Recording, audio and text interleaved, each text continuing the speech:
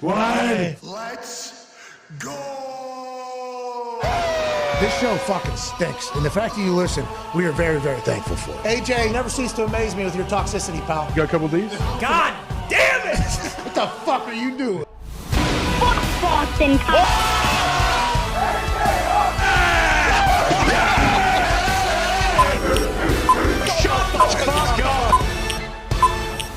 Hello, beautiful people. It is Thursday Night Football Thursday, October 27th, 2022, and this show starts right now. Football is happening tonight on Amazon Prime, and although Harbaugh, who coaches the Baltimore Ravens, who are traveling to Tampa Bay Buccaneers, getting 1.5. What? Interesting. Tampa favored by 1.5 at home on a Thursday night, out 3 of their 4 corners. And members of the secondary, after they just lost to the Carolina Panthers, who seem to be in the middle of a yard sale. None of it makes sense whenever you think about it. That's why gambling on it seems to be a difficult decision, because it's like, are they giving us a 1.5 just already? Like, Something's up. They wouldn't do that. They got a bunch of people hurt in their secondary, pretty important people. Now, Tom, I guess since 2002 or something like that, hasn't won or hasn't lost 3 consecutive games. Okay. So are they banking on Tom Brady just being Tom Brady, and Tom Brady is Tom Brady, for why the Buccaneers are favored by 1.5 on Amazon Prime on a Thursday Night Football game, with the Ravens actually being able to win last week when they hadn't been able to win the weeks in the past? Their defense has kind of let teams back in and haven't been able to put people away. They finally are able to win, even though they almost did. I mean, it didn't end up, whatever the case. Why are the Bucs favored? We do not know. We will chat with Kirk Herbstreit in about 6 minutes or so. He is on location in Tampa, where he said it is 4,000 degrees, like Florida always is, joining us on stage like he does every Wednesday and Thursday. Yesterday, everything DB was fantastic. Florida native. So hot always. Oh, my God. Always. Darius Butler. Fellas. None of it makes sense to me. 3 out of the 4 in the secondary are out for the Bucs. They just got embarrassed by the Carolina Panthers. Yep. Tom Brady's had to answer questions about everything except having a winning football team and winning program and winning habits. Why are they favored by 1.5, you think, against this Baltimore Ravens team that finally got a win last week? Nothing makes sense right now. But there were some plays left on the field last week for Tampa, some drops, big drops. So like you said, you're betting on, Brady's not losing 3 in a row. That's I'm taking great. Tampa too. And they're at home. Oh, you like Tampa? Yeah. This is early. Yeah, they're at home. You're making your pick right now. Right out the gate. Right out the gate. We're either 4 minutes in or 5 minutes in. Yeah. Depending on which clock. Which one you're looking at. They're 2 different times, even though they're connected to the same exact app on the internet. Yeah. So that makes sense. Obviously, building a new studio is an incredible experience. Oh, yeah. Simple. It makes so much sense. Everything's easy. In theory, it's all great. I don't know how it continues to do it. But 4 or 5 minutes or 5 or 6 minutes into this thing, you're picking Tampa minus 1.5. Yeah. And there's no reason, like, just to think, like, that feels like the team you're not supposed to bet on. And sportsbooks seem to always win. Fando always wins, and I always lose the bets that I think. Is that why you're doing that? Are you doing like super sharp stuff right now? No, or are you like, absolutely not. there's no way you're supposed to pick 1.5 here, so I'm picking 1.5. Like the no pass line at the craps table. Like, is that why you're doing it? Or are you at that level of gambling yet? No, especially not this year. Nothing makes sense this year. Like this Monday night game, the Chicago, New England, who expected that? So taking Tampa. And I know a lot of guys are banged up in the secondary, but the Ravens threw the ball, 16 times last week or something like that? So it's not like you're facing, a big aerial attack tonight. So I think Tampa, Todd Bowles defensively figures it out, and I think Tom Brady, they got to figure it out at some point. Okay, the toxic table is here at Boston Connor, at Ty Schmidt. All of these records that are talked about for Tom, like hasn't lost 3 consecutive games since 2002 or whatever. That was because he was with your team. That's the right. team that you're a fan of, the Patriots, who had Bill Belichick, who had a different roster. I'm not saying it was just Bill Belichick that was the difference and just the coach would be the difference, but I think like cultures and eras and times and what people are trying to prove versus what they've already proved and what they already have is a real thing, and the psychology of the humans that are playing the sport. Yeah. This is a much different looking Tom Brady than we've ever seen in the past. So to compare the numbers of the past to the current Tom Brady, I think would be doing the Tom Brady of old a disservice, right? Because he has not looked great. He is off the field. This has been nothing like what we know of Tom Brady. Tom Brady's like the best teammate of all time. He's incredibly invested. Charming. No stone unturned, handsome, charming. Like he's like the best teammate of all time is what everybody says. And then this year, Mr. Training Camp, which is incredible. that's camaraderie building part. And I'm not saying that Tom Brady hasn't earned the ability to do as such. If Tom Brady thinks that's what he has to do, and Tom Brady's still willing to be the quarterback for your football team, you are going to say, yes, we will take fucking Tom Brady over anybody else. And if that's what Tom Brady feels like he has to do, Tom Brady can do that or whatever. But if you think back to what we loved about Tom and what I think his teammates loved about Tom is that Tom was just one of the boys, always one of the boys. And that means like he worked his ass off, he got chewed out, he probably did the extra reps, he invested time into his teammates, he was trying to do all those things, and I think he took a lot of pride in those things, and that's why he became the greatest of all time, because in a team sport, the teams that he was on won more fucking often than anybody else's teams in the history, and probably will forever because of how good the fucking team was. Now, if you talk about talent, you can obviously dive into different quarterbacks that you can have the conversation about, but the reason why he is the greatest is because of the team accomplishments that he's been able to have, and the team accomplishments are because I think he's a great fucking teammate. This year is the first time that we've heard anything out of the sort. Ever. I think that's a real thing that we have to account for. And this 1.5 point that I know Darius, who knows football much better than me, has a bigger brain than I do. Everything DB's fucking awesome. Week in, week out. Thank you, Debo. 3 over, 3 under fire zone concept these people are running. Wake up. I mean, he likes Tampa minus 1.5 just because he's betting on the Tom Brady factor, and I understand and I respect that and I appreciate that. I love the greats. Hey, I love people that are great at things. I fucking want to know how they are. I want to know why they are, and I want to understand that I'm never going to be able to be as savage as they are to be as great as they are. Seems like this is the first year it isn't really Tom Brady. As a lifelong Patriots spoiled fan by Tom Brady and the teams he was on, are you seeing it the same way, and what are your thoughts on it? It just feels like there's too much going wrong with Tampa. Like, not only are they out all those guys in the secondary, they're also missing their starting guard, Luke Gertke or something like that, so he's not playing. And the training camp stuff you mentioned, also just like the off-the-field stuff with his family. Like, even if that was going on, which it has in the past, and it wasn't as, dramatic as him getting a divorce, but like his mother was sick one year, and you didn't hear about any of it until the Super Bowl. Yeah, he's probably kept a lot down, by the way. Yeah. A lot of it. Which is not healthy. No, not at all. Not healthy. I think that's probably not a healthy thing, and I assume those around him say the same thing to him. And as you grow older, those things start to, 45 years old he's an older man. He's halfway to 90. He's an older man, let alone in the NFL. Yeah. So in the NFL, as you grow older, you get mature, you get a different life. Not everybody. Obviously, there's people that come into the NFL and they're incredibly mature.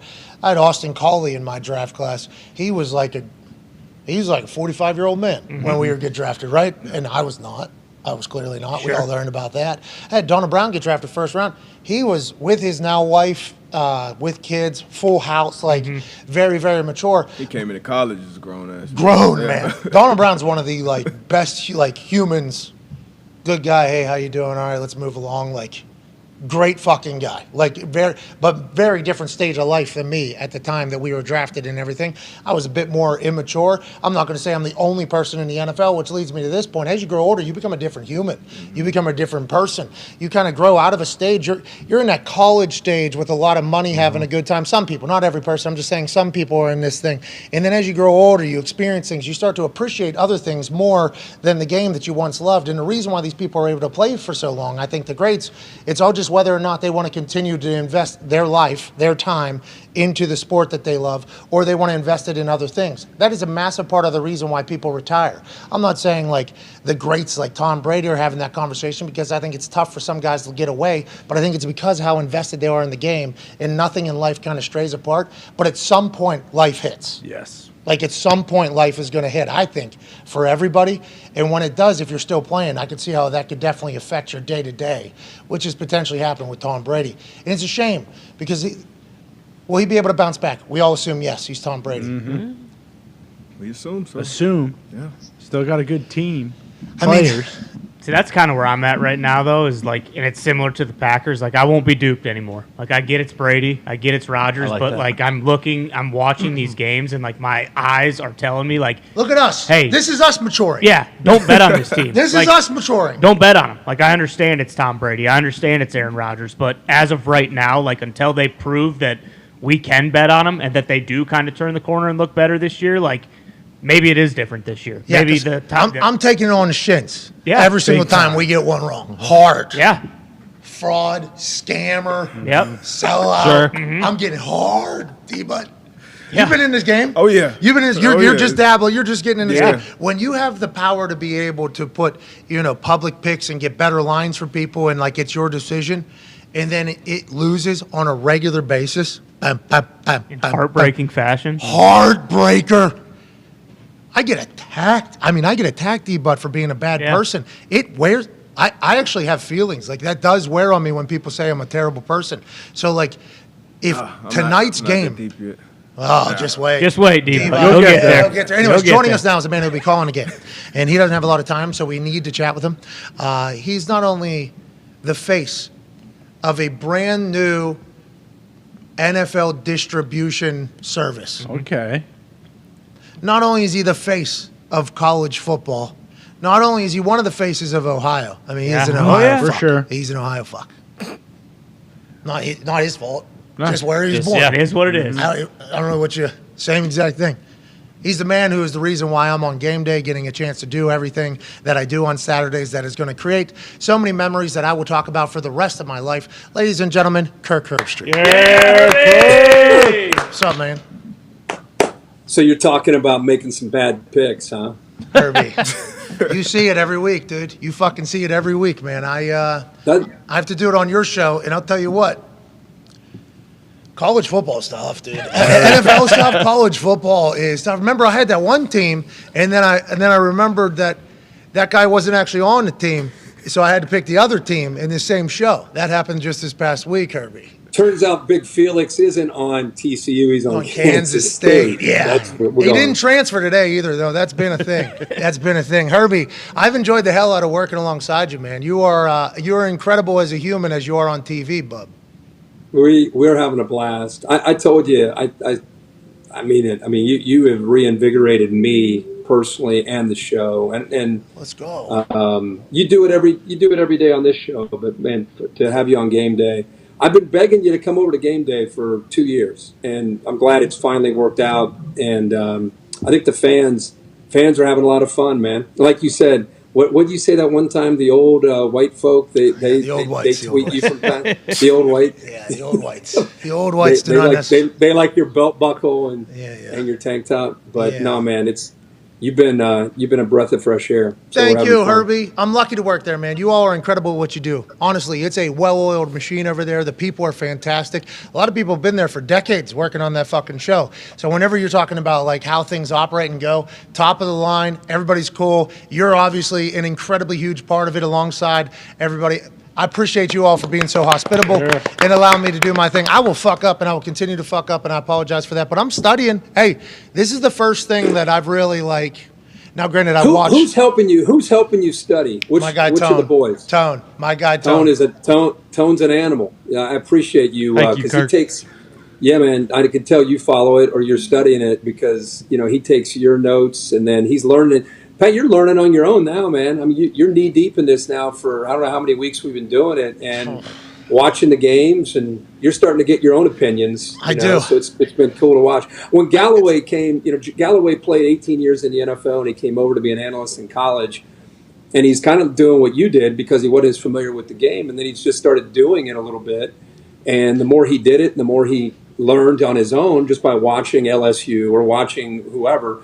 And next thing you know, he starts to kind of build his own little history and database of his own knowledge. And that's where you are right now, man. You're I appreciate that, and I think I'm getting an opportunity to go to dinner with people that are pretty important in the whole fucking thing. Let alone talking to you. So I'm a genuinely curious person. I think that is why this profession is potentially happening because I enjoy conversating with people. The people I get to talk to now, because of the access that game day is.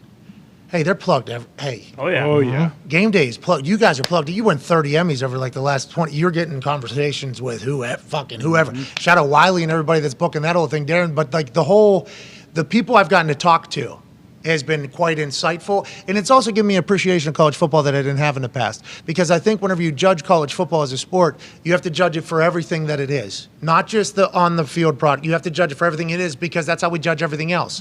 So whenever you start talking about, the cults that seem to be following each one of these massive schools. And then the traditions and the things that have been happening between generations of families for like 7 generations passed down. And it's like we wake up and we're going to fucking watch the Vols today. And it's like, even when we were terrible for 15 years, we were here every single, they do the same songs. They're singing the same things. They're having the same tailgates. They're at the whole thing. Like, I think it's been cool to learn about, and I appreciate it. Now, enough with the compliments. Fuck off. Now You're we go great big, at what now you we go do. big boy. Yeah. Now we go big adults. boy. Now Adults. we go big boy. Now we go to men's league. Adults. Now we go to the men's league. Okay. Yeah. Where there's billions of dollars on the line, and you know that because you're on Amazon. You know, and then that money has been spent. That's why they hired you, and that's why they hired Al Michaels, because Amazon said, we have the capability and the means to go with the top of the top. So they bring in Herbie, they bring in Al. You guys have been fantastic. Hey, you guys have been great.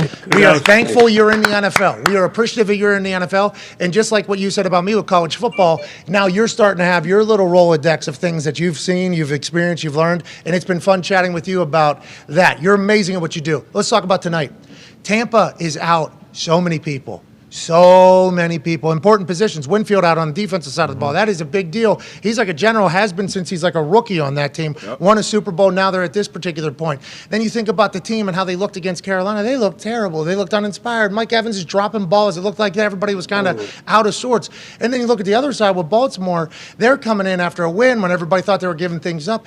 Tampa's favored by 1.5 at home. What have you, as you've done your research about tonight's game, what are your thoughts? How do you see it? And you don't give a prediction, obviously, because you want to go into the game and enjoy it. So if you had a prediction and precursor, you might determine how you call a game. But why is that, you think? And what did you feel from talking with Tampa in this Tom Brady 20 years, never lost 3 consecutive thing? Yeah. And Darius can appreciate this because, one thing about college is you start to watch a game or a team and you start to form opinions and you start to say that's their identity, that's who they are. And what I've learned in the NFL is it's such a long season.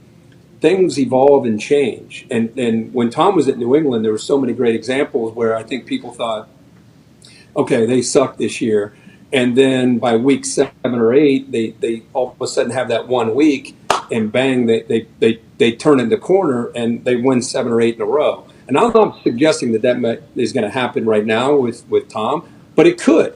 I mean, it could. What you see if you watch film on them is the offensive line is in shambles. Like their offensive line, when they lost Ryan Jensen, they lost not just their bell cow up front, they lost their leader, they lost their spirit. That guy had a nastiness to him, which we watched every week that they would play, and that really rubbed off on the rest of the line. So you take him out, and they just feel like, to me, they're spinning their wheels up front. You cannot – worst team in the NFL in running the football. Worst team, 3 yards of carry, and Tom's an obvious passing situation. So how many times do you think about Brady? You think about play action, Gronk in the scene. So often they would throw the football off. Not that they had to hang their hat on running the ball, but just enough to make you know it's there.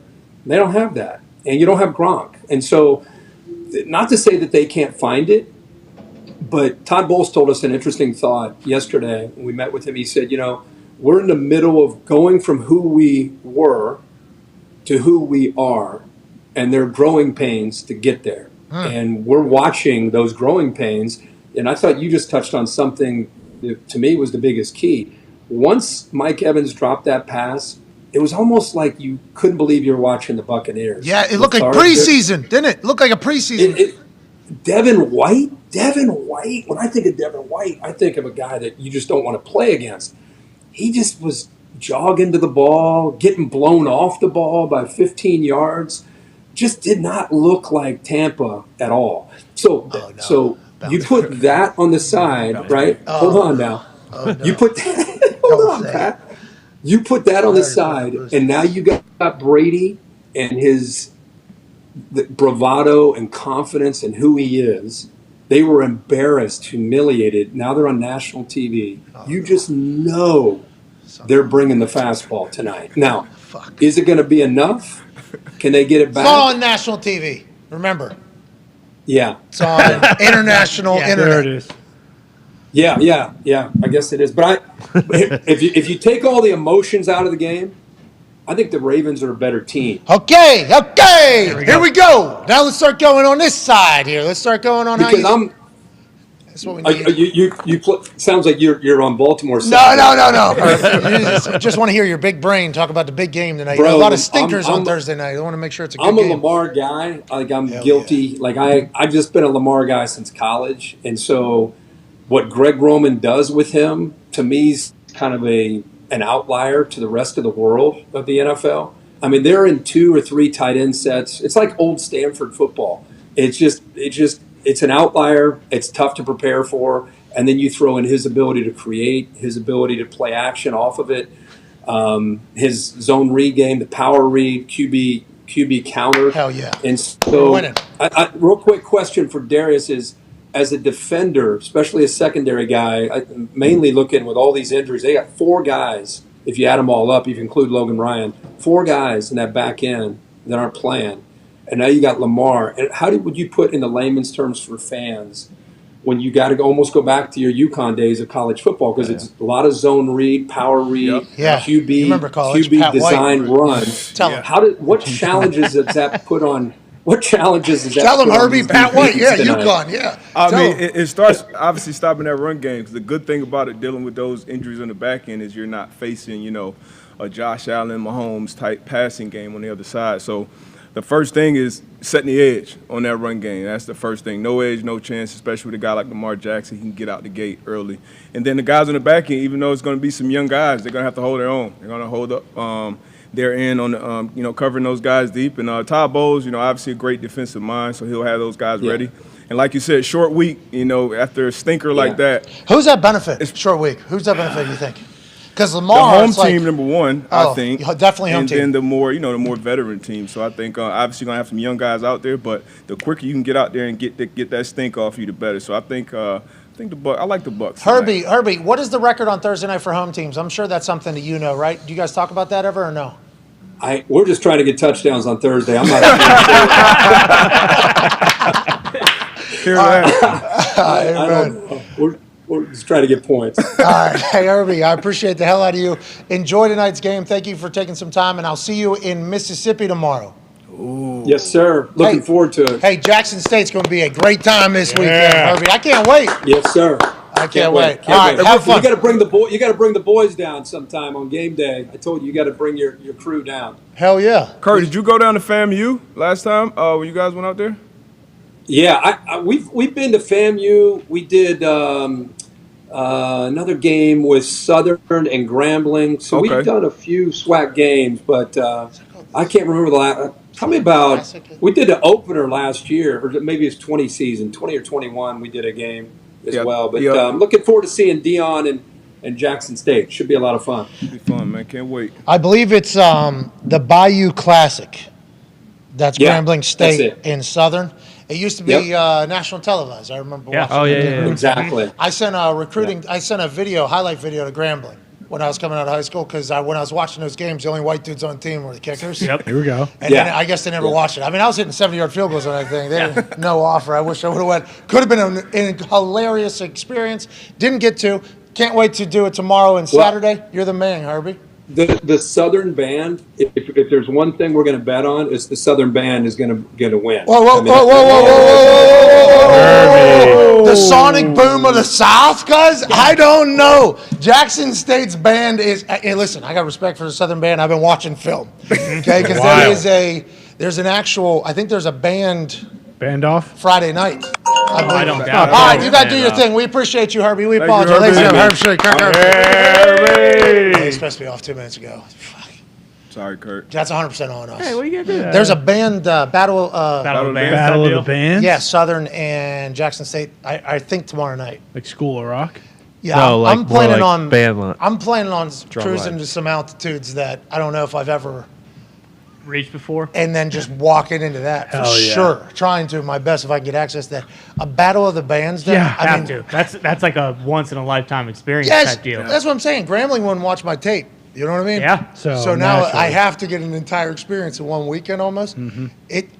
I've heard it is electrifying. Hell I yeah. cannot fucking wait. I mean, Antoine Bethea used to talk about walking through the Quad. Yeah, I think he told me one time, I'd love to just have you walk through the quad one time or something down there at Howard. I'm like, yeah, we should do that, actually. It's like, I'm excited for this weekend. I can't wait to see what it's going to be dope. It's supposed to rain, I think. A lot of times with those games, that just too, makes like, the drums look sweet because all the fucking when those games used to be on TV, like a lot of times, like the Battle of the Bands type shit was the centerpiece. Like the football was secondary. Yeah, it was like, hey, stick around for halftime and watch the Battle of the Bands. Well, and then think about how they all got the roles they got on that band. You know, Nick Cannon showed us that. That's right. That fucking guy couldn't read music, could he? No. Fucking guy couldn't. He could hear it. Yeah, you could listen to Play it. the shit out of That's a right. drum. Yeah, he could. drum Yeah. line. Good Drum movie. majors, they got more pull than the starting quarterback on campus sometimes. What? HBCU, yeah. Big deal. Yeah. Have you seen Quarterback the stuff? sonic boom of the Quarterback. South's 6 drum majors come running onto the field? I've seen it, but I mean the Probably quarterback's They're got gliding across the fucking Probably not field. right now because Deion's No, kid's playing not quarterback. this quarterback. It's yeah, more- quarterback's got to deal with Shador. Shador's got TB12. some pull, yeah. Yeah. Beats. Anyways, hey, can't wait to get to Jackson State. Thank you, Herb, for your time. Can I ask a follow up from you guys that played in the NFL? Well, ask Darius. Don't ask me. Okay. Come on. I was there. But You're a glue guy in the locker room, you dude. know, I was around. Absolute glue guy. I was around. You guys talked about a bounce back after being embarrassed Yep. to Carolina. They were. I watched the game 2 weeks ago, every single snap against the Steelers. They looked like dog shit that week too. So Yeah, but those 2 weeks, you know, that's like Double carryover. bounce at what point does it like? And then he talked about they're the worst. Bucks are the worst running team in the league. They're 32nd attempts. Tom throws the ball. A couple years ago, like Marlon Humphrey and Peters, like those two were dog. Are they still dogs? Because I feel like they're giving up a lot of passing yards in that second. You're talking about Baltimore? Yeah, like the matchup.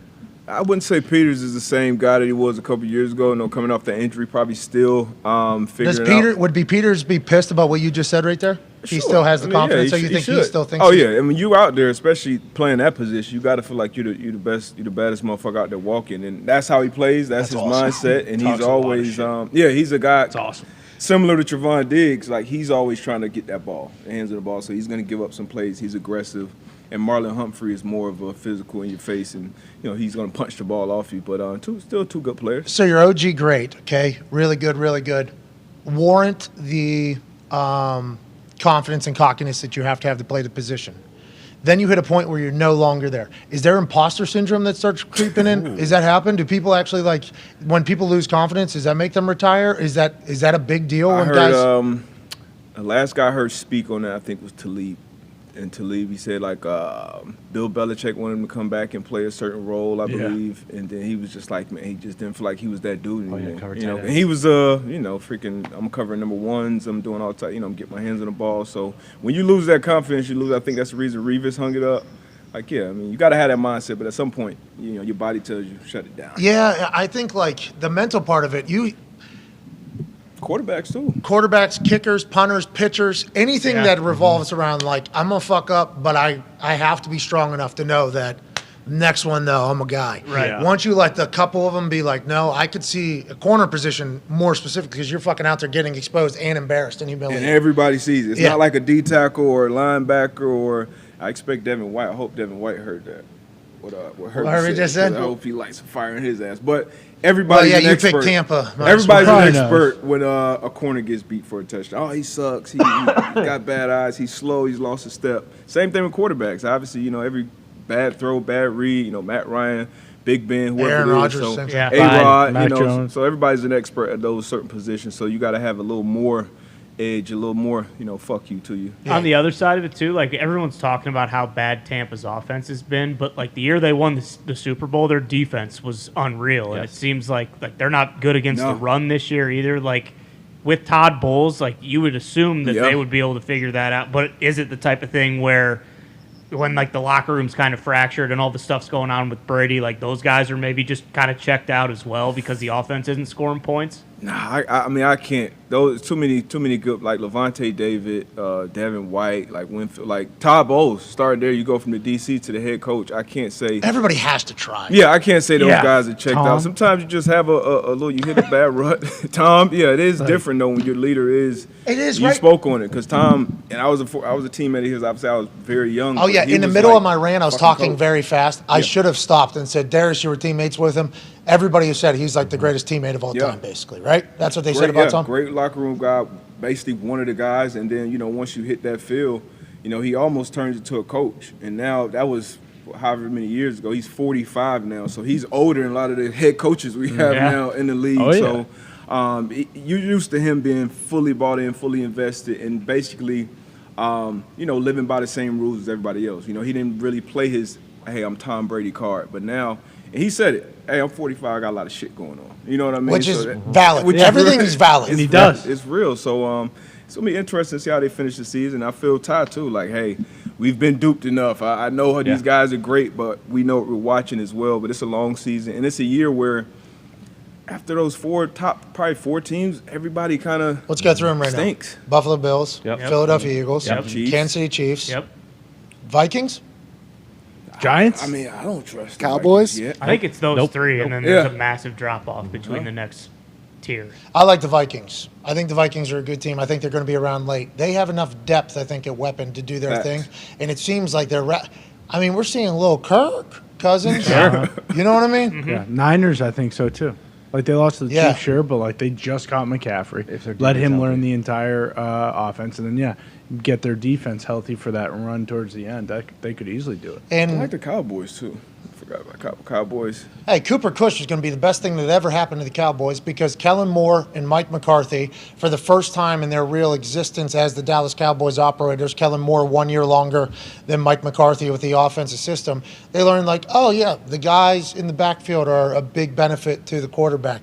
We can put up video game numbers with the quarterback, but if we're not doing things, with clock, with game management, with how we're going to go about doing things long season, keeping everybody involved, keeping everybody healthy, they've evolved, I think, with the Cooper Kush experiment. They were very successful with Cooper Kush. Yeah. And I'm not saying Cooper Kush wouldn't be good anywhere or everywhere. He might be. Who knows? That might be the story someday that Cooper Kush goes on to be Kurt Warner or somebody that just is not given an opportunity early and then goes somewhere else and fucking blossoms and is absolutely dominant. That could be the case. But they were forced into using different weapons and different ideology because they knew they didn't have Dak in there. No offense to Cooper. I don't think he's yet being called Dak. Even though there was a conversation there for a little bit about maybe a competition, Dak was able to step in there and they fucking were able to just keep it going. That could have been massive for Kellen Moore and McCarthy's growth as coaches and as back in the position of leadership because we see McCarthy fuck around with some situational management in the past where it's terrible. When you have a backup quarterback in there, everything's heightened, especially whenever you're fucking potentially going to get fired if you're not successful, which was the story going into the Cowboys season. It's just Big Mike's last year if they don't win. Remember, Sean Payton retired from New Orleans, come back to Texas and coach the Dallas Cowboys. Everybody saw it. A lot of pressure. Maybe they do go on a run. Maybe this is the year because you like the defense a lot, right? Love that defense, man. A lot of dogs. Obviously, starts up front always, and Michael Parsons. I've been saying for a while, I think he's the best pass rusher in the league right now. You got Diggs, who's always getting his hands on the ball. Hooker, Wilson, just guys just flying around, all over that defense. I enjoy watching the Cowboys be good because they're going to be on TV all the time. Because Jerry Jones is doing his thing. Speaking of a team that's going to be on TV all the time, that's going to be the Kansas City Chiefs for the foreseeable future because they got Patrick Mahomes and that offense that is explosive and electrifying. Remember, Mecole Hardman had 3 touchdowns this past week. Travis Kelce had 4 the week before that. Juju Smith-Schuster's getting hard. MVS is starting to find his way. CEH does his thing. There has been a trade.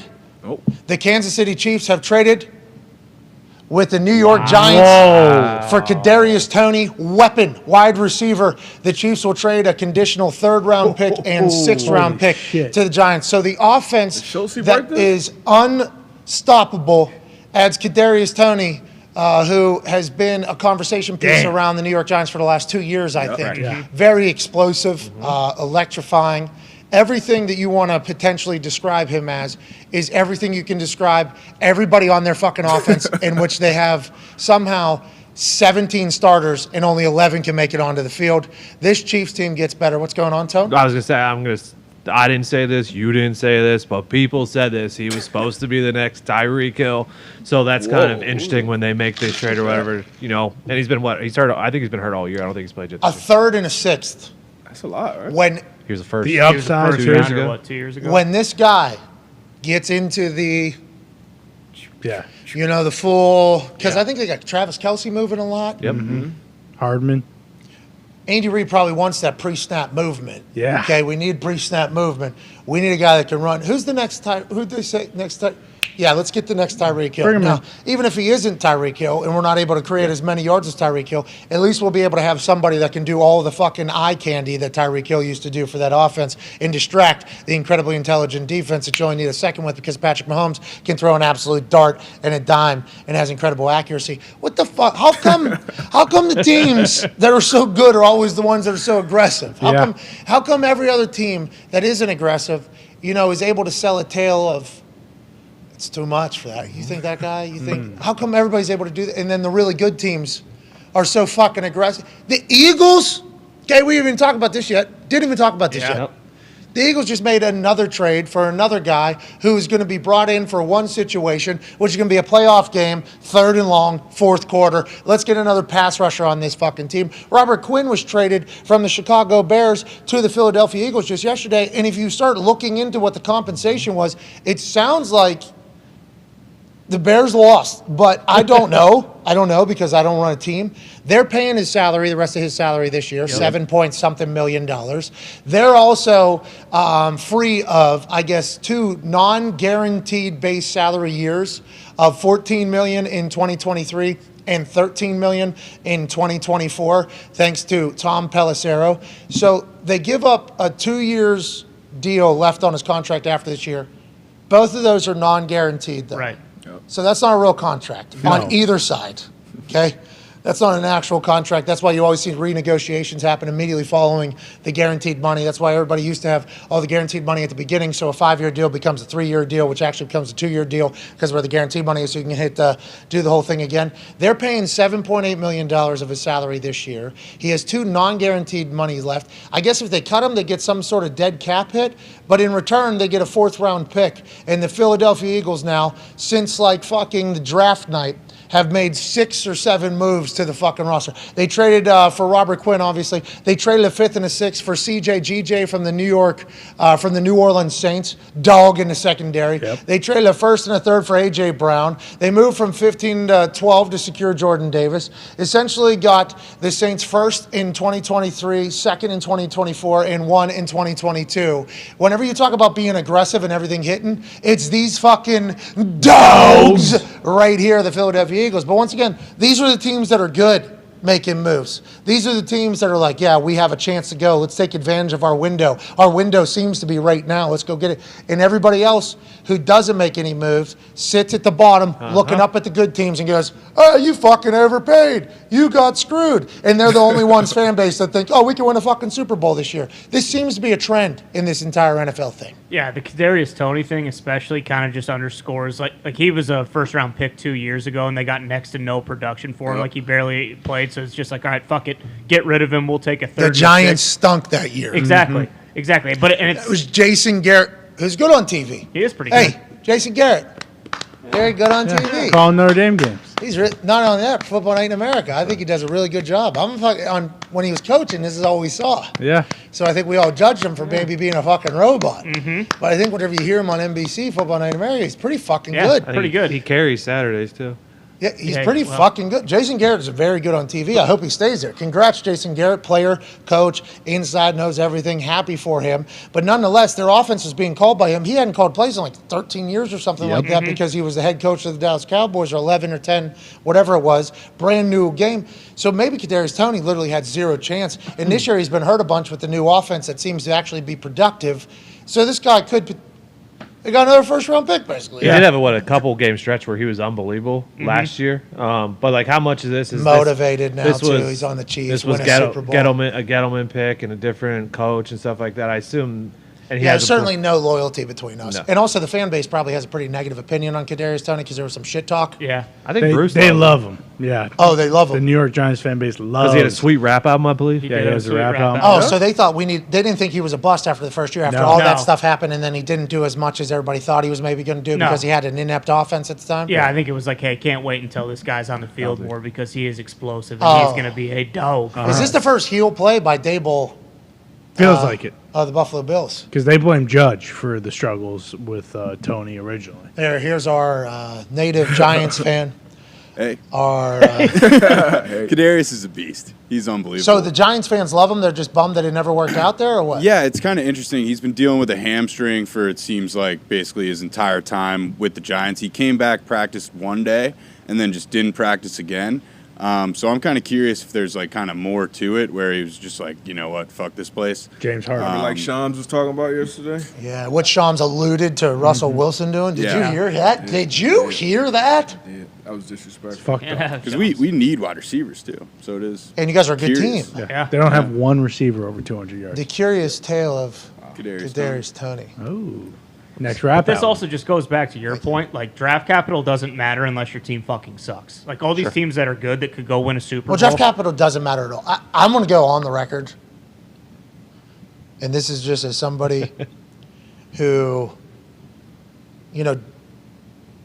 dealt with the bottom half of the roster most of my career. Very lucky to do that. Special teams, it's the bottom half of the roster, There is a lot of draft picks that just fourth, fifth, sixth, seventh undrafted. Just in my experience, you might as well put them all in the same.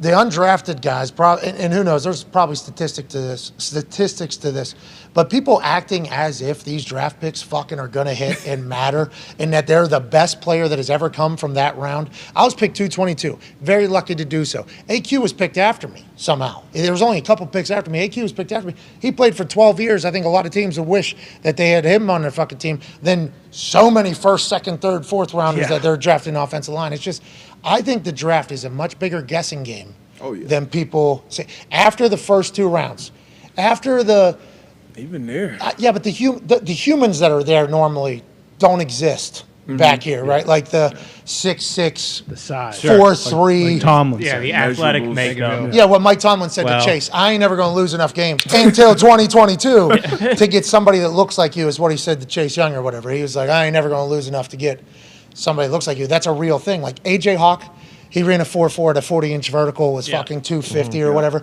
That dude ain't going to be around fourth, fifth, sixth, seventh round, right? Those potentials aren't going to be there. So I think there's way too much stock in the draft, and I think it's because there's so many jobs in NFL buildings that revolve around the draft. The amount of scouts and the amount of departments there are for college scouting and figuring out your draft and the draft board and the draft spectacular that we have. It's our fucking biggest night, and we mock it every year. I mean, I don't like the theory that you have to get more draft picks to build a winner. I think you got to get proven fucking guys. And I am always going to feel that way. And I guess people will say you can't have a salary cap that way, but yeah, you're seeing more teams go that way too. The winning teams. Yeah, the fuck them picks team to kind of figure it out down the line. And it depends. The winning team, but that's who it is. That's a fact. And the picks, I mean, like you said, it's a guessing game at that point, but it's also so important, like what type of buildings these picks and players are going into. What type of environment, not only the head coach, but like what type of meeting room is that corner that you're drafting, going into. What type of guy is that draft pick? Like his character, like that matters. All that stuff matters, and I don't think enough onus is put on that. But you think that's a bigger indicator? That's a huge on the building if a draft pick doesn't work out. Yes. Because there is a lot of draft picks that don't work out. Yeah. And that's because there's a lot of bad buildings, I guess. Yes. That's why there's so many firings and turnover. You got 21 and 22-year-olds coming in there getting drafted, obviously getting paid a lot of money, but now you're a pro. You got to figure it out. So some guys like a Patrick Surtain, like he was prepared from he was 5 years old for that. But then you got other guys who walk into a building and you need like some OGs to kind of take them under the wing. You need good coaches who can communicate with these guys the right way. Who could teach them plans. How to learn game plans, using their strengths. Like Tony, for instance, like I don't think his strengths were used in the Giants offense. And now when he gets with Andy Reid, when he gets to Kansas City 4 weeks from now, we'll probably be looking at this guy like, oh shit. Of course, a third and a sixth rounder. Everybody's going to say it's too much, a third and a sixth rounder, and I assume people who are celebrating that thinking it's a good deal if you're the Giants. I do not. I don't give a fuck about the third or the sixth. What's that? It could be. Maybe. I don't. But if you're right. If this is a complete bust, if he goes in there, tears the entire building down. Okay, somehow Kadarius Toney is able rips it apart to rip the entire place, tear the entire place apart. Now he's going into a great culture, which a lot of places do talk about. And you just hinted on for when you trade somebody in or brings a big name in, you already have to have your culture, so the person can come in and adapt to your culture as opposed to that person bringing in their culture, which is potentially different than what you're doing. Von Miller going to Buffalo, like Von Miller's like one of the greatest teammates of all time. I assume the culture in Buffalo is a very strong one, that if the person wasn't the greatest teammate of all time, they could still bring him in and he'd be welcomed and feel good. And also when you're going for a Super Bowl, not that the Giants aren't this year, okay, Bruce? But like the year before, Right. when they weren't, you know? Yeah. Like motivation, I think, for, you know, injuries, rehab, extra hours. Yeah, what are you playing for? I think going to the Kansas City Chiefs, he gets an opportunity to reprove himself. And I think there's a legitimate talk around the walls with the chefs, the trainers, the equipment manager. Hey, we're here to win a Super Bowl. Like, this is what, we're in the window to go do this. Could be a completely different vibe. Hopefully it works out for him. You're 100% right. I hope it fucking works out for him. And then the 3rd and the 6th will be like, what are we? Yeah, who cares? Let's look who they drafted at that. Now, the Giants seem to make good decisions. Yeah. So maybe the 3rd and the 6th will go on to be, you know, people that are productive and everything. But when the Chiefs have success, there's going to be 31 teams and fan bases that are just going to go, could have fucking had the next Tyreek Hill. We could have had the next Tyreek Hill, and we chose not to. He was available for a 3rd and a 6th round. What about The you? Oh, go ahead. I was going to say the best part is the one team that didn't need him is the Kansas City Chiefs. Like they just drafted was Sky Moore first or second round? Second round. I mean, they brought everyone like Juju. Everybody. Kadarius return kicks? I think he can. Maybe. Florida. This guy's been Did doing he? it. Did he? I think he did everything. Yeah. It was like just get the ball. Yeah, in he his does? hands. Yeah, he Kind does. of like Percy. Because that's what Sky Moore was doing, right? And Pacheco, who they Pacheco's unbelievable. They love Pacheco. Yeah, I love Pacheco. Yeah, he's the man. We just listed off like 45 people. There's only 53 people on the roster. This Chiefs team, Yeah. I love it. Like, if you're a Chiefs fan, enjoy the hell out of this. It was also a compensatory pick, so it's not like they lost even one of their own picks. They got that third rounder from Ryan Poles taking the Bears job. So Yeah, and they're going to get more compensatory picks because of the fact like Honey Badger is now with the Saints, and they traded Tyreek Hill, right? So don't they get compensatory picks for that depending on usage? I think it's free agent. Golly, how good I does could that be have wrong to with- feel? No, well, coaches Never mind. coaches are getting compensatory picks nowadays, Yeah. dude. We don't even fucking know what that. There's no way we have a clue what that is. I wonder if that's just a judge of people judging how fucked, like what it could have been, Yeah. what you deserve, deserve back in the whole thing. Do you think How your do they career lose? How do they lose? could have went like different? Obviously, you're very talented, great work ethic, but been in a room or been around like Vinny every day, Oh, as huge. compared to like Peyton, if another rookie came in Peyton too. with you. Yeah, but you spent like the majority of your time, I would assume, with Vinny. Matt Stover was there my rookie Yeah. year as well. So Matt Stover, who completely different person than I'd ever encountered in my life. Honestly, one of one, I think, in my lifetime. Incredible kicker. Adam Vinatieri and Matt Stover are two best kickers of Yep. like their decade, their generation. There's all stats. Vinatieri was dealing with a surgery, I think, in his hip, I think, or something like that. So they bring in Matt Stover. Then there was a whole situation at the end. But Matt Stover was like a businessman. He was brought in as a free agent too. So he was like working, I think, before he came in. So I got to see him like do business stuff and like how he was going about handling stuff. I learned a lot about how he operated. He and I are not similar people, I don't think, at all. Yeah, I don't think we have a lot in common. Kick We balls. kicked balls. But I got a chance to really learn from him, like about being like the next business that he was Off kind of the field, handling, yeah. and how he was very detailed, like very detail oriented. So I got to watch him work and kind of do his thing, try to take some of it into my own, but we're two different humans. I wouldn't have been able to operate the way he operated. I'm not mentally tough enough to do what he did. But like that team, that whole fucking team, like Joseph Adai and I hung out a lot my rookie year and early in my second year there. He was incredible at chatting with me about life and what everything is. And I think once you start getting better as like a human in life, I think that helps in your performance, in your preparation, how good of a pro you are. Vinatieri, throughout my entire career, I got to learn from and watch and like soak it in. 1,000% what you said. Yeah. If there would have been another rookie there, I would have had zero respect for the motherfucker. This person probably would have liked the person. Yeah. But there's no way in my mind I'm thinking that this person who has never done it before knows or is going to figure out how to do it better than I'm going to figure out how to do it. If there's somebody with no experience, I have no interest in learning from you. I'll learn at the same time as you. And at the end, if you prove that you're very good, I like to learn from people that have been there, done that. If not, I'll fucking try it my own way. But Vinny was there for everything, you know? And if he wasn't, I think that's a great point. Like, the situation is a big deal. Yeah. Getting drafted here to Indy, a very professional operation organization, that old school crew, yeah, it's huge. That's why when I get in trouble, like, I had a lot of people to look at, like, all right, this is how I should fucking operate. This is what I should do in the building.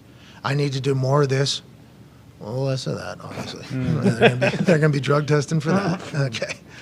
Can't do any of that, actually. All right. So it was a big deal. Yeah, it probably doesn't work at all if I'm not with that particular team. That's a good point. How about you? I mean, you go to New England. That's a fucking shockwave of how to handle football, or what? Yeah, absolutely. And a lot of things that I learned in New England, I had much more appreciation for it later in my career. You know what I mean? I would look back in things that Bill would talk about, or just how they ran the whole operation. But it was kind of a changing of the guard that when I got there. We had Sean Springs, who had been in the league forever, and he had his own way about going about business. Lee Bodden. So we had a young Josh Boyer. He's a DC right now for the Dolphins, but he was like a first-time defensive back coach. So he would tell me something, and then Sean Springs and Lee, but like, fuck that. Fuck yeah. You know what the fuck you talking about. So it was kind of tough for me early on, but later on, I was lucky enough being a second-round pick. Got cut twice in my first 3 years, but had another opportunity because Grigson, remembered me coming out, liked me coming out, and I was able to figure things out and put it together. Hey, look at Grigson making a good scene. Hey, that's a good sign. But yeah, different situational, man. But certainly with that, depends on the environment. Yeah, Bill does not care, especially like Debo was a very high draft pick, second round. It doesn't matter because like we just talked about how those. Well, that's because he doesn't have to prove anything to anybody. Well, all these GMs, second rounders mean so much. Yeah. Because if they cut their own first rounder, they cut their own second rounder. Yeah. Oh, so you're saying your scouting department's terrible. You're saying that you don't know how to identify talent. So you're admitting to everybody what everybody else is saying, that you weren't good at that, and it's kind of taken as a slam. With Bill Belichick, what are you going to say? Yeah. Oh, this guy can't draft good. Bill, I got 7 Super Bowls for a lot of draft picks, so don't care. Shut the fuck up. Yeah. He crushed the free agency, and this was probably the greatest draft class he's ever had was this past year too. I mean, Jack Jones is one of the best corners, at least in the rookie class by far. And say it. And Cole Strange is a Hall of Famer. And we all knew that was going to happen. Where was he out of? Middle Tennessee State? University of Chattanooga, Tennessee. There it is. Mm-hmm. They breed Hall of Famers. Bro, those Senior Bowl clips were so hilariously spread on the internet as soon as Cole Strange was drafted. This is who Bill, and then there would be a photo of Bill Belichick at like a pro day. The fucking, the little goggles or the binoculars at the combine. How about when he skipped the fucking combine? Didn't go to he was at Middle Tennessee in the rain. In the rain to do that workout. They'll have that photo. They'll have him with the popcorn with the fucking thing. And then Cole Strange video, him just fucking getting bodied by SEC guys. Just bam, bam. This is what the NFL is going to look like for Cole Strange. Deshaun McVay and laughing at their press conference. Thought he was going to be there in the third round. Some fucking draft pick. Yeah, see, and Bill would say, like, greatest GM in history. Yeah. Tell somebody who drafts good to put together the teams that I put together in the way that I put them, and we just won Super Bowl. Yeah. So, good luck drafting. It was more about doing things. I would literally make plays in practice, but if I wasn't doing it how I was coached to be doing it, which was completely foreign. Like, if I'm making plays, I'm making plays. Fuck how I'm doing it. I want you to be outside leverage. I want you to be here. I want you to play it this way, and that was Bill's way. And like you said, he don't care. He'll cut his losses. Like he was at my pro day too. At my pro day, Nick Caserio actually ran my pro day, like throwing the balls, doing all that shit, but don't care. Move on. See ya. Hey, we'll reimburse you for the gas, dude. They're talking about that now, too. Hey, it worked out, though. We're thankful. I'm thankful that happened. Thank you, Bill. I'm thankful it happened. Thank you, Bill. Love you, Bill. But it's happening right now because they're talking about trading the starting right tackle, Isaiah Wynn, because he didn't even play last week. Then they're also talking about possibly trading Kendrick Bourne. And they paid him, they gave him last year a 3-year contract. And he doesn't have to prove anything. No, he does not care. So you talk about all the other GMs, what they're saying, back to what I was talking about. If I was to do that, I would get ridiculed on every single channel in this particular town and probably nationally for cutting a guy that I just overpaid for a year ago. Everybody said I did. It didn't work out. I'm moving on, even though I'm going to pay a bunch of money. Just happened with Chicago. Chicago with the new owner or new management, and there's no loyalties between us. I did not bring you in here. Situation that has been unfolding, and Roquan Smith kind of got, choked up about it.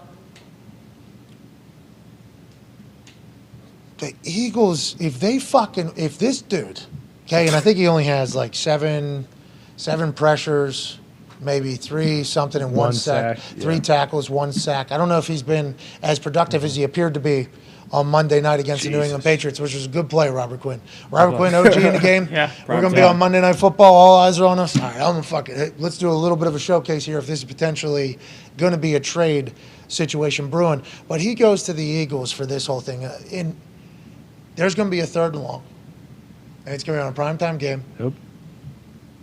Maybe in the playoffs. Because when the lights are on, the stars come out. And everybody's going to go, he's supposed to be a Bear. He had no guarantees left on his contract, and they got rid of him. And the Bears might turn this whole thing around, right?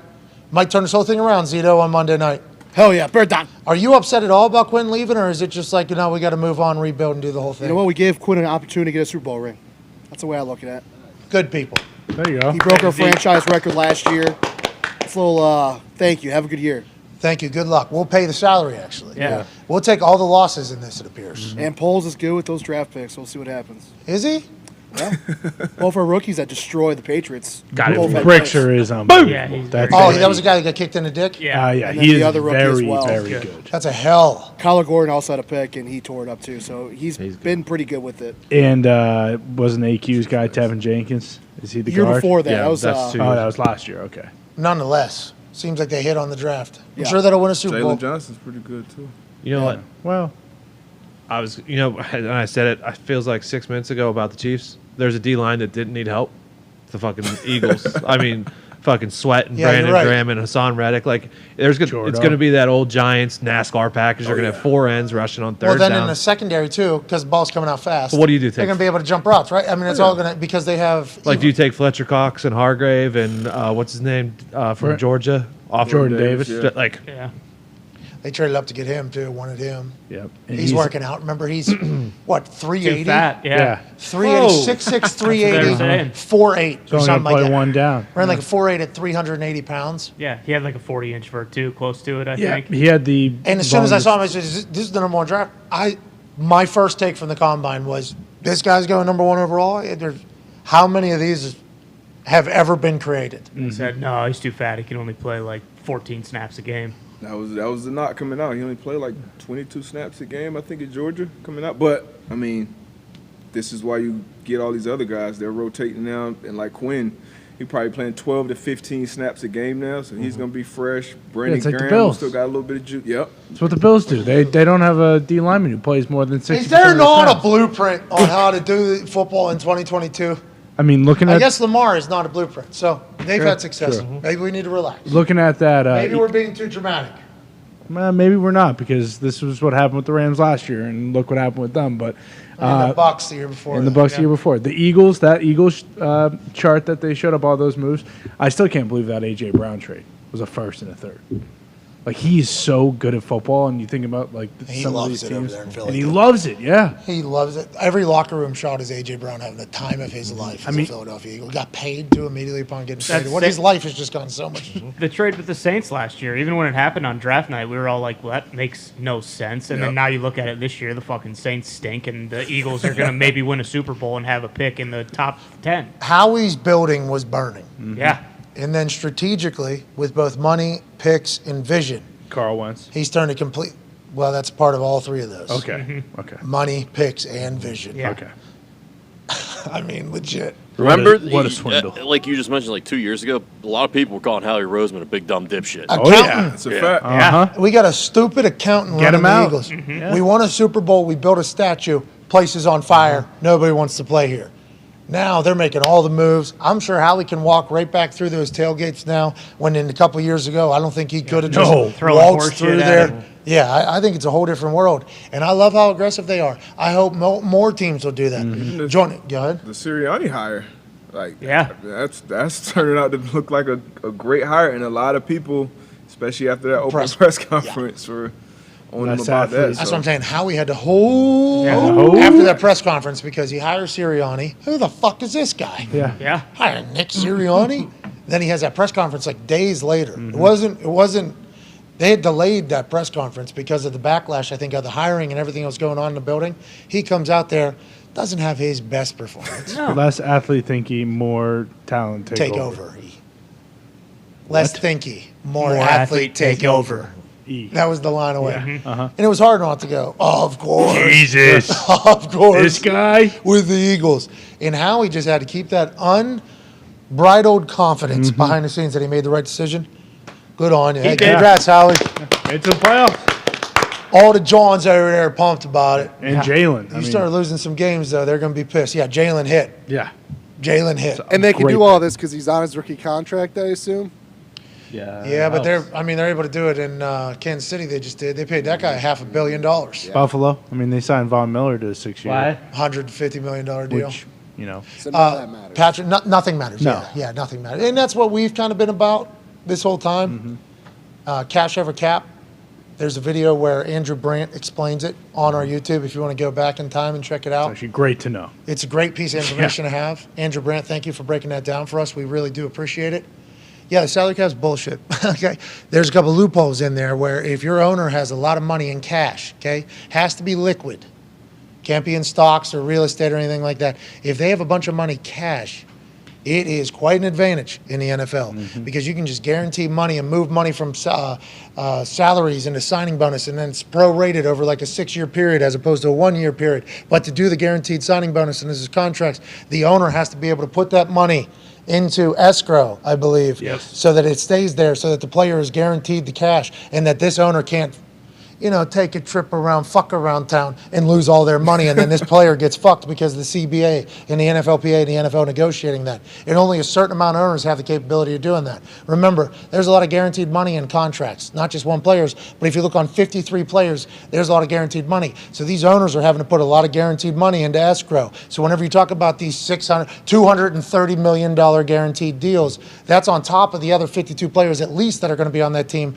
who are also guaranteed money that have to go in there. So the salary cap is all bullshit if you have a filthy rich owner, is what we have learned and we discovered. They might change that. They might get rid of that clause. But in the current world that we're in, if your owner has got real money. Now, everybody just kind of lumps rich people together. And I understand that. It's an easy thing to do. And I think I hated the rich my entire life, was taught to hate the rich my entire life. And then I got rich. And I don't like me that much either, but it does. There's some other stuff you learn. You learn like, oh, there's levels to this shit, though. There is real level. The people that have all of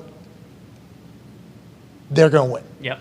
Yeah. Like the Broncos, no matter how many bad decisions they make, they are able to, at any given moment, because of the salary cash over cap deal, they'll be able to build a new team whenever they want. They'll be able to pay whoever they want, and it'll just kick the can down the road. What's that mean? Oh, you got to pay them at some point. Yeah, these people can pay people whenever the fuck they want because they have billions and billions and billions and billions of dollars. Yeah.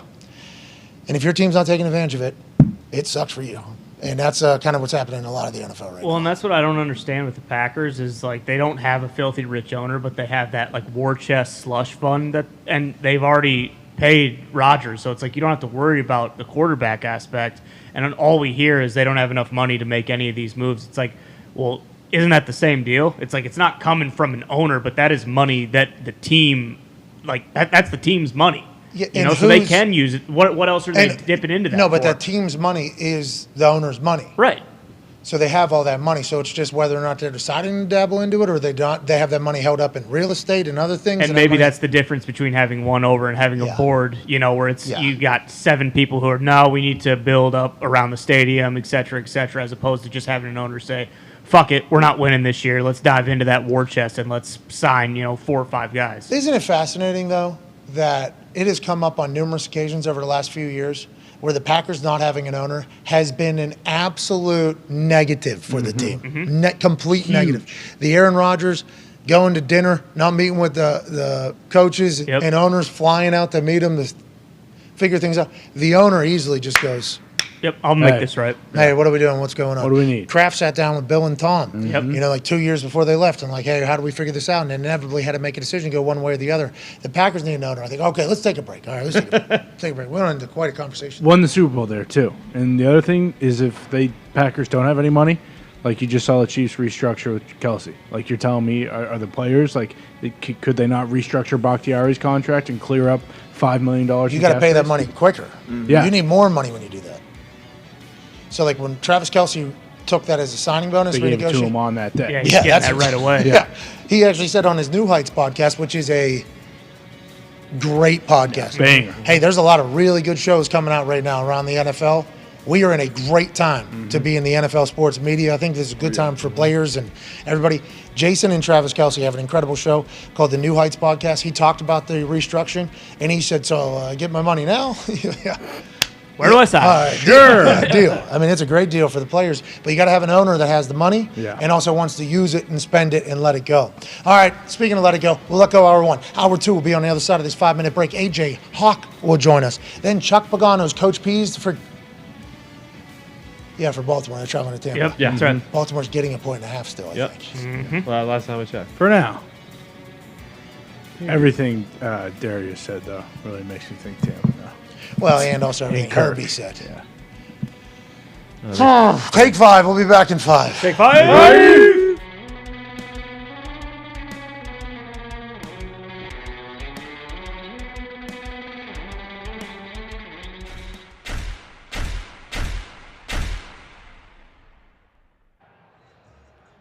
Uncle Roger, it's National Tight End Day. Over. It's another day on the job, baby. Another day on the job. This one means a little more. Love you, big dog. Happy National Tight End Day. Yes, sir. Let's go. Have a day, baby. Come on. Happy holidays. Let's keep it going. National Tight Ends Day. Let's get a few, huh? Let's get one, baby. It's National Tight Ends Day, dude. You're my gift. You're the best, man. Good luck. Thank you, big guy. Always Thank you. For you, buddy. I still got to give George a big old hug. Oh! Good luck there, brother. I love you, dog. Do your thing, baby. Do your thing.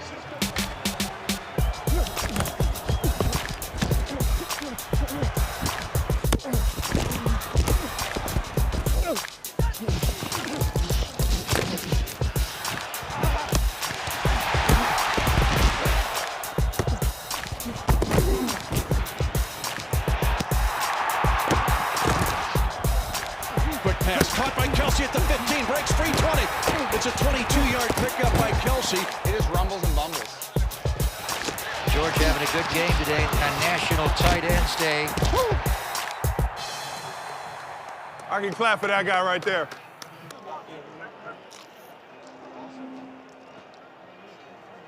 You didn't get that on camera. I hit that. What? Bottle flip. Landed it.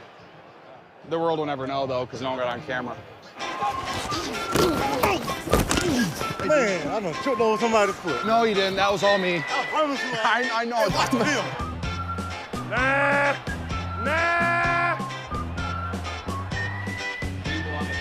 Oh, sorry. Chris, how you doing, dog? What? Oh, I got you so good. Oh! I got you. I see you, Mr. Kittle. Hey, got you, man. It's a fun day. It's a holiday. Sir. Kelce, what up, baby? An absolute pleasure, dog. Thank you, man. Much respect. Appreciate you paving the way for guys like us, man. Thank you, dog. I'll see you when you get there. I'm gonna just try and get this win. No offense. Be great right now. Don't have a choice, right, Debo? Mahomes wants to throw, flares it out in the flat, caught Kelce. 45 across midfield, hurdles a defender. He looked like he was a hurdler in high school. How sick. Jimmy gonna throw it for the end zone. George Kittle took it away. Touchdown! San Francisco.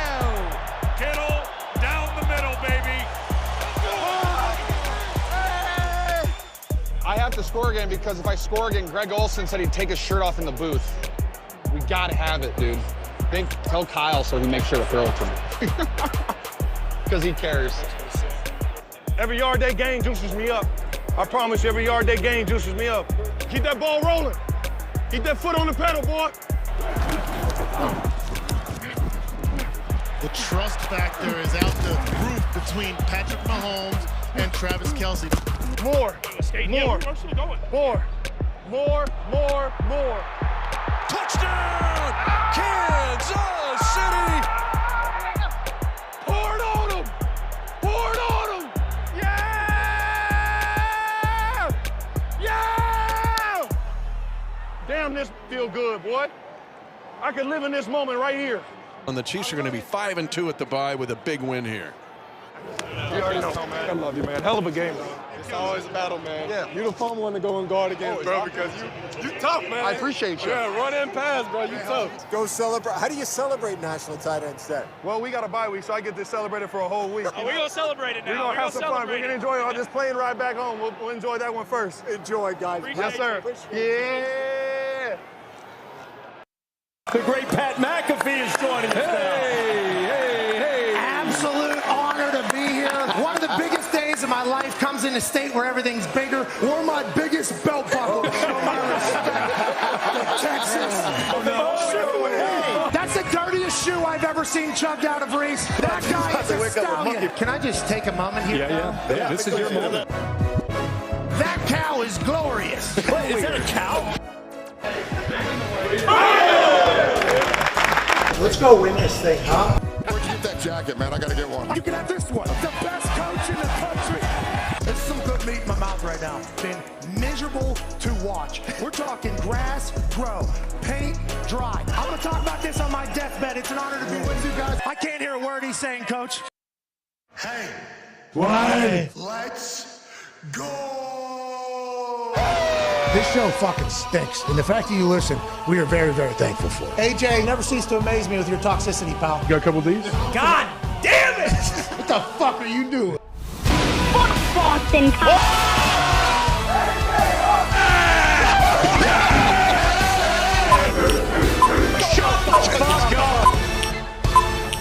Hello, beautiful people. Welcome back to our humble abode, the FanDuel Thunderdome, on this Thursday Night Football, Thursday, October 27th. Hour 2 starts right now. Football is live. Week 8 of the NFL season kicks off this evening in Tampa Bay, Florida. I'm sure the humidity will be high, and hopefully the level of skill on the field will be as well. These Thursday Night Football games have been quite a stinker, but with Lamar Jackson taking on a battered and bullied Tampa Bay Buccaneer team led by Tom Brady, we are certainly in for some fireworks at some point on the stage here all day. At Darius J. Butler, the host of the Man to Man podcast and Everything DB. One half of the Hammer, Dahn, Cowboys Tone Diggs, Ty Schmidt, and at Boston Connor of the Toxic Table. And joining us live from an attic in Ohio is a college football national champion, a Super Bowl champion, a Ryder Cup champion, COVID survivor, NBA pundit, video game shitstar. Ladies and gentlemen, AJ Hawk. AJ, it is great to see you. You look fantastic, pal. Yeah, a lot happening, in the NFL, I hear, over the last couple of hours. Right. A lot happening, so let's dive right into it. Robert Quinn traded from the Bears over to the Philadelphia Eagles for a 4th-round pick. The Eagles continue to be incredibly aggressive. What are your thoughts on this? I think he only had 7 pressures, 3 tackles, 1 sack on the season. Monday showed good burst. I think it was a little bit of a showcase from Robert Quinn to the world. Who knows how Chicago felt? But what are your thoughts on why they traded him and what the Philadelphia Eagles are going to get for the rest of the year there? I mean, the Bears trading him is a bit surprising. I guess who knows what it has to do with picks and contracts and all that. But the fact that the Eagles are getting him is the craziest thing to me. Like, this defense, this team is already so good. And Robert Quinn has proven. How many sacks did he have last year? 18 or something? Yeah, shit ton. 20 and a half, I think. 20 and a half? I mean, the dude's unbelievable. The guy can run sideways. Like, in that clip you have where the ref talks to Vaughn, he's like, how do you run so low to the ground you don't fall? And Vaughn's like, I don't know. I don't really think about it a whole lot. Like, that's what Robert Quinn has been doing for 12 years in the NFL, I feel like. Yeah, he has been. I remember when him and Robert Mathis were battling for the Sack King title whenever me and Robert were still playing. 7 years ago, 8 years, 9 years ago, at a position that you have to be explosive. Robert Quinn's probably very excited to get to a team that he believes is probably a contender for real. Not that the Bears aren't maybe in the next couple years, but this current year, $7 million plus being paid by the Bears for the Eagles to take it for a 4th rounder. There's going to be a big-time game later in the season where we're going to say, of course, Robert Quinn's still good. You know why? Because it's a primetime game. It's a big game. And he's fucking Robert Quinn. Like, that is what's going to happen. And the Eagles' merry-go-round on the defensive line will continue to spin through with one dog after another. Speaking of dogs, the New York Giants have traded a dog to the Kansas City Chiefs on the offensive side of the ball. Kadarius Toney out of Florida, who's supposed to be the next Tyreek Hill, traded for a third and a sixth, I believe, to go to Kansas City. Patrick Mahomes has responded, and he just put The Rock standing in a ring with a straight face to a big smile as his reaction on Twitter. Now a team that has a plethora of weapons adds another one who could potentially be the next Tyreek Hill. We shall see. Nobody's going to be able to be an actual cheetah, but coming out of college, just what everybody from Florida and everybody that watched him play football was saying about him. Injuries, that team wasn't great whenever he got to the Giants with offensive schematically, let alone behind the scenes of everything going on there. He goes to Kansas City, breath of fresh air, and now, Andy Reid's got a guy who's going to do like 4 miles of running before every single play again, and the Chiefs are getting better somehow. And the teams that are good at football make trades and are aggressive, and the teams that don't stink. Don't. It's an interesting game, isn't it, AJ? Isn't it? Yeah, it's pretty interesting, and it'll be funny to see. Like Tony, he obviously has had some injury history in the past. I would imagine it's probably going to get healed up. You get to Kansas City, you get on an explosive offense, you get to a very good team where you can get a lot of targets, a lot of balls, or I should say more targets and balls than you've gotten in the past. I think this guy's gonna do all right. He's gonna do well with a change of scenery. You think the hyperbaric chambers are a little bit better in Kansas City than they maybe were in New Jersey or New York? Sometimes people need a change of pace, man. Whatever was going on in New York wasn't working. So maybe the water. Congrats. Maybe the water. Yeah, that's probably water your quarterback. Water. Yeah. Congrats to all parties over there. Joining us now. Congrats to this person. 10 minutes ahead, 7 to 10 minutes ahead of all the other insiders. Yep. Big deal. That's a long time. This is a big time trade too in the middle of the week on a Thursday, right as Week 8's about to kick off. This man who joined us the other day and said he's batting about 65% on this show whenever he's breaking news and on the internet. We assume that's going to get higher and higher as the years go on. The next generation senior NFL insider, Jordan Schultz. Yeah, Jordan! Yeah, baby Jordan. How you doing, bub? Just trying to be in the top 5. No. Hey, listen. You're the next generation's insider, bro. That's huge. Brother. You're the next generation. Thank you, brother. It's always a pleasure to come on the show, and I'm thrilled to talk shop. Okay, let's talk shop. Okay, let's talk about your office. Let's talk shop. Let's talk about your office a little bit. You had a big-time tweet, obviously announcing the Kadarius Toney trade to the Kansas City Chiefs. How did this come about? How long has this been in the works? And what do you know, Schultz? Who do you know? Okay, so this really came about yesterday. Now, what happened was Kansas City felt like, okay, we have MBS. We have this kid Sky Moore we like. We're still getting him going. We have Juju playing really well. But what do we really want is one more weapon. And when you think about Kadarius Toney, when he was a top 20 pick just 2 years ago, he was considered, like you said, almost the next Tyreek Hill, like that type of skill set. Extremely dynamic, electric with the football, and someone that you could build an offense around or at least have that type of ability to change the game plan for a defense where they would have to scheme for him. Now you put him with Mahomes, you think about him and Hardman, all that speed, and it really makes sense for Kansas City. I mean, yeah, it makes sense for Kansas City. Of course it does. Go ahead, AJ. Jordan, what about are the Giants? Are they going to be active and trying to get another receiver possibly? I see that people saying Jerry Jeudy they may go after, something like that. And why did this happen on the Giants side? Well, I think there's a lot of layers there. Number one, Joe Shane didn't draft Kadarius Toney. This was that last Dave Gettleman draft. Number two, Brian Daboll is 6-1. It's all about availability. And Kadarius has not been on the field, right? And when you think about what this team is trying to accomplish and the way they're trying to run their offense, it's not, I don't want to say predictability, but it's very like we need everything to be in place. And we want everybody to be where they're supposed to be. And I think they felt like Kadarius Toney, good kid, but it's just not going to work out here. Like, we didn't draft him. I think he wanted a fresh start. And I think Kansas City, again, the opportunity to get him for a 3, basically, and a 6, felt like a steal. He's 23 years old.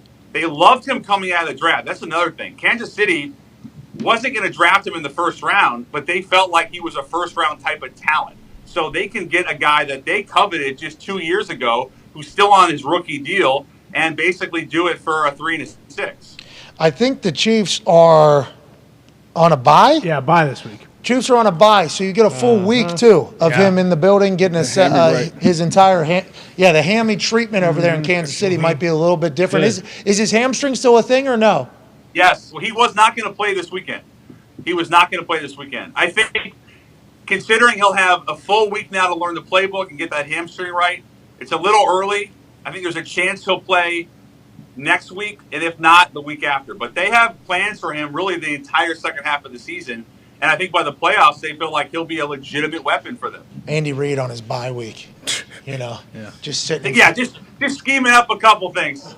Red zone. Kadarius, how fast? I know it's combine. You ran a 4.3 or whatever, but how fast you get when you're flying? You think 4.2, 4.1?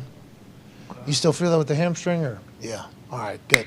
Look at this one. And then just you're going to do this 4 times, all right? And then by the 5th time, the person covering you is going to be so fucking tired. How's your cardio? Cardio good? You haven't been able to work out? We need your cardio. Need your cardio to get up. They call him a cheetah for the reason. He runs a long time. And then you're going to get the ball. Boom. We're going to have 4,000 yards with you next weekend. And then just saddle back up, by the way, because we're going to need you probably 2 weeks from then, 2 weeks from then. And then when the playoffs come, we need to do it. We're going to see it. We're all going to be so confused on how the Chiefs ended up with him. But we're thankful you were here to tell us the story. Ladies and gentlemen, the insider who had the Kadarius Toney trade before anybody else.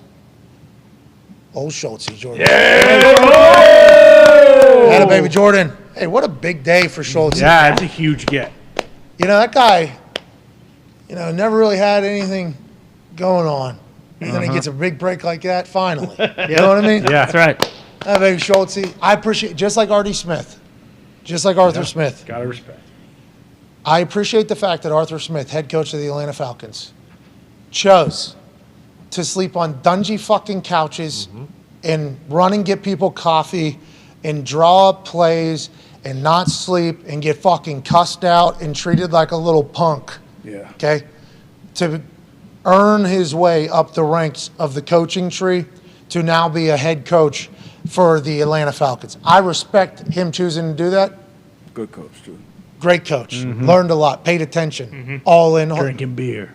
Having a good time. What? Being a football guy, however he could be. Because he could have fucking done. I don't think his dad is this type of guy. Sounds like his dad was a Marine. Would have forced him to fucking work. But like anybody that has the opportunity to potentially be a bazillionaire for doing fucking nothing, okay? And they choose to do a job that is not fun. Being an insider. No. That is not a fun job. On your phone 20 hours a day. That is a miserable job. That is a lot of time. I have respect for that, so congrats, Schultz. Way to go, Schultz. The liquid cane sugar, though, needs to fucking quit. Doesn't it? Yeah, get rid of it. AJ. I know that was a big issue you had, right? You found that out? Everybody. Yeah, everybody. I thought it was like when I was going to Subway back in the day, long time ago, when I was in if you college. get a plain green tea, say I want a plain green tea with nothing in it. That's all you have to say, right? Yeah, but you could just say plain green tea, then you add the nothing in it. I think that helps it. But if you just say the plain green tea, like I think some of us assumed that would mean, oh, you're not dumping just an entire thing. Yeah, a couple spoonfuls of sugar. Cane sugar, which is the thickest sugar in there to make it taste good. Because I thought you guys had the cheat code, like this one bread that I'm eating. You thought you had the cheat code on flavor and no keto and It always came default, too. Yeah, no matter what. always it was your order. It came that way. You didn't add it in there. So it tasted better, right? It tastes better with the sugar. Yes, in it? it was What do you think? delightful. When you add sugar, it tastes better. Ice cream also tastes good. I mean, it's unbelievable. There's a lot of things we can really go down that rabbit hole of how much sugar can add the taste to things. Cotton candy. But like Subway, yes, that's basically just sugar. Just sugar. So good though. Unbelievable. Yeah. I've had a cotton candy, so Well, I'm not a big cotton candy guy. I'm not wasting calories on cotton fucking candy. Me neither, but you're even thinking about it. There's people that don't even think about it. No, I'm not thinking. And those people just think they potentially have the game figured out whenever they're drinking that regular green Give me a tea. corn dog. Is there calories in it? It doesn't weigh anything. Yeah, there is. Trust me. I don't know how calories work either. Yeah. How can something have no calories, but I'm eating it? So it has to be something, right? And if it doesn't weigh anything, how does it Fun add fact: to your celery weight? has negative calories. It takes more calories to eat than they have. True. What? Yeah. I've heard that, but how the fuck do they know? It's I mean, how do you basically know? just What do you mean? Yeah, most What is a it's calorie? just It's the first green question. water. How do they count? Cotton Who? candy is What exactly 100% is a calorie? sugar. Where is the calorie at? Like where do they count it? What is it? Go to your brain. What the fuck is it? And how come some people can eat 7,000 of them and they have a six pack and other people can't? They swam a lot of laps in his Genetics. pool. That's why. Michael Phelps. No, there's- Metabolism. yeah, but It's all genetics. Like, but what is 99% genetic. And then there's people that are allergic to certain things, and they're like, well, you shouldn't eat this. You shouldn't eat this. Your body will get in much better shape. It's like, well, then is the calorie count the same for that one as it does for this one? Because both outcomes are me being fat. So, like, So what's the deal? what is a calorie? You know? And what's worse for you is liquid cane sugar worse for you than Splenda? What I don't know. about Sprite? You know, like Sprite is delicious, but it's supposed to be. Calories are the amount of energy released when your body breaks down, digests, and absorbs food. The more calories a food has, the more energy it can provide to your body. See, that's a bad way of selling that. Yeah, I'm gonna go eat. I love calories. I like big calories selling it this way. Chuck, grab me a donut. It's the last 2 sentences. Oh, there. But if you read past the headline there, when you eat more calories than you need, your body stores the extra calories as body fat. Even a fat-free food can have a lot of calories, which makes sense. Kidding me? Does it? Anyways, there's probably somebody out there who's calling me a stooge. I'm just telling you, I'm eating more calories than I've ever ate, and somehow I still have a jawline. Back in the day, I would try to do the no-calorie thing. It doesn't work. I don't understand the food biz. No, I mean, big food has really got us by the balls. Oh, yeah. That's what it seems. All right, Who's that? Bill Gates? Soon to be. Buying up a lot of farmland. A from lot what of I've been told. potatoes. I got some farmer friends that said, like, we can make a lot of money off of our fields right now, and there's only a few amount of people buying them. Something people should look into, maybe. Kind of weird, actually. Just like these birds. Bro. I saw that last night, Connor. You might be on to something. What happened? I saw the video. I don't All think birds are fake? Most of them, yeah. So you did what I did. Most of them. You said I see this. I can't see that watch. it I can't exists. watch. Yes. That's exactly what it did. Yeah. Well, that's because it's been sneaking into your algorithm, too. No, yeah, I've had a couple bird things pop into my old algorithm because we've been talking about it as of late. And also, I was out there with all the fucking ducks of Oregon. True. You know. See, you're getting all. I'm getting juiced up. What about the crows that are, literally mid-show just hammering this thing? You don't think crows are real? What is the crows? See, I do? think there are a few. I think crows, eagles, and hawks are the only birds left that really are birds. Oh, this is a deeper thought. You have What are have the rest levels of to them? this? The rest of them are just fucking batteries and cameras flying around. Oh. Who's charging them? Is this like The wires. No one. Birds land on wires, like telephone wires and telephone poles. They're charging. So they have an ability to cut through the rubber that is around them and go right to the wires? No, just like how those new chargers, you put your phone on it and it starts charging it on their, new. talons on their feet. I will say, the elliptical and Tremo over here Wow, charger have sitting the there. It's huge. it is really nice. Oh, yeah. It is really nice. They've had that technology Nice. for years. It is not bad. Yeah, it's rubber too. It like actually holds it there. So whenever I start getting after it, that thing just kind of stays through and it's Exactly. charging. I'm like, Unbelievable. this is amazing. It's Yeah. right in front of me. It is a. Okay, so I guess you're 100% And right. that's what they're doing through their talons, yeah. Wow. Think Who's about flying it. them? Who's controlling them? Oh, they're automated. Yeah. I mean, think about For what technology these reason? days. To spy on us? Yeah, NSA, CIA, any Well, no, reason. they have TikTok for that. Yeah. Why aren't those other birds robots? What The other hawks, birds? eagles, and crows? Yeah. You said. And why aren't What makes them different? They try and make them robots. They just can't mimic those motions. What about the birds that've been around forever? Which birds have been around pterodactyls? forever? Birds have been here forever. This technology ain't new, Nick. You ain't seen the pyramids? This shit been around forever. Yeah. What, the birds? Yeah, there's birds All in the of them. pyramids, right? I mean, Hey, homing. yeah. You ever seen homing pigeons? The homing pigeon situation is sweet. Those things could fly forever and they come back. you're talking about the ones that Mike Tyson was racing? Yeah. Those Yeah, I ones was are listening awesome. to like different.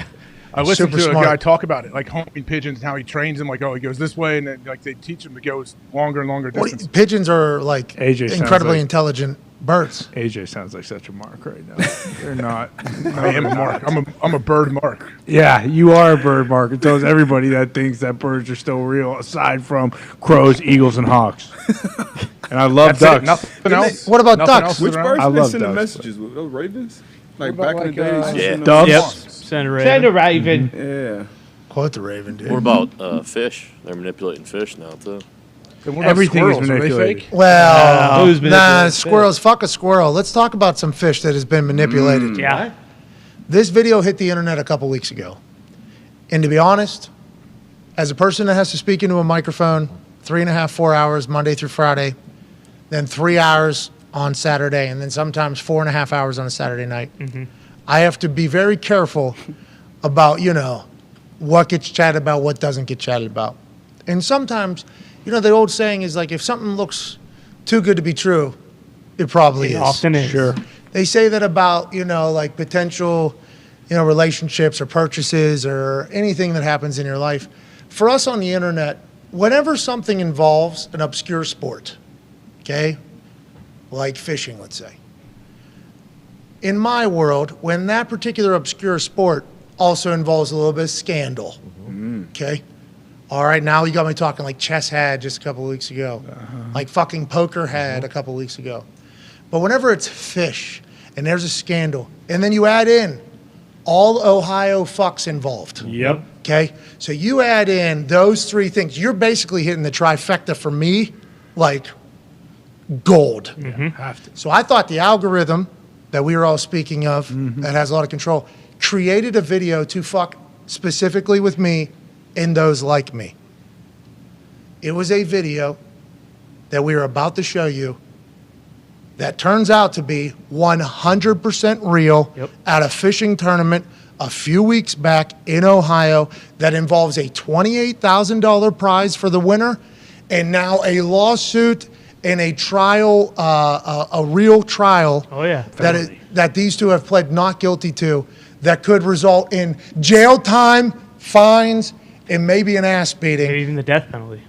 I don't know if the death penalty Probably is being should be the death penalty. They're throwing it out there. Watch the video. You can tell us if you think the people that are surrounding the camera think the death penalty should be brought in. But this is a real video. I thought it was fake. We should have talked about this long ago. We should have been in front of this. But to be honest, I thought it was fake. Seemed too good to be true. It's real. Here's from a fishing tournament. Yeah. Oh, yeah. Fishing tournament. Not quite the Bassmaster Classic, but probably a lower, tournament on the Bass Fishing Pro Tour. I just got choked up. Yeah. Because this is real. It's sad. What you're about to watch is real, AJ. This comes from your state. This is. I've seen it. If this is what I think it is, that's absolute. I never questioned it.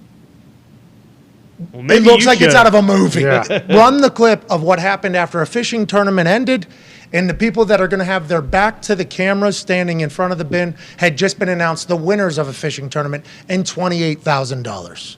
Listen to. All these fucking years! You fucking piece of shit! You fucking piece of shit! This is real. Yep. He needs to be prosecuted. Scumbag. Lock him up! Lock him up! Follow you. Call the fucking cop. Call the cop. He needs to be persecuted. Jake, I want you to leave. I don't want anybody to touch these guys. I want you to leave. He needs to go to jail. We'll leave. It's that. You fucking. This is bullshit. You fucking done this, motherfucker. You fucking piece of shit. Jason, we got. They're still gonna eat these things. Look at this. Look at this. Oh, no! What? Those others already in the bin. There's two other fishes worth. Consequences, man. Listen to the crowd, AJ. What the I know, they're holding him accountable. You're the fucking champ.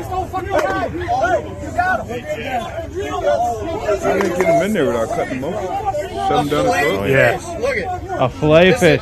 The guy who said we don't want anybody to hit him. Cutting a promo The now. walleye fillet. What the fuck's this doing in here? There's a McDonald's fillet fish in his stomach. Oh, there's that face. You got anything to say? You guys need money. We fund all that fucking money. You fucking talk shit to me. And that's what you fucking do. How fucking waste right there? You fucking scum. The sponsors are gonna fall off. Another fillet.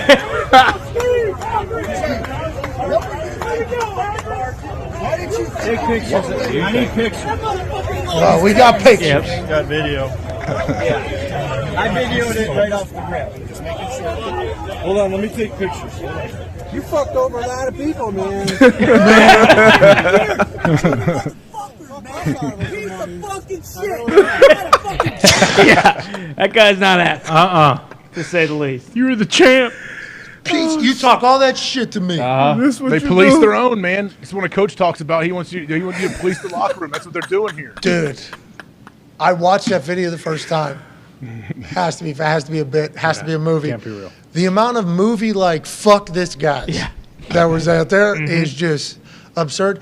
You have anything to say for the your Ohio State champion, that it was obviously. Oh, he's not the champion. No, they're not the champion. Obviously, I don't know how they plead not guilty with all of this, I guess. But this is exactly what should happen. The other competitors should hold them accountable, and that's what's happened. Like, you can say and do whatever you want, but there are consequences for your actions, and here we go. So, I guess this particular fisherman tandem has won a lot in the past, and I don't think they'll ever be able to do an actual court or research investigation on those because those fish are gone. Oh yeah, gone. Ate them. They can only do it on this one, so it'll only be $28,000 in prizes that I feel like all those other fishermen who I bet some of them nowhere near what. Hey, your fish ain't nowhere with or without the weight. There's probably a couple fishermen that ain't there, but there's probably 10 to 15. I don't know, however many else that are like.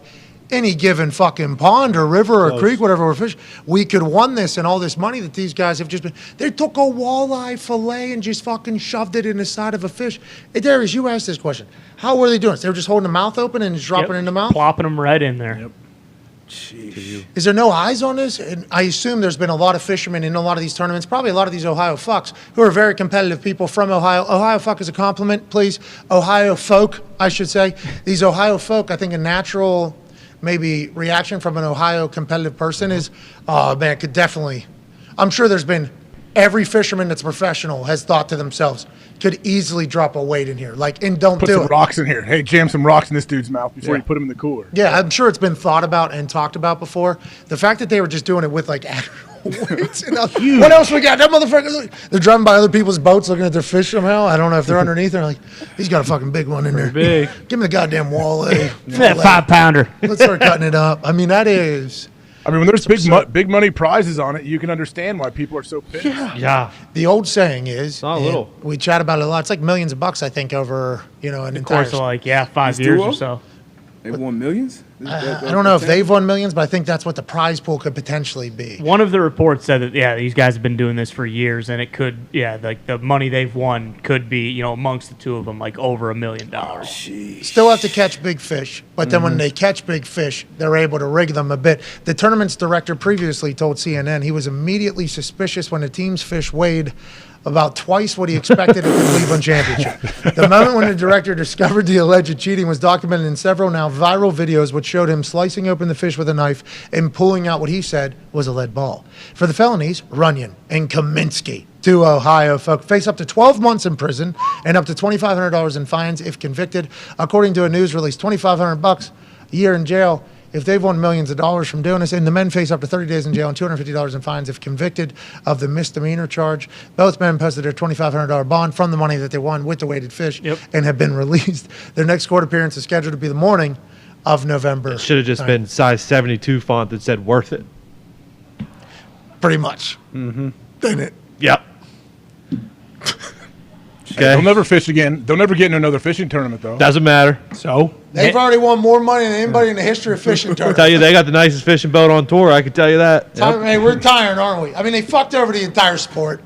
Okay, the integrity of the ponds are now up in question forever. The ponds. Do you know how miserable being a fucking professional fisherman is? Now, they love it. They love it, right? Love it. That's like...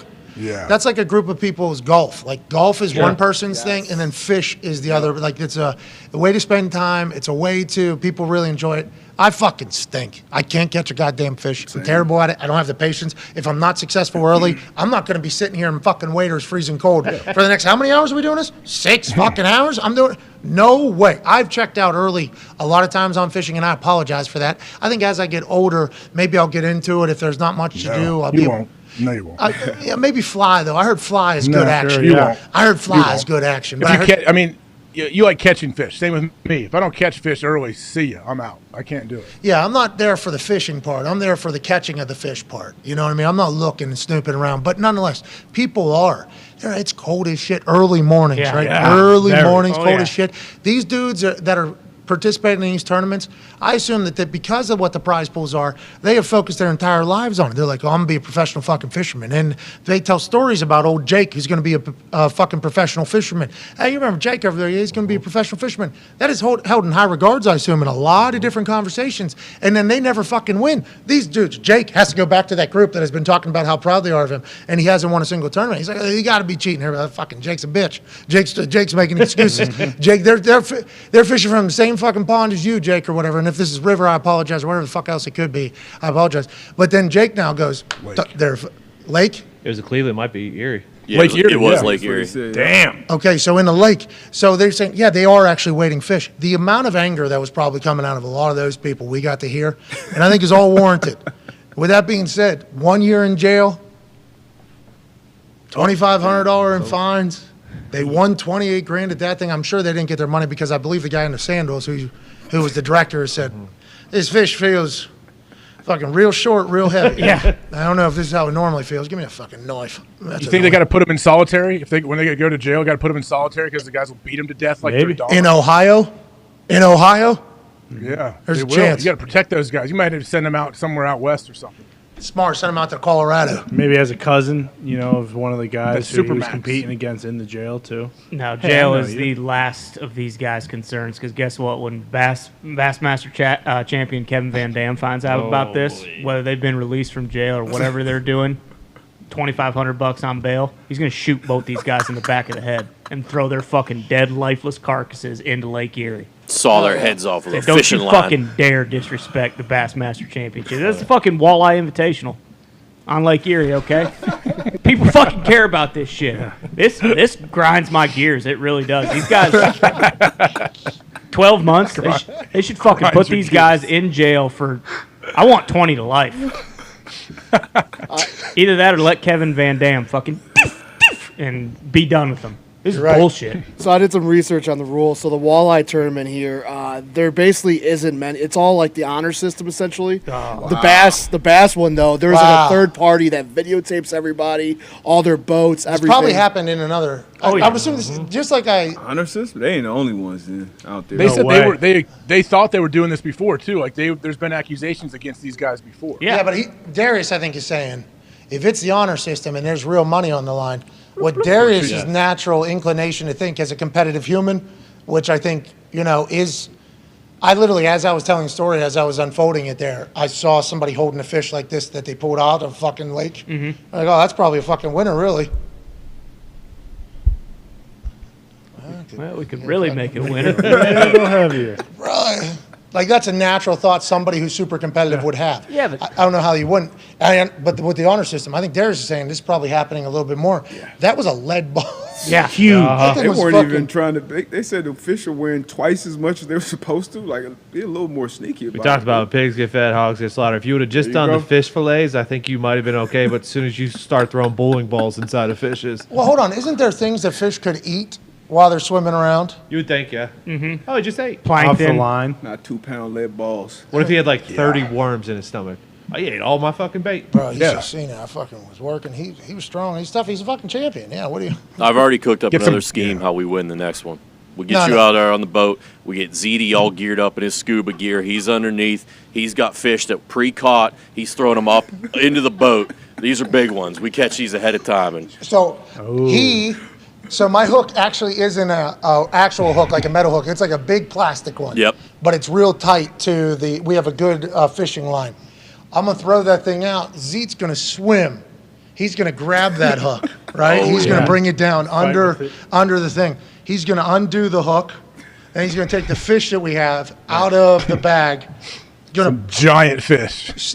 Big boys. Like fucking swordfish out Maybe there. a sterling. And then he's gonna put it in there, and then all of a sudden I'm gonna, and then he's gonna say, "Go, Bart, go and get, run, boom." That's a hey, keep your fucking eyes on it over there in those lakes. Be careful. You are allowed 3 lines in the water. That's why they have walleye. 7 lead balls. I mean, how many extra lead balls are they flying around with? on Good these question. things? This is bullshit, though. This is about respecting the game. You say honor system. These fucking fishermen, they respect the game. They respect the sport. This is again, we're talking about the fucking walleye championship on Lake Erie. Okay, people come from miles and miles and miles around to fucking compete in this thing. Hell yeah! And these two fucking assholes are out here fucking just dumping lead balls into stomachs. Hey, how did nobody, you think, with all those Ohio folks? Okay, I won't say the other word. I was really surprised, and that's why I also thought it was fake. Because like Ohio, you hear the words are coming out. Someone would have got him. Whoever stepped in and tried to protect him, right? Did you hear? Yeah, the tournament director said, "I want you out of here, and I don't want anyone touching him." Yeah, but then he went to turn, and I think somebody was like, "No," and then he turned right back. Because he actually did, if you show, I don't know how many seconds in, I would guess about maybe 20 seconds in, 15 seconds in, he goes to turn to leave, and then he turns right back into it. Yeah. And then the guy that said he wants everybody to be nice, he started putting on a show. Look at this! Yeah. You know what I mean? Like in front of a walleye fillet. I mean, I think he turned too. Whenever he definitely did. When he did that first cut and was like, these motherfuckers, you're right. Fuck you, dude. And I just thought, get him. It seemed like there was too much happening for that to be a real situation. It's 2022. It is planet Earth. Sure. There's absurd shit happening every single fucking day now. Yeah. And this is just new normal. We're not happy about it for the fishing community. We hope they get it sorted out. Clean fish only winners. Good luck, fishing community. What if a fish and the person that catches the fish doesn't know it? What if the fisherman or fisher lady end up catching like a fish that just so happened to be a dumb fish and just like ate rocks? You know what I mean? Sure. And then pulls fish up. Gets that, whoa, this is a fucking heavy. And they're like, whoa, this is going to be a winner. Look how heavy this thing is. Fair game.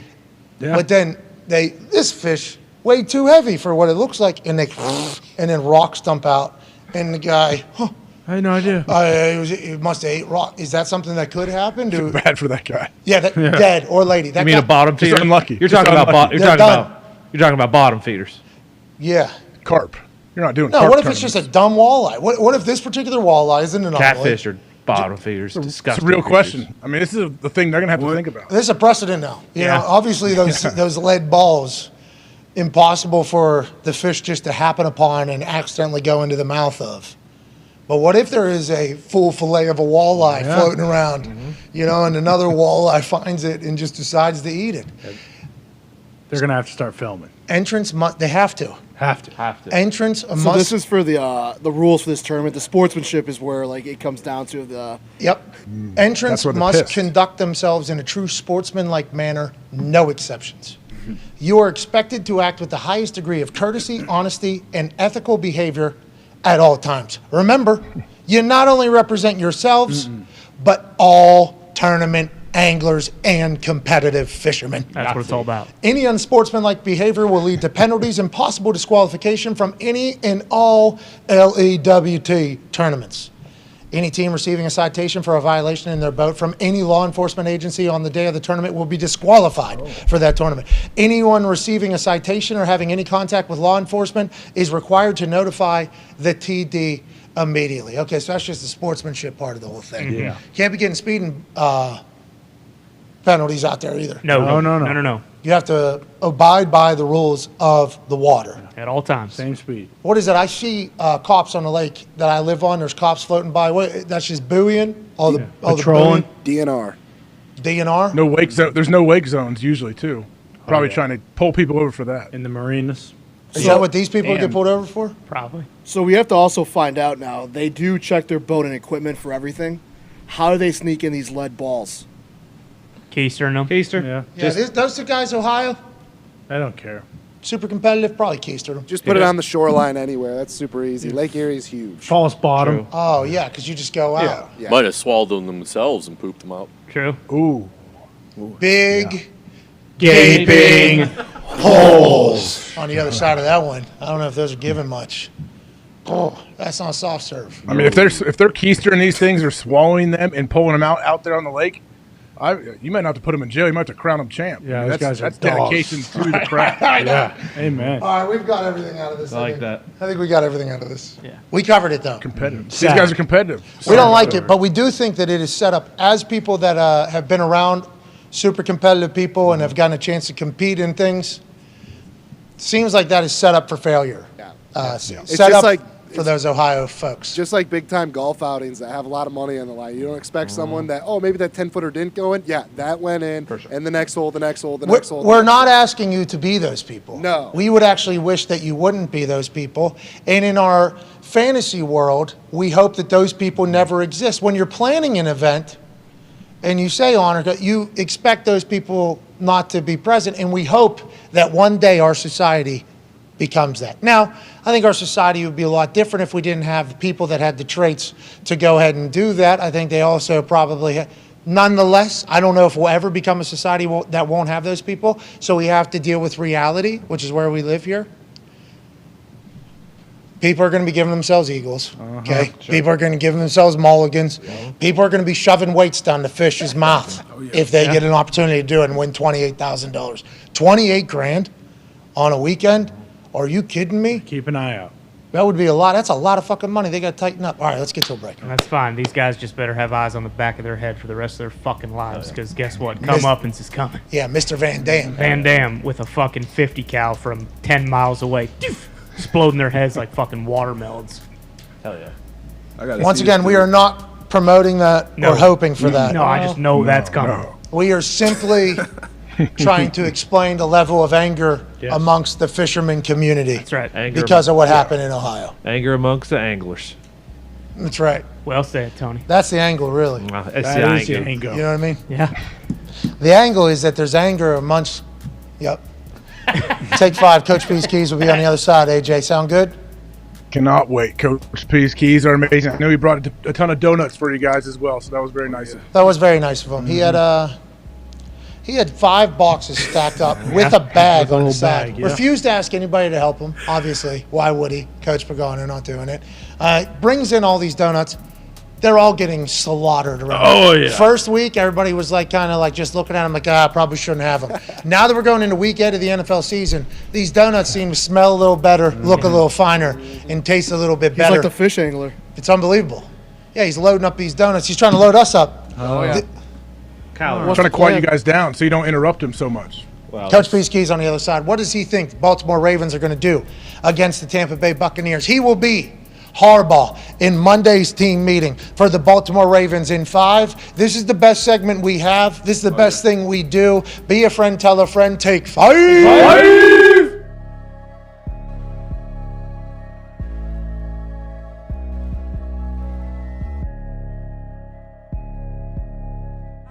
My name's Pat McAfee. Used to hold balls for Adam Vinatieri. Now I'm in his home state. College game day is absolutely electric in Brookings, South Dakota. Let's go! College game day has made the voyage to Brookings, South Dakota to experience a game with the best fans in college football.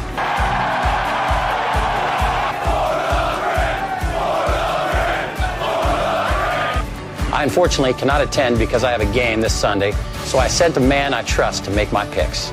A man who is my holder for almost a decade. Please be nice to him. Welcome this week's celebrity guest picker, Pat McAfee.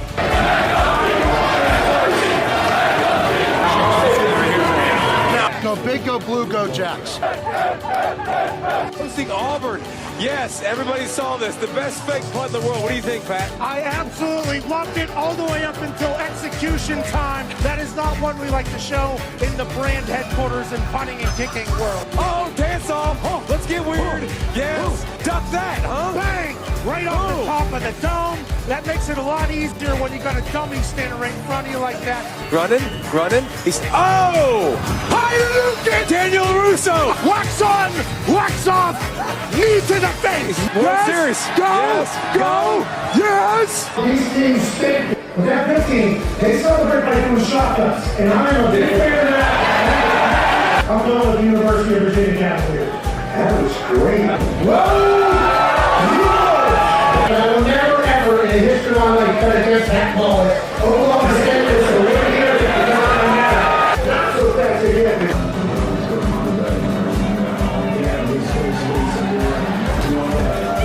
But I'm going Trey. Please excuse my dumb friend Kirk. Look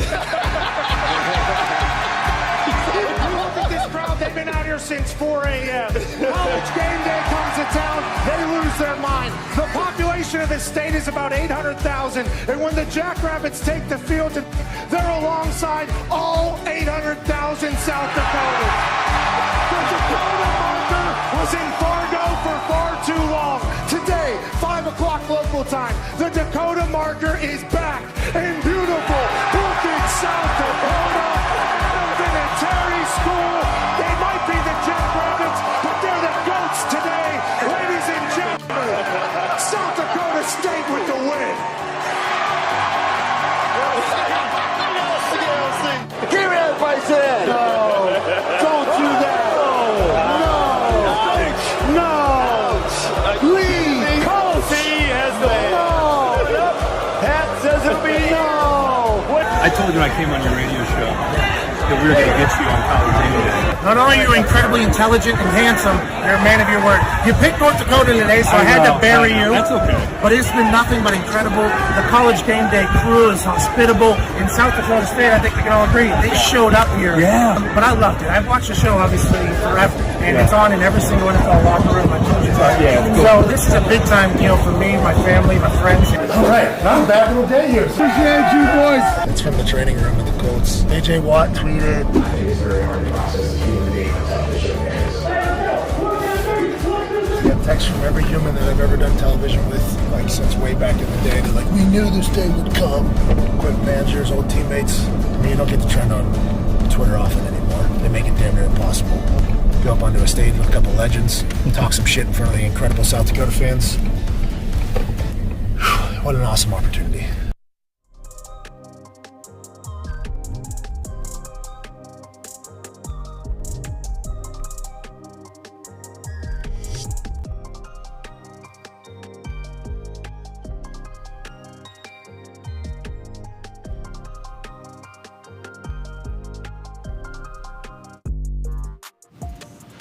Welcome back to the Pat McAfee Show here on this glorious Thursday Night Football Thursday, October 27th. That's AJ Hawk, live on stage, host of Everything DB and the Man to Man podcast and NFL matchups on ESPN, ESPN2, and ESPN Plus. Darius Butler is here.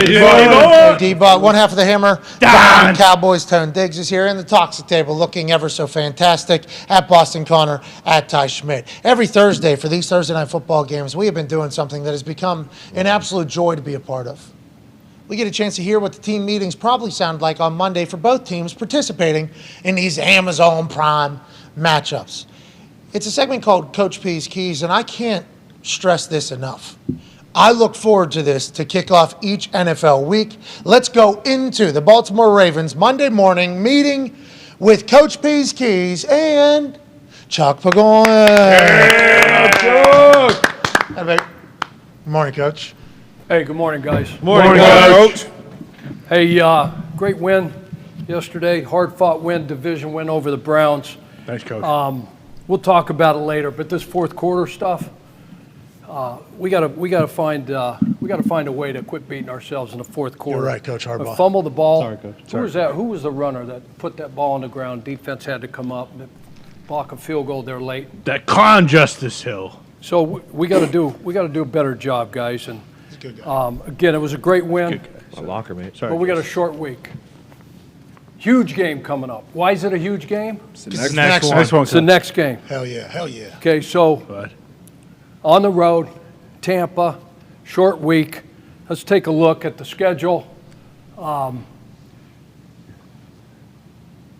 when you look at these guys, you're going to hear a lot of stuff about this team. Don't believe one frickin' word of it, all right? Did you sell stuff? And don't pay any attention to this record, all right? So far, they're 3-4. We're 4-3. They're 3-4. We're first in our division. Guess what? Their division stinks. They're first in their division. Mm-hmm. So they beat the Cowboys. Cowboys are a good team. Hell yeah. Would we agree? Mm-hmm. Oh yeah. Yes, Coach. Cowboys are a good team. They beat the Saints barely. They stink. Yep. All right. Beat the Packers.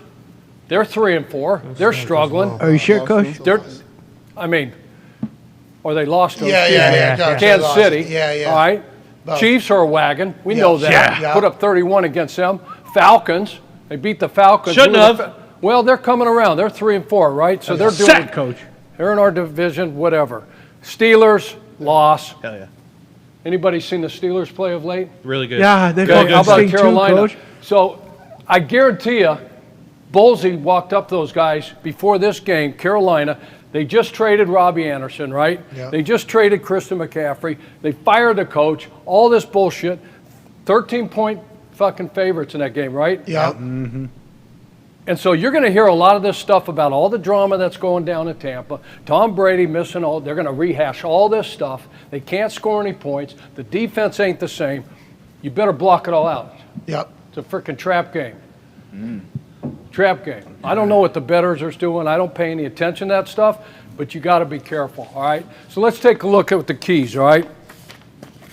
So, offensive keys to victory. Chunk plays. Why chunk plays? This defense, they've been damn good, okay? Ever since Bowles got down there, Todd Bowles is the head coach now. He's been the defensive coordinator. Casey Rogers, Larry Foote, there is 2 top henchmen on defense with him. They handle the front, they handle the coverage, all right? But Bowles, he calls this stuff, all right? And they've got a hell of a defense down there, and they've been ranked top 5 defense the last 3 years. Right now, okay, they're 7th overall, 16th against the run. You guys know this run defense, all right? You know these dudes, right? Yeah. You can't run the ball on these guys. Well, watch the Carolina tape, okay, and understand what we got to do against these dudes. But you can't methodically move the ball down the field on these guys. It can't be 10, 12 plays and expect, just great things to happen. We've got to hit some chunk plays. Okay, 14 runs and 27 big pass plays they've given up so far. That's a lot. That's not typical of these guys. But when you look at this front, it all starts right here. This guy leads them in sacks. He's got 3.5 sacks, all right? Vita Vea. Where's Linderbaum at? Right here, Coach. Iowa dude. That's right. Tell me about Vita Vea and what you know about this cat. He's a big, tough son of a bitch, Coach, just like me. You know how much he weighs? 380. Do you remember when they introduced him during the draft when he came up, what he did to damn Goodell? Yeah, damn near That's what he's squeezed the life out of him. Yeah, that's what he's freaking going to try to do to you. They're going to put him head up on you, all right, and try to run your ass over, talk about knocking back, knock you right into damn Lamar, our running backs, Gus, whatever. That's what he's going to do to you. I've been baling hay the last 10 years, Coach. You think I'm not ready for this big son of a bitch? I'll be ready to go. Hell yeah, Linderbaum. That's Hell yeah. Come on, Go baby. Hawks. That's it.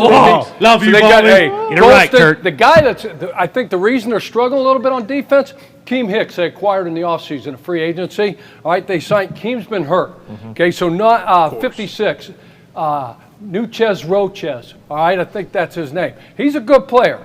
Okay, but he's not Hicksy, all right? You know what I'm talking about. It's like a taco chip. I don't know. I thought it was a damn Dorito. Nuchez Roches. Come on, guys. Number Keep going. 56. He's a veteran guy, so he's a good player. All right, so let's be careful of him, all right? Don't look up here. So here's the issues here when you look at this. This is a multiple front defense. Okay, you're going to get evens, you're going to odd fronts, you're going to get bare fronts. Multiple look. They like to pressure. The 2 linebackers, David and White, they're for real. Those guys are for real. They're sideline to sideline. They're good in coverage. They love to bring them on the pressures. They love to bring them in the blitz packages. We got to make sure that we get off on the first level, climb to the second level, and get hats on these dudes. All right. Hell yeah. Shaq Barrett, can he go? Yes, sir. Yes, he can play. All right. He can rush the passer. Where they're struggling, where they're hurting, is in the back end. No Winfield. What? Okay. Sean Murphy Bunting. Out. Right. Number 24, Carlton Davis III. Out. Right. Who's in? Bums. McCollum. CJ? Exactly. Who? Don't know. Household name. Delaney. Bob? Right? Jeff. There's another guy, 37. Anthony Chesley came over from the Colts as a free agent. Kenny You're going to Chesney? have to see him, all right? You're going to have to. Who? Say, Kenny Chesney? AJ.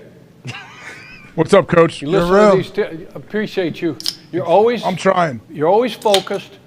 Be where your feet are. What? You know what that means? Yeah. That's right.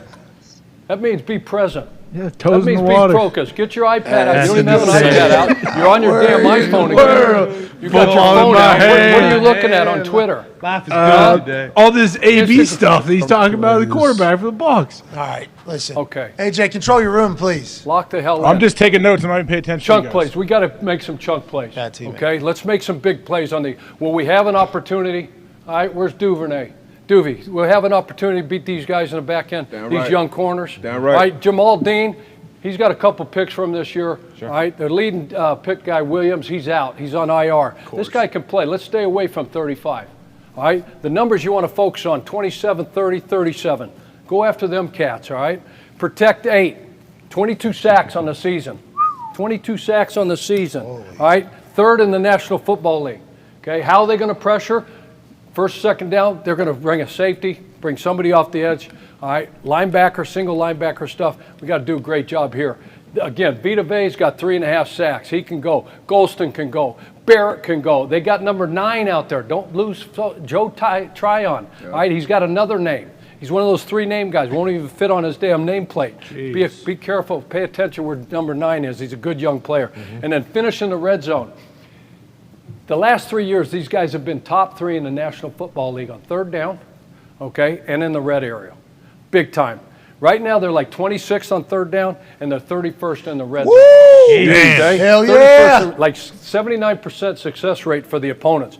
We've got to be able to, once we get down there, we got to, where's Mark Andrews? Yeah. Are you going to be okay? Yeah, I think I'm going to play. Everybody seems to think that I'm going to play. So I think So I'm it's gonna all, play. it's all walkthroughs. Damn right. Right? Walkthrough, it's a short week, it's all mental, all that stuff. You can do the walkthroughs or you need to sit those out. No, I like to do walkthroughs. I like to be prepared. You know me, Coach. Everything will be okay. Everybody seems to think I'm going to play. So we're going to lean on me playing. Okay. Well, they're going to have all eyes on you, believe me, down there. Oh, yeah. The only guy we throw to. So let's make sure. Seems like a little bit of a shock. We got to spread the ball around, Lamar. All right, let's do that. Let's take a look at the defensive keys. Leftwich, all right, he runs this offense for them. Does he? The GOAT. Who is it? Thomas. TB12, Thomas right? Edward Patrick Brady. Again, 11 days missing training camp. Hey, he's earned that, right? Mm-hmm. He's earned that. Some of you guys came to me, asked me for, guys have been here, veteran Calais, you wanted 11 days. I said, fuck that. We ain't giving you 11 days off. You got to work. Training camp, you don't do anything in training camp anymore. We don't. He took 11 days off. No worries, right? Well, a lot of Doesn't worries practice for him. on Wednesday. No worries, right? He's Tom Brady. Where's Mike McDonald? Fucking Defensive right here, coordinator. Coach. Right here. Let's change up our signals. Absolutely. Okay? Mm-hmm. Because believe me, he's got everything. Mm-hmm. Nothing he hasn't seen, so we got to give him some different looks. Yeah, put that we shit can't on, just Coach. line up and don't do some of that stuff we did early. Yeah. Okay, guys, we're not. Come on. None of that. You got a guy Are you talking about the play we had no coverage? up in the A gap. Yeah. Nobody damn deep. Yeah. Tyreek's over here, Mike. I remember. And we Coach. said all week, Tyreek can't do what? Can't run by us, Coach. He can't wreck the Can't run the game, Coach. He can't run by us, right? Gosh darn game. Do it. We told him. We had a rookie sitting over here, Whoa. and here comes Tyreek. Where you go? He goes just like this. That's our team. And he thought someone was going to be behind him, I think. And we have everybody, let's just don't do that. I don't want to dwell. That's one of those fourth quarter collapses, okay? We've moved on from that. We cut that rookie, Okay? Coach. But understand, we got to do a good job with our signals and our communication. The communication's got to be big, okay? So, light box. You know what these guys average rushing? 64 yards a game. That's dead last. Dead last. Don't fall asleep on Fournette.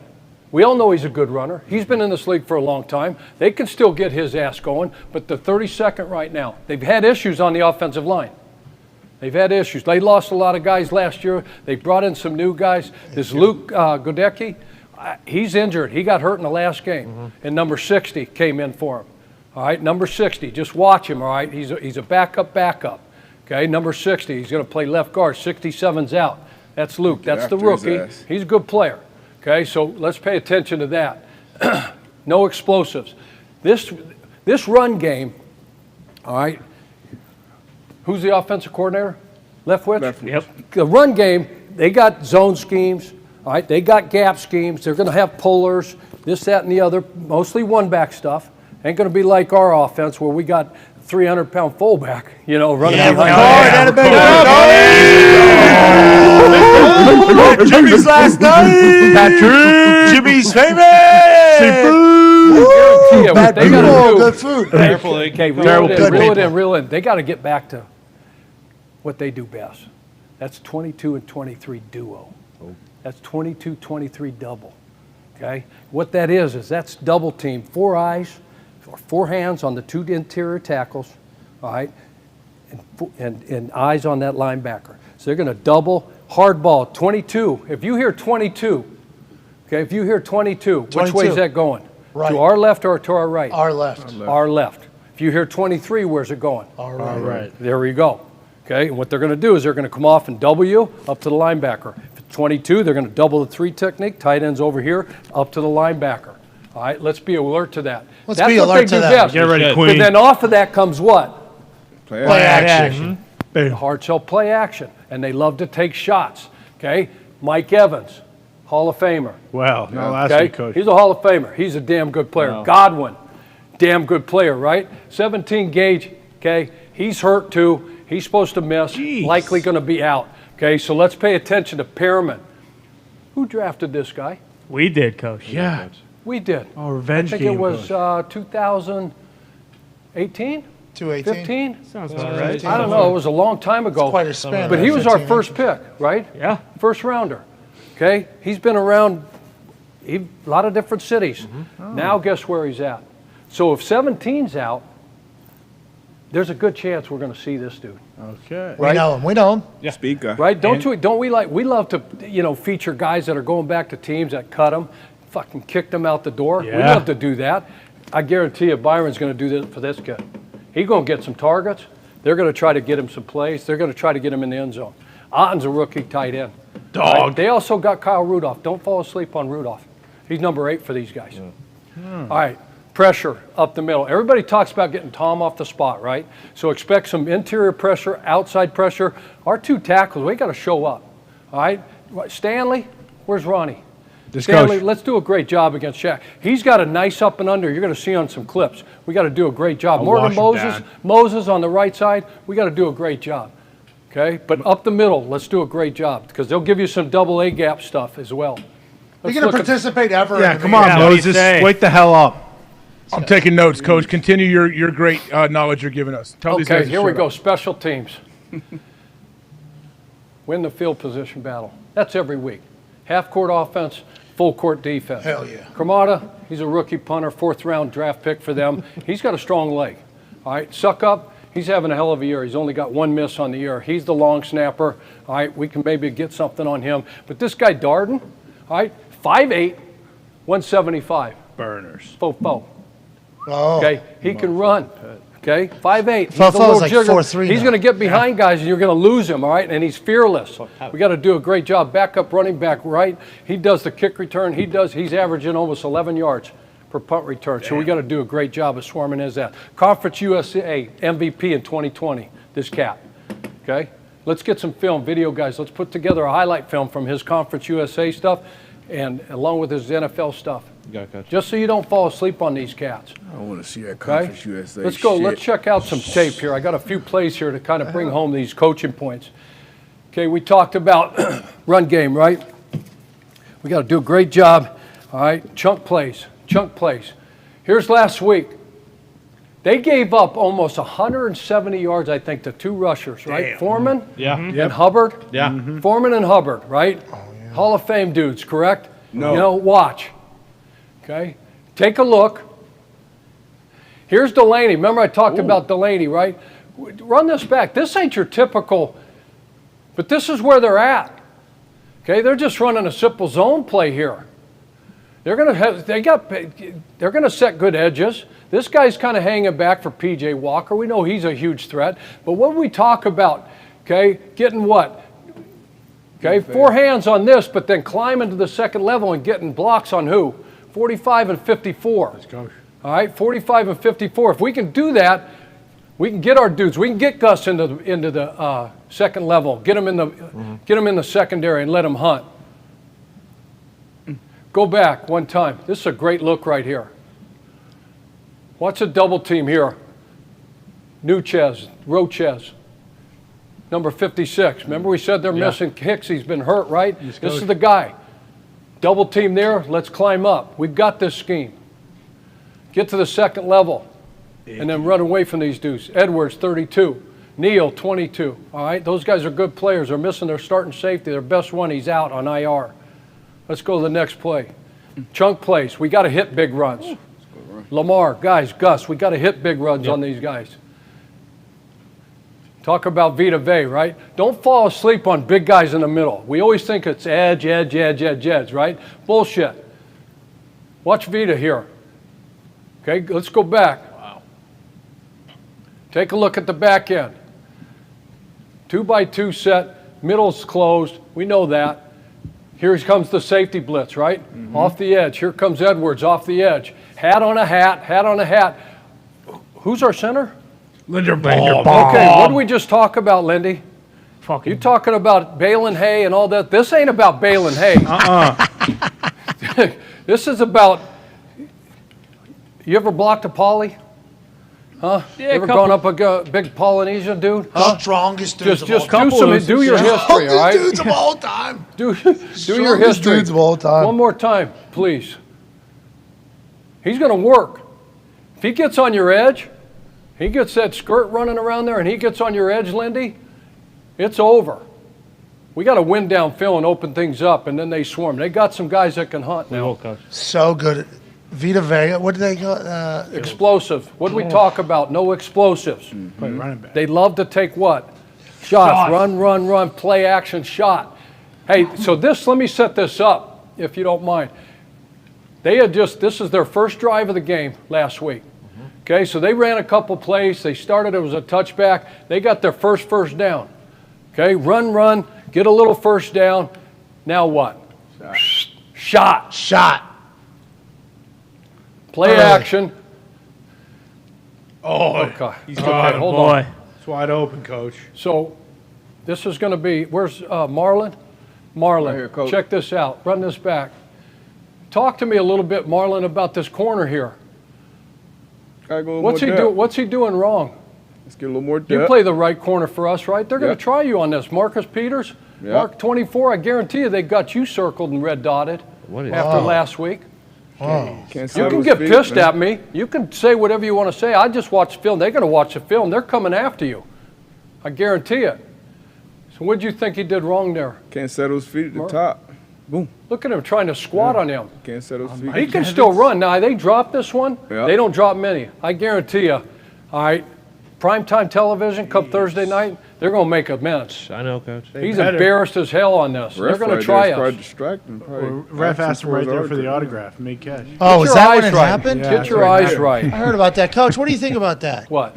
Ref was asking Mike Evans for his phone Hey, number. Mike. I was yelling his back. Right here. Hey, what's your number?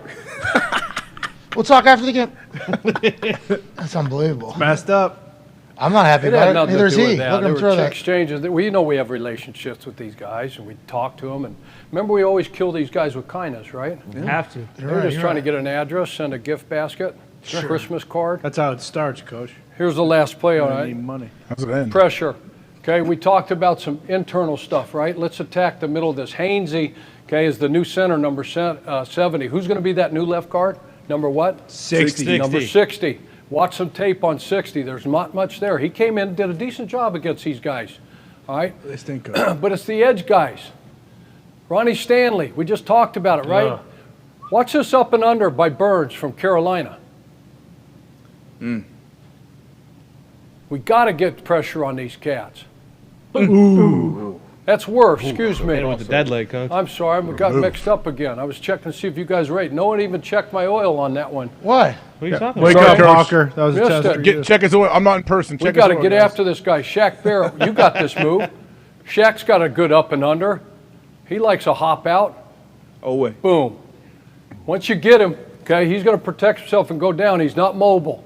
If he has time, if these guys do a great job, if we give him time and he has this, that's what he loves to do. So whether we get pressure up the middle or we beat one of these offensive tackles on an up and under, that's where he's got to land. As long as he's there, all right, we got a chance. Let's do a great job. Short week. You know the drill. It's a lot of mental stuff, a lot of treatment. Got to sleep, got to eat right, got to study the tape, and let's fix this fourth quarter bullshit. Let's go. Coach. Let's fix this fourth quarter shit. Let's all do right? it. Woo! Okay. Appreciate you guys. Now, see your coaches. Hell yeah!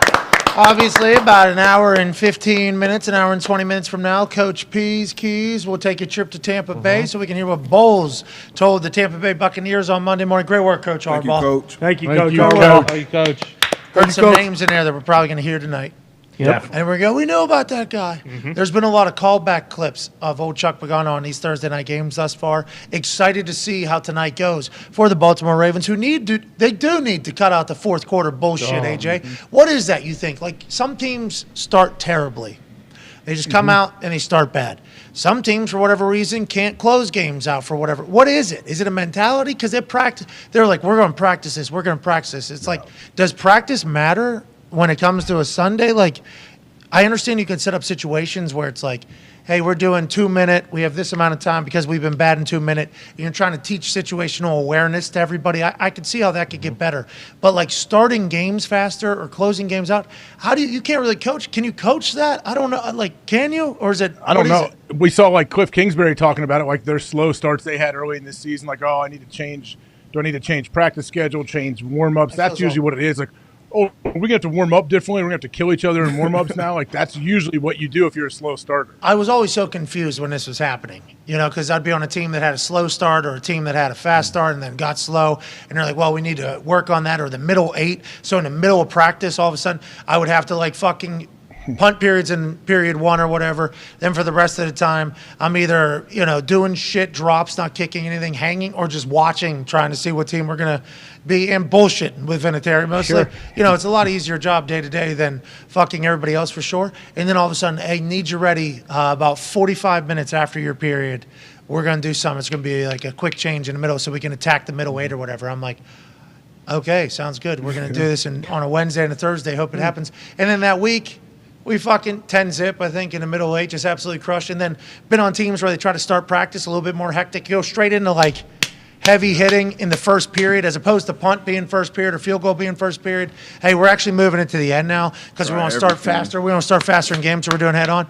And it's like, does that matter? I wonder if that changes anything with how you change. I don't know. I guess emphasis on it is a little bit different because I think it's all a mental thing, don't you? Yeah, I think it's more mental than anything. We used to struggle starting seasons out slow. Then we got to a time where second half, we were just a bad second half team. And I remember sometimes in practice, we would completely stop practice for like a good 10, 15 minutes and then restart it trying to halftime. And you try it mentally, but I mean, you just got to go out there and get it done, man. I don't know if any of that shit actually works. Yeah, and we might sound like, oblivious and ignorant people saying that, but we're also the show that says a lot of those types of things because like we don't believe in motivational speeches really most of the time. We don't believe in a lot of the shit that is not necessarily cliche to do stuff, but there has to be a reason why people do it. At some point it had to have worked, right? Or is it just the coaches exhausting all options so that they can say that we addressed this during the week. Remember, we started out 11 on 11, ones on ones, full pads to the ground, start the game. Remember, we tried to teach you. Like, I think that's why that happens probably, AJ. Yeah, you want to feel like you're doing something. Like they don't want to. What the definition of insanity? Hey, we're starting out slow. I'm not going to keep the schedule how it is. I'm happy you brought that up, AJ. This has been a couple weeks in the making. Somebody said it on television, and I may or may not have. I don't know who it was. I honestly, at this point, it's so long ago in the season, I don't remember. It has not been brought up since then, though, and we had this whole situation happen. I was frustrated with somebody saying what they said. The definition of insanity is doing the same thing and expecting a different outcome. And I said, is that the fucking actual definition of insanity? We looked, it's not. It is not. No. It's not. It's not. Albert Einstein just said that one day, and it just became the thing. It is not. Oh, was that Einstein? Yeah, I think it was Einstein that did that, and we looked that up a couple weeks ago. Yep. I think, ineptitude's definition is just doing the same thing and expecting a different result. So I think it should be the definition of ineptitude is instead of the definition of insanity is, because I don't think it's insane to do the same thing. I think it's lazy to do the same thing. I think it's ineptitude to do the same thing. I don't think it's necessarily insane to do the same thing. But Albert Einstein put that in a lexicon. We all just ran with it. And I didn't know. I'm 35 years old. It must have been fucking early October when we looked it up until I learned that is not the definition of insanity. No. You put me on a game show, and they say it's an extreme game show. They put a gun right next to my fucking head. And they say, you have to write out the definition of insanity or we are going to kill you. Easy. All the way up until fucking September of 2022. Yep. 34 years, however many months that is. I would have fucking, exactly. Yeah. Easy. I would have kicked out. Whew. I don't know what the next person's question is, but I know I'm going to see it, Yeah. I'm going to be able to listen to it. And I would write that thing out. That is not the definition of insanity. I just want to be the platform that potentially does correct that. And you probably wouldn't have been killed either because at this point it is henchmen. It's in the lexicon. They would have been like, okay, he nailed it. It is doing the same thing and expecting different results. Imagine how happy I would have been like a week later to find out what the actual definition was, and then to find out that the killer also didn't know the actual he was definition. duped as well. I'm alive. Why? Because I got definition wrong, but the fucking killer idiot didn't even know. It was great. So just want to correct some things here. That's what our program's all about, D-Bud. I like it. You know what I mean? Responsible. Checks and balances. But what is the real definition of insanity. It's something very. I mean, it's The not long- as cool. Yeah, it's dumb. It's very serious. I think it's like a super serious. Yeah, the state of being seriously mentally ill, semicolon madness, or it's extreme foolishness or irrationality. So it's much. That makes more different sense, vibe. actually. Yeah, that is the definition. Yeah, of I insanity. think There's a lot of irrational people. I think what Albert was trying to say is if you keep doing the same thing and expect it to work, even though it's not working, that will drive you insane. Don't try to get in Albert's head. Yeah, You so can't that's do it. one way. Yeah. Okay. Of becoming insane. Yes. You're right. It is difficult to get inside of that Freud head Yeah. of Albert Einstein and everything. I mean, we know E equals MC squared. Why? Exactly. Because fucking Einstein. Yeah, that's right. And we obviously still know what that means to this day as adults and use it every single day. Yes. And we also have electricity and Google and things that he didn't have at the time. So we're all probably passing a test better than Albert Einstein. Sorry, Al. If it was to be in the whole thing. But way ahead of his time, big brain. That is one definition of insanity. Got it. Happy we can correct that. You know what I mean, AJ? We corrected Good to know. Is he still alive? I think so. it. He passed. What? His I always see his no. picture in black and white, so I assume he's dead. Did he? There he is. He's dead. Thank you, Albert. Thank you, Albert. Thank you, Al. Oh, it sounds Why like are you, Darius why are knows. you laughing? Thank you, Albie. Rest in What peace. happened? Albert Einstein. You see a couple fake birds flying around? What happened? You all right? No, because he asked that dead ass serious. He just caught me off guard. About Albert Einstein being dead? Well, do you know? Is he alive? Well, you don't know if So I Dead? guess he's Yeah, dead. that is Okay. so funny. Okay, thanks, Good Terry. to know. He's Jesus. dead. All right. We get it. God. He was also a big Come wear on. the same thing every day guy. Legend. Oh, love that guy. Hey. Smart. That's the definition of Consistency. smart. Okay, yeah. One definition. There he is. All right, rest in peace. Yes. Ladies, big fan of Albert Einstein. Yeah, they loved him. Oh, no. Oh, All right, let's What a have gentleman. let's have a moment of We have silence Roman. Didn't need it. for Albert Did Einstein. he use those ball wipes? Nope, Shaft didn't need wipes? it.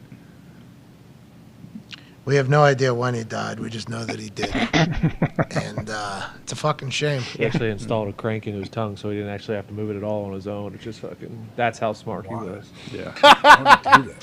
Like, What do you mean, why? Wound it up like a little, like one of those bears that has symbols. And just, Well, You've seen Hall Pass. thank you for all your contributions, Al. Thank you. Nervous time. I mean, he did get the whole insanity thing pretty. E equals MC squared still holds up, though. Yep. Yeah. Yeah, didn't he die from Yep. sneezing? Really? Holding the sneeze in, blood vessel popped in his brain, boop, dead. Don't do that. I hold my sneezes in. I think that is how he died. Not all of them. I'll let them eat Really? it. I'm a loud sneezer, though. You gotta let a Yeah, little me bit too. My sneeze is a lot. Like, my sneezes are. Yeah, sometimes you gotta It's hold violent. So when I try to hold it in, it is a violent action, but you Can't hold it in. Don't do that. Well, what about when you're like on air? Yeah. You know, like, Well, It just that- happened yeah. to me. There you Like go. I had to sneeze. yeah, I go down and into shirt normally, even though I don't know if that's the right play or not. Well, It it's is. kind of a Dano situation. If you Yeah. try to do that, people think you pooped your pants on the microphone. Yeah. You can rip ass. You can sneeze. How about him just taking his ass, Did he ever his say what microphone happened? right down to his ass? Yeah, Yep. he said this is what I Because he had to sneeze, he farted. He did. He Did he did. ever clear that up? He's gonna have to do that in London too. Yeah, he got destroyed yesterday. On We did like ESPN 20 too. minutes on that. Dan did? Yeah, he got fucking obliterated. For what? I Dan forget- doesn't deserve I that? forget what it was exactly, but I know that deep down. The he Reese's saw thing? that. Was it his candy takes? Well, the Reese's one he deserves Oh, all yeah. the heat for. If Yeah. they're burying him for Reese's, Yeah, it might have we are on the side of the people burying Dan Orlovsky. Yeah. Tannenbaum. For anything else, we just got to take him for he's Orlovsky. Yeah. He's Orlovsky. What do you expect? It's fucking Orlovsky. He put no salt on his food till he was like 40 years old. True. buffoon. It's fucking Orlovsky. Said he used to eat mayonnaise sandwiches with the crust cut off. It's fucking Mayonnaise and Orlovsky. cheese. This is Orlovsky. He likes goldfish, though. I saw him eat goldfish. Oh, every day Goldfish goes are home, fire. grabs that thing, eats the hell out of it. I was proud of him. I'm like, okay, Dano. It's a good They're snack. good. It's a great kid snack. It's a great snack. just Great not adult kids. snack, Yeah. too. We love That's what Dano. I'm saying. Love you, Dano. Kids Love you, Dan. You talk to Dan much during the football season, D-But? You and him both very busy during football, and obviously now you're both working colleagues at ESPN with your NFL matchups. You talked to Yeah. Dan. How's he doing? Is he good? Doing good. I tried to FaceTime him yesterday. He didn't answer. Didn't answer. Why is that? Did you guys go to that UConn game together that you went to earlier Nah, this not year? together. He was probably calling the game. He's busy. College Busy. game, pro He was games, doing it. Kids. LSU, ESPN all LSU day. Mississippi State that weekend. Yep. You chimed into the UConn cornerback meeting room. Yep, DB room yesterday. They had him up on like AJ is right here. Yeah. They had him up like this, basically on a wall, and then in the DB room. Pretty nice room. Really? Not a bad facilities there that I actually looked at for the individual. I don't know if that was team meeting, defensive meeting. room. Yeah. Well, is that our unit meeting room? It may be just the DB room. It was a nice DB room. If it was just a DB room, and how long were you in there for? Were they asking questions? Were you breaking things down? It was like because whenever I talk to people, I don't like to just talk like, hey, I do my little 5-10 minute spiel and then this What's just 5-10 minute spiel? Happy to be at UConn, lucky to play at UConn. Then, they tell my story, like how I got there, what was my experience at UConn, and then just open the floor up for questions, from the players, from the coaches, and they asked some good questions. Who asked first question? Coach? Players. Coach, I actually didn't get up there until last. When you're in that, I've been in that meet room, and it's like, all right, what does this guy got to say, whatever. And then, so they asked some good questions though. What was the culture like with the DBs? What was it like on campus? NFL questions, as far as the process. But it was good. It was good talking to him, and it made me realize yesterday when I opened my mouth and said I didn't realize that I went to college 18 years ago. Yeah, we're old, dude. And I said that, I'm like, what the? Oh boy! Like when I walked into campus, like that was 18 years ago. So obviously they're living a completely different life than we did. But it was good to, just give some game back. Much different time when we were in college. Yeah. There was no cameras on phones. Yeah. So that you can still be a college kid. You can still be a college athlete and go enjoy college. Yeah. Yeah. That's like for Morgantown. I hope West Virginia gets really good again because that city is built for a good time. The way it is structured is for a good time there. And I think it'll happen at some point, hopefully, inevitably. But I like that you did that. I was like super pumped to see that you did that. And then just like you, I immediately thought, I hope those dudes paid attention and listened, because anybody that's ever had to come speak in front of any football room or football group before has had to face the toughest crowd in the history of any crowds. You're talking about a lot of people who are very competitive, don't have time for the shit, probably miserable at the time that you're talking to them, and then you got to go in there. Yeah. I'm happy to hear it was a great encounter, and hopefully you continue to go back. They honored you, like a week ago? Yeah. Let's go. Here we go, we gotta get back, just like you want West Virginia to get back. We gotta get back to the standard. We got a homecoming this weekend against BC, Boston College. Oh, it's a tough game. I don't know if I would have done that. It is what it is. It's homecoming. We got to get a win. Come on, Jim Moore. Hey, come on, Jim Moore. UConn, a lot of people's homecomings. Yeah, exactly. So BC had, I just learned that that's a massive shot of disrespect, I guess. It is. You didn't know that? No, I understood that it was, but I don't know. We always played. Coaches use that. Oh, they scheduled us for homecoming. That's a big thing. No, nobody was scheduling us for their homecoming. I don't think. Yeah. Because of the team that I was lucky to be a part of, but those homecoming weekends were fucking epic. Just the town, we're missing Jackson State's home. Jackson State had their homecoming last week, so Snoop was there. I think Rick Ross was down there. Everybody was there. I guess their homecoming was awesome, and then we're going 1 week later. Because the way the schedule fell and the way it is, with it being a massive game. So I'm excited to get down there. But these college towns that we've been heading to have been fucking electrifying. When the teams are good. Yeah. When the teams are good, these college towns that are, made up of college students. That's college football. That's what makes it college football, I feel like. Yeah, when everybody has the same vision and the same reason and appreciate. You don't even have, a lot of these people aren't diehard football fans, but they're in college and they have nothing else to fucking do. And it's like all of our friends are going to go have a great time at the same time together. It's like, I feel like that's what it is. And I hope UConn gets going. Yeah. I hope West Virginia does more. Yeah. But. They got a better chance than UConn at least. Do we? Yeah. It's fair. Yeah. Conference-wise. We're in the Big 12, I guess. Not a lot of recruiting. Worse too. Not a lot of great recruiting cells for UConn. It's tough. Northeast, independent. No, you guys some have rich dude. You guys have some rich dude to get NIL money in there. They need to be in a conference. We just got to pay guys. They got to be in a facility. Got to start paying guys and just say, we're going to play you as freshmen. You're going to play for 4 years. There's the deal. Yep. Appreciate the hell out of you. Head coach. Make Orlovsky the head coach. Make DB the defense coordinator, even though it sounds like they got good coaches. Good coaches. Coaches like you guys? Yeah, good coach. This coaching staff has been better Jim than Moore some Jr.? of the Is that who it is? Yeah. Yeah, remember the last one? The interim coach quit after 1 week. Well, they fired the real head coach, and the interim coach was like, "Yeah, all right, no, this actually sucks." I didn't remember that. That happened? Yeah. So that's like the interesting thing about these schools. And West Virginia, might be on the game pick this weekend because TCU's playing West Virginia, Mm-hmm. which is a bummer because the only reason why West Virginia is in the game pick section is because they're playing another team that probably didn't have as good of a setup as West Virginia had like 10 years ago, maybe 15 years ago. I don't know how many years ago after Gino, Tavon, and everybody got out of there, and then how it's all kind of unfolded and how West Virginia has gone, and we're trusting the climb and we're doing it. So, like, I never get to pick a West Virginia game. So that's why when the random thing happened last week, my first thought was like, I'm disappointed in West Virginia. Like, this is the first time I'm getting to do this every single week at the end segment. I'm picking games. Everybody else has their teams showing up. They can cut a little, have a little look. I don't get to fucking do that ever. I got to fucking talk about everybody else's. It'd be cool to drop in a High Street or like a Lazy Lizard, like some sort of, Joe Mama's, Bent Willie, some sort of callback. Keglers. Like, it would be cool to be able to do that. But they're not even making like the top fucking 15 games the pick of the week. And it's like, that's disappointing. That's disappointing to me as a person that has the platform that I have now, which I'm very lucky to have with College Game Day. So them being on there this week, I think is a big deal. And, they're playing TCU, and TCU is a wagon, and they are big. Okay, they are very big. But Morgantown's a tough place to play. It's a noon game. Morgantown's a tough place to play regardless, though. It's on the road. It's in the mountains. Who knows what's going to happen?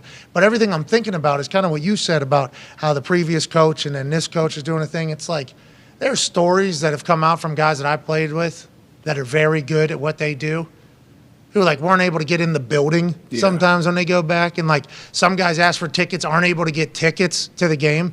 And I go see all these other programs that are really good with Game Day now. I'm getting to see how other places operate and everything. And I'm like, so West Virginia probably does that because they think they're too good to do that type of stuff when they're not winning as much as all these other schools that are doing things in this particular fashion. It's like, it almost feels like tough for me to put them over when I'm seeing what everybody else is doing and everything. It's like, I feel like there's some foundational shit that needs to potentially be shifted, to become a real program that has the legacy and the history, because that is what college football is. And I think there's just been some decisions made by some people that, aren't great for the vision of everything. But I'll still pick West Virginia, I assume, because the first time I'm getting to fucking pick their game. So can't just pick against them the first time. It'll be like a big... Got to pick them. They're going to win too, Morgantown, which isn't good for the future, I don't think. No. I might need to make a change. I don't even know if it's good. I don't even know if that's a good thing for like 2-3 years from now. Could be. They got some dogs on that team. Yeah, and some dogs as coaches. They need to make Graham Harrell head coach tomorrow. Bam. I don't like calling for people's jobs. No, I'm not. No, Neil Brown's going to get an SEC job. Because he's done so well. Exactly. I'm just saying Graham Harrell needs to be the head ball coach of that West. What was that, AJ? Did I hear a nod in approval there? Yeah, SEC. Yeah, he's moving up. Yeah. For one reason or another. I'm like, oh, this was a stepping stone for you. You're gonna be mad at him when he leaves. Too. Good luck at Vanderbilt.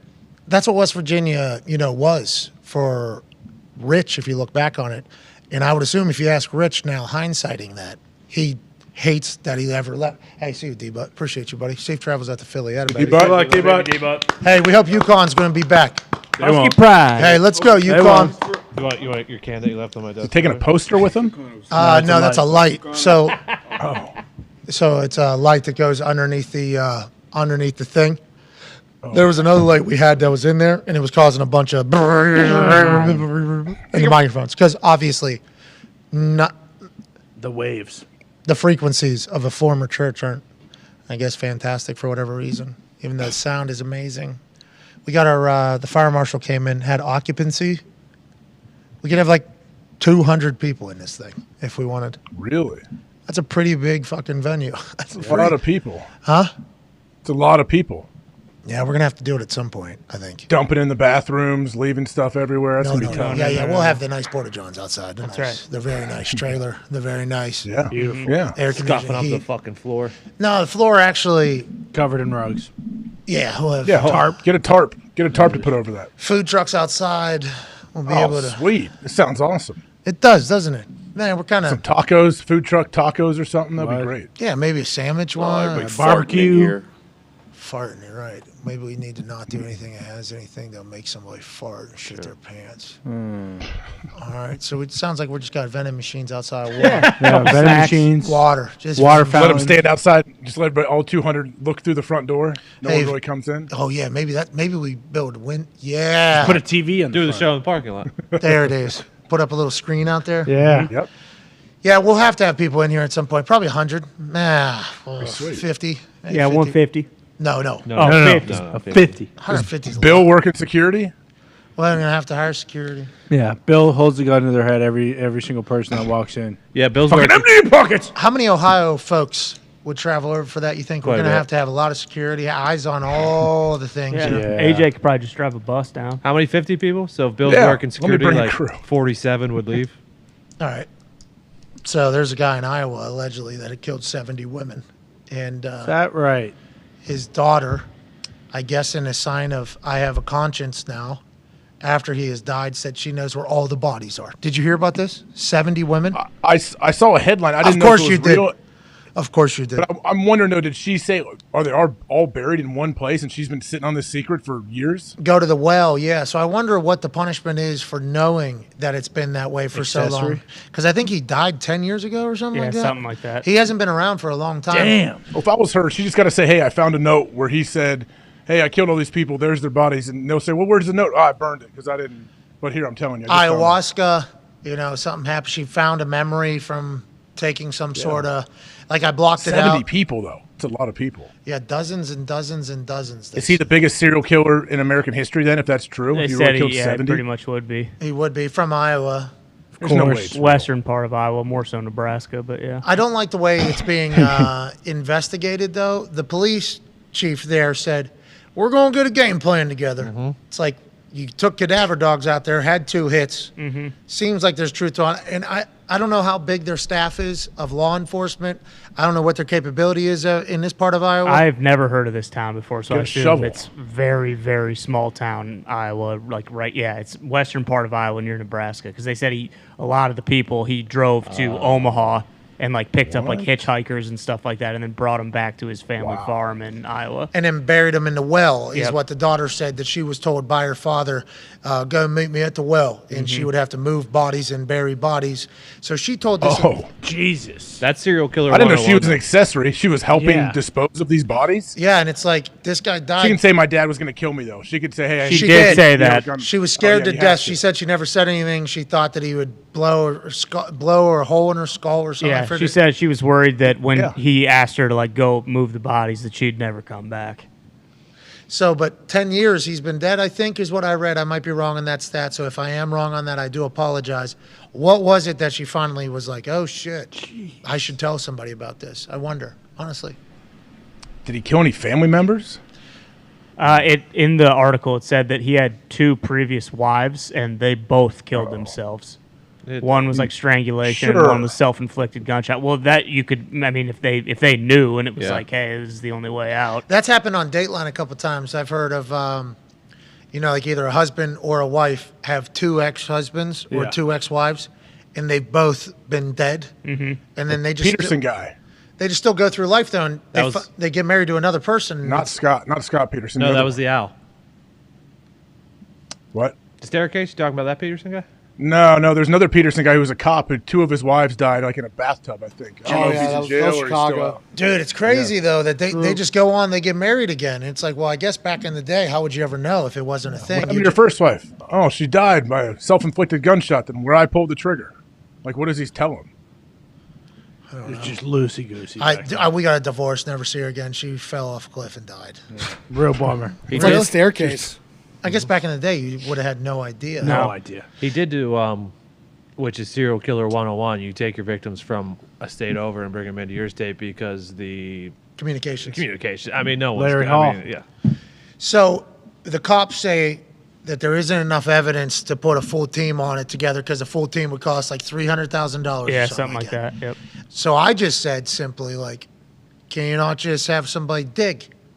I don't know. Maybe a local Throw a farmer. shovel out there. Throw a shovel out there and give him a flashlight. We'll get low enough to where I can take a peek. A local farmer, local kid, somewhere. Say, I'll do it. I'll come out there.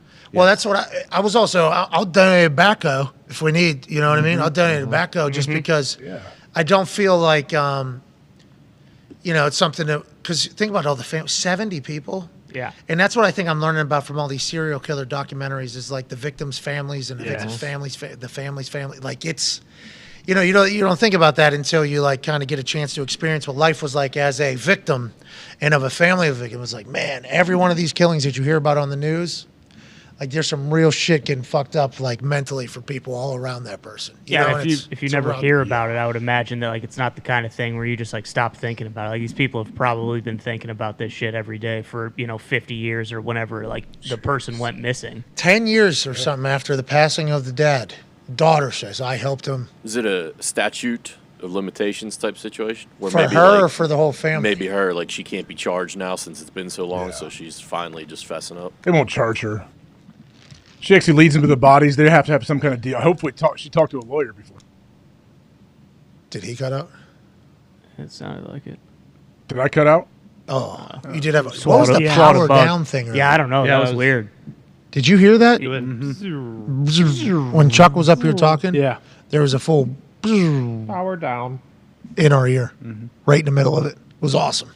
Yeah. It's like, oh, something just broke, but then there was no alarms. I thought the TVs were about to go out, honestly.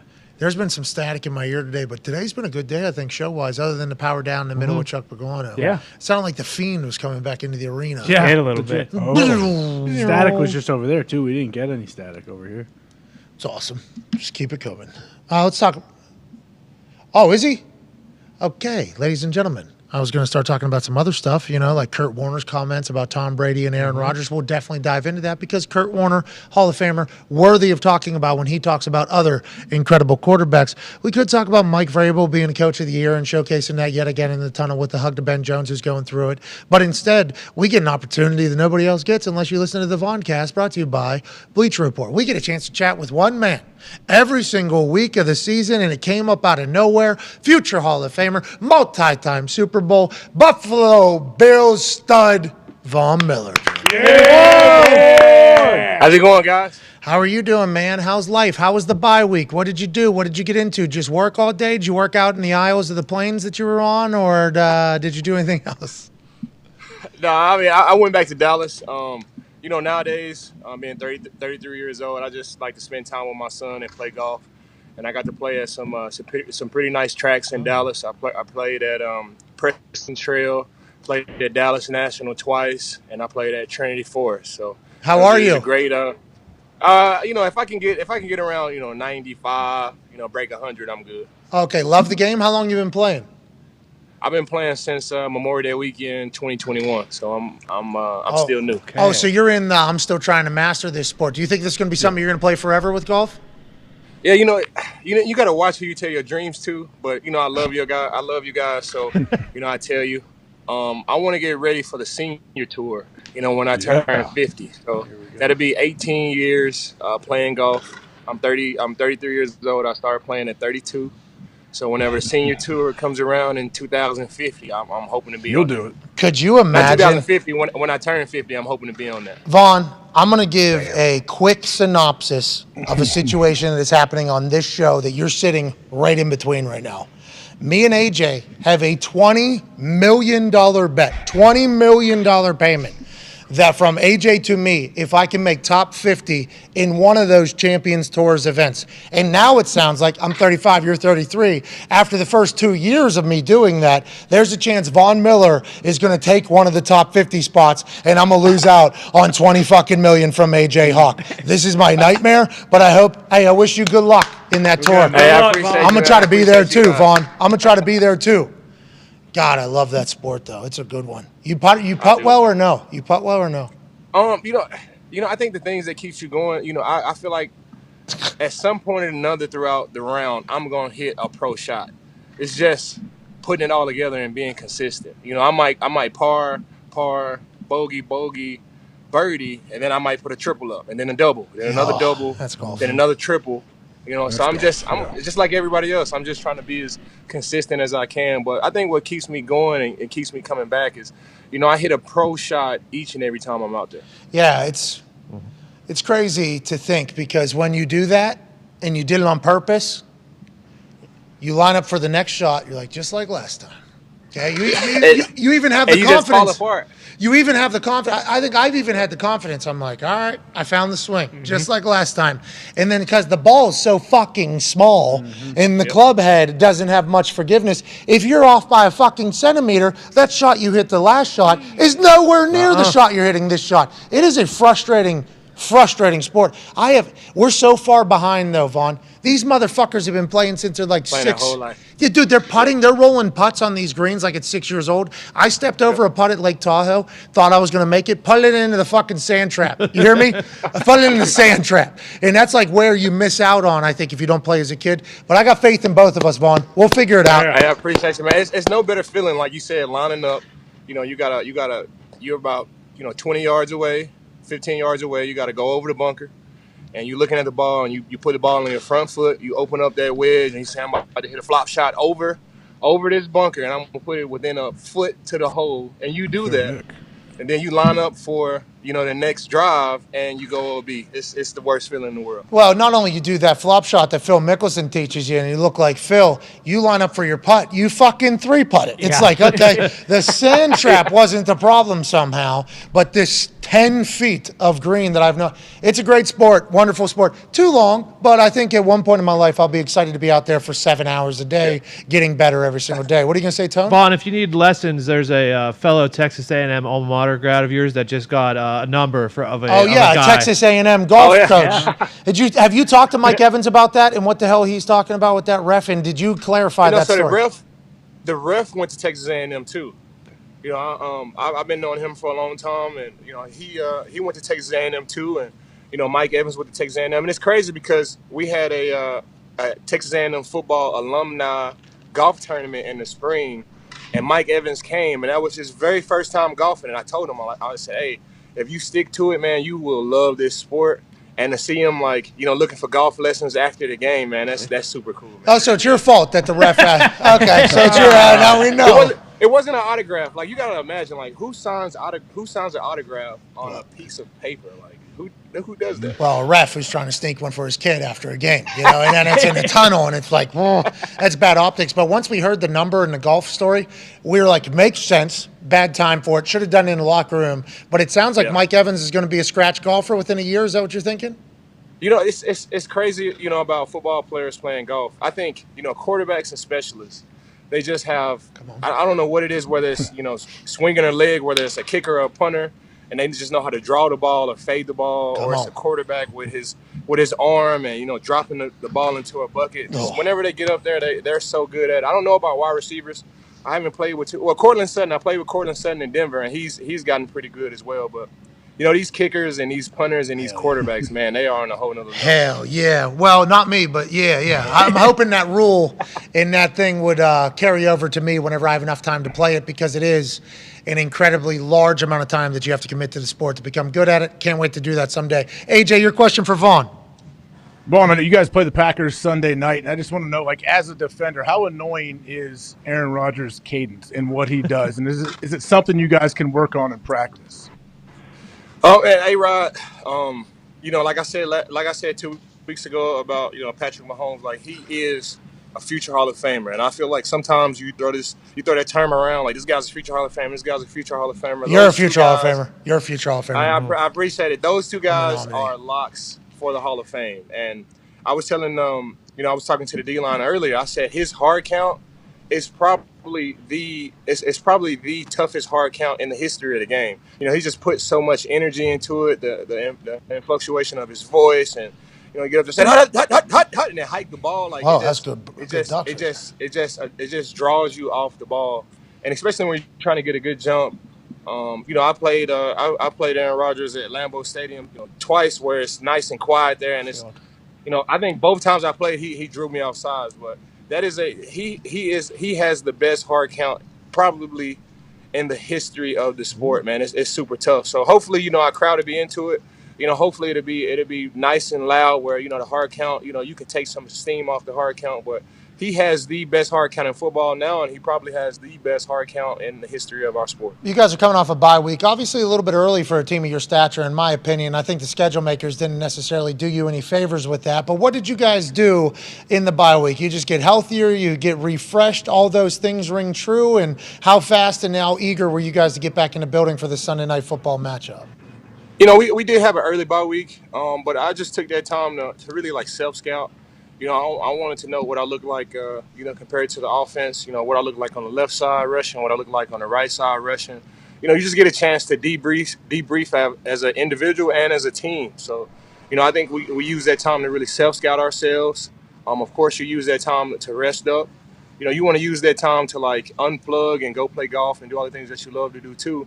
But right when you get back, man, you got to reestablish, you know, you got to recommit and you got to refocus. And I think that we've done a great job with that.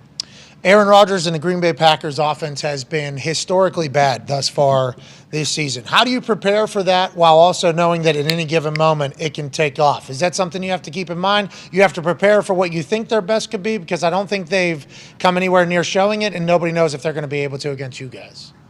But it's Aaron Rodgers. Like, you know, it's Aaron Rodgers, and at any given moment, he can just tear you apart. You know, and I don't want that to be us on Sunday. Like, whatever I saw his interview on Tuesday, and whatever problems that they have, let's try to you know, keep it going for those guys. Let's not let the cure be Sunday night here at Highmark Stadium. Whatever they're going through, let them figure that out next week, not this week. But they definitely have the potential to be a great team. You know, Bakhtiari is the best left tackle in the league. If he's not the best, he's number 2. If he's not number 2, he's number 3, and that rotates each and every week. You know, he's still working back for injury, but I got a lot of respect for Bakhtiari. Got a lot of respect for Aaron Rodgers. They play tough. Whenever you got a Hall of Famer at the quarterback, everybody's going to play tough week in and week out. Mental mistakes just happen. But like I said before, you know, whatever they're going through, we want to extend that another week. We don't want them to figure it out versus us. What a different conversation than what's going on in Green Bay. Yeah. Vaughn's like, yeah, we just got off a bye week, and let's make sure they are still very miserable in the media next week. Let's make sure we are not the ones. Your team, so damn good, so damn dominant. I mean, what the Chiefs just did and then what you guys were able to do, it's like the conversation right now is there's like 3 good teams, and you guys are obviously one of them, and then everybody else is still trying to figure out their identity and get going. Now, I don't think the Vikings or the Cowboys are being shown much respect in that conversation, but nonetheless, this is just what's happening in real life.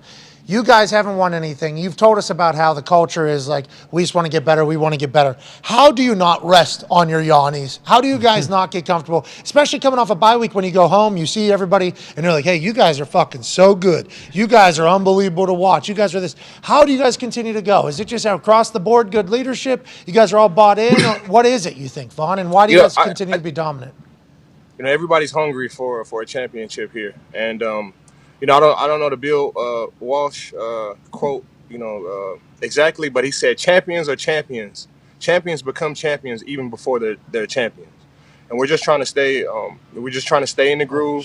Trying to keep doing what we do. You know, we got high hopes and high aspirations. You want to compartmentalize that, take it 1 week at a time, and really just refocus. You know, reestablish and recommit to, you know, our purpose.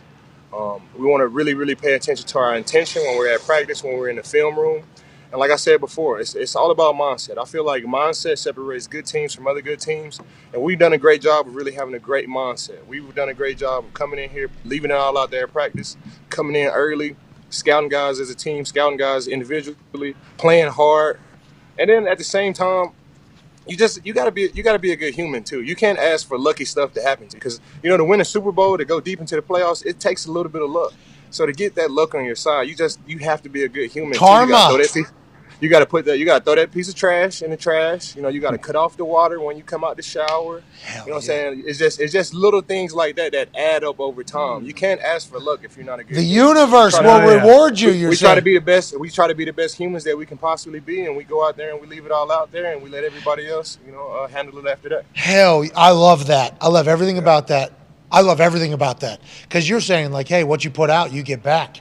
The universe will reward. You will get maybe the lucky bounces if you do good for society. So that's a team motto. Let's go, Vaughn. Sorry about it, AJ. I was excited. I had to kind of put a little bit more juice on that thing. I appreciate more people need to do that. Yeah. Yeah. I don't know if that's happening in Indianapolis. Okay, Definitely not. Let's start picking up the trash. Hell yeah. Let's start maybe paving the roads. Yeah, pooping in porta Maybe potties. start winning more games. You know, I mean, just because you do that stuff doesn't mean that good things are going to happen. It I helps. talked about that on the show before. But if you are wanting lucky stuff to happen to you, you have to do all of that stuff just to even have a chance for that lucky stuff. Hell yeah. Go ahead, AJ. Vaughn, have you always had that view? Because that's not like an old school football mind. You know, the old school football coaches probably like, oh, it's all ball all the time. They don't ever care about what happens off the field or what you do. It's all like what you're doing right here. But I think your mindset, I think that sounds like a parent almost, how you teach your kids, which is a great thing. That's all leadership. Like, is that something you always had, or is that something you kind of came up and it grew with you as you played?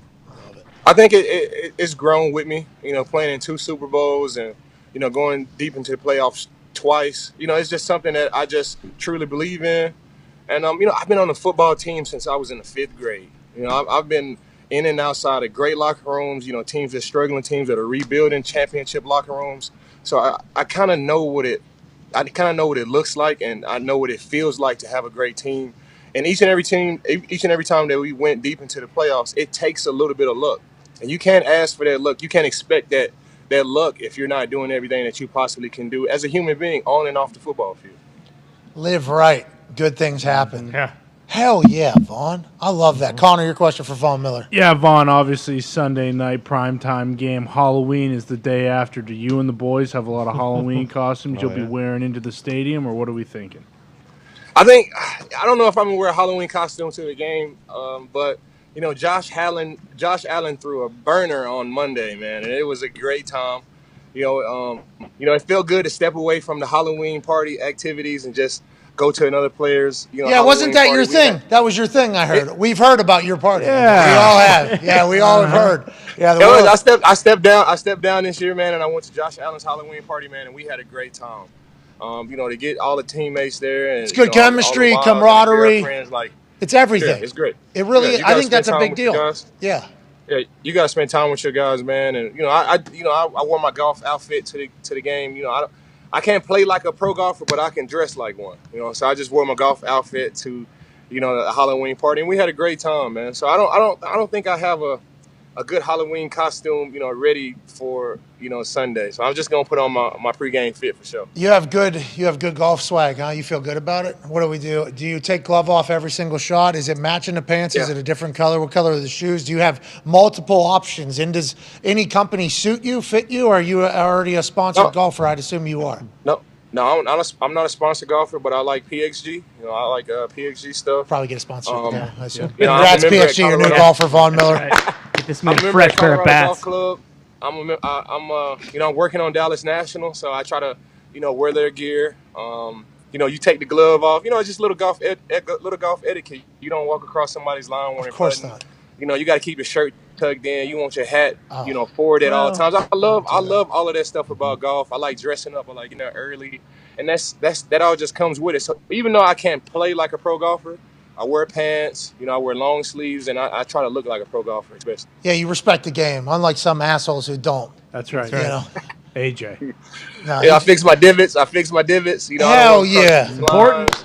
All that stuff. All right, Vaughn, enjoy the rest of your week. We appreciate you joining us here on this Thursday. How's the chicken farm going? We still selling a lot of good meat out there?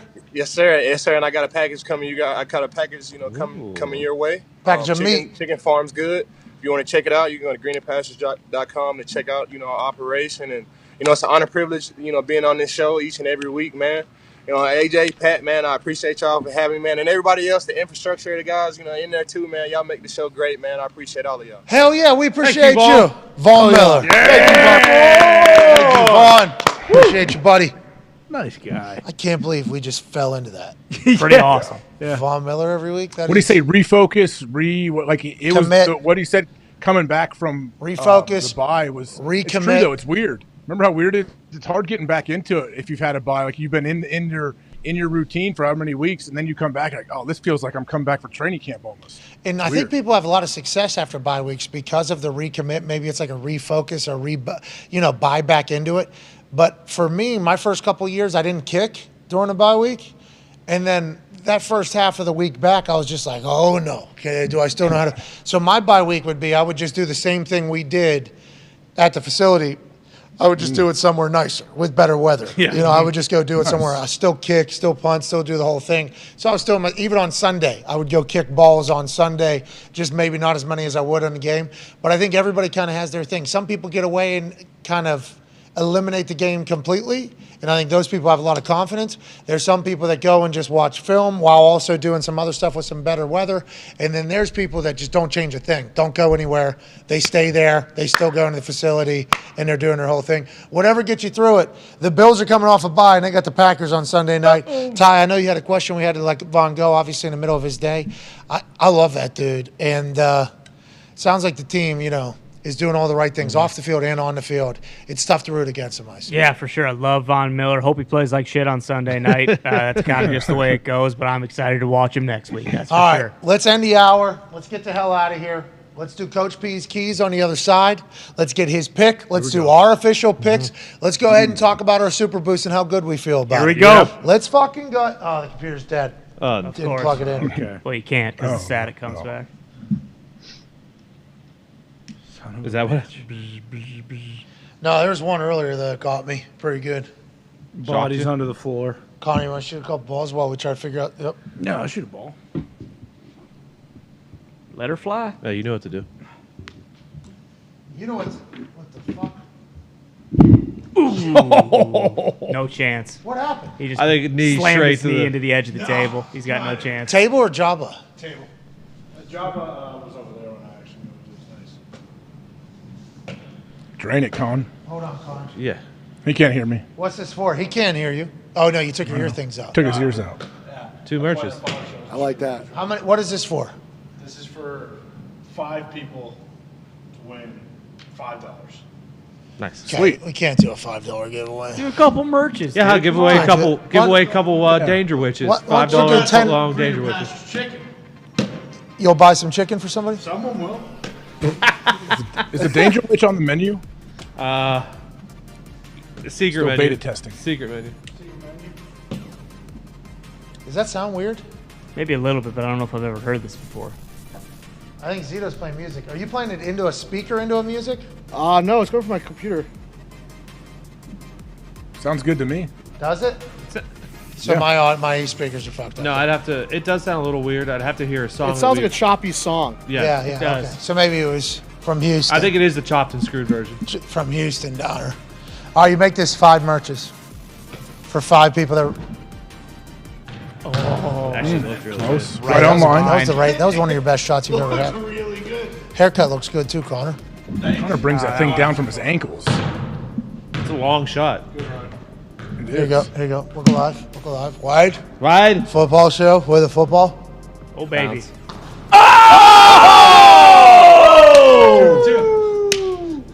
Guy's hot with the fucking skin. Golly, dude. Give me the ball.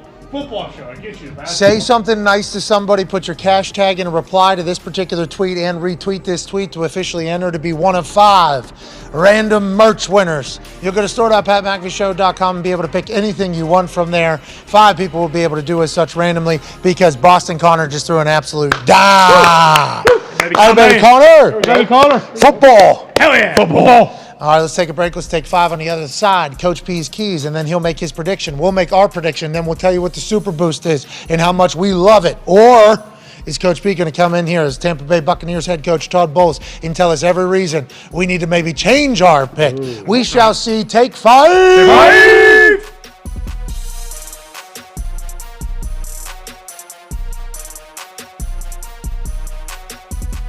Been this confident in a Patriots game in 2-3 years. Oh, no! Let's keep in mind, we have all watched the Bears on primetime. The Bears just are not a good football team. Oh, no! That might be 41-3, one extra field goal. Alternate spread, are you going to change it a little bit after seeing the fog over there? Yeah, this morning I took him at 13.5. Before the show, I took him at 20.5. And then after the show, I'll take him at 28.5. Whoa! no! Give me a good night. You need to relax. Hey, I'm Don't chill. lose to the Bears tonight. He's Don't lose to the Bears. Don't worry. You hear me? Don't worry. You know what I'm going through today? You You better not fucking lose to the Oh, Bears. Your team's fucking dead. You guys lose to the Chicago Bears on Monday Night Football? Wow. Oh, no! Your thoughts, Connor? You know, it is what it is.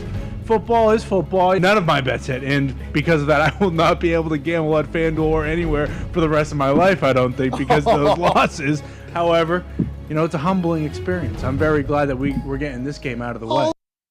Dear Coach Freeman, I hoped I would have left to send you another one of these letters, but here we are. I'd say I hope this finds you well, but to be honest, at this point, I don't give a shit.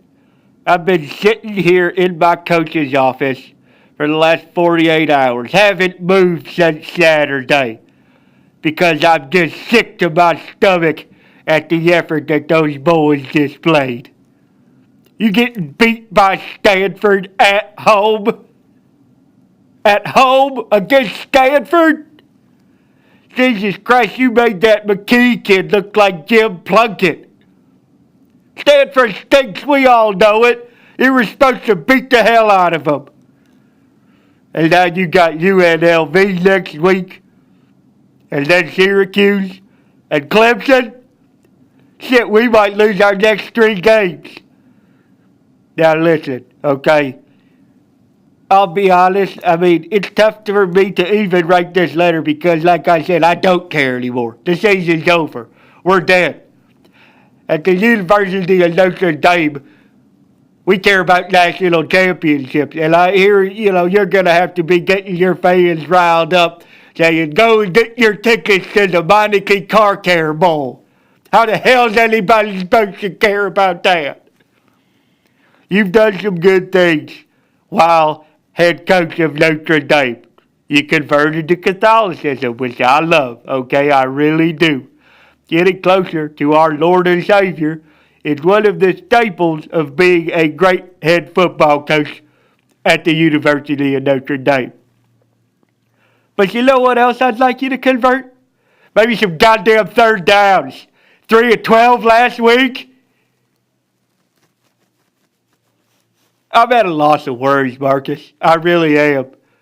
I want to be in your corner. I want to tell you how much I love what you've been doing and what the boys have been doing.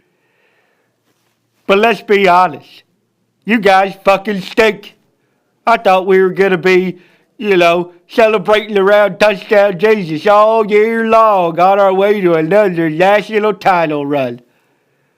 But instead, we're getting beat at home by Stanford. You know how many fucking recruits were probably losing to them too? All those smart kids who were good athletes and wanted to come play at Notre Dame, but you can't win a goddamn game against them. So they're saying, no, I'd much rather go to Palo Alto. Nice weather, beautiful campus. Can maybe work with Zuckerberg or, you know, one of those big tech companies. You can't do that with Notre Dame. So let me be very clear, pal. Get your shit together now. Or it might be time to find a different profession. Because at Notre Dame, we don't put up with bullshit like this. Good luck against UNLV. Maybe just stay out in the desert if you lose that one. With love, Coach Lou Holtz.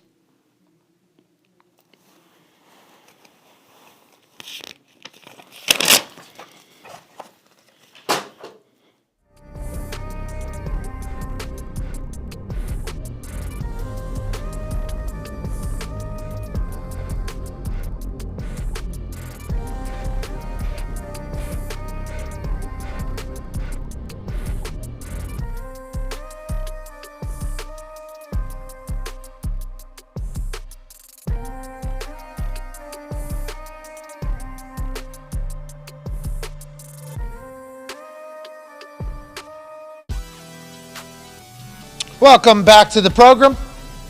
It is Thursday Night Football Thursday, October 27th.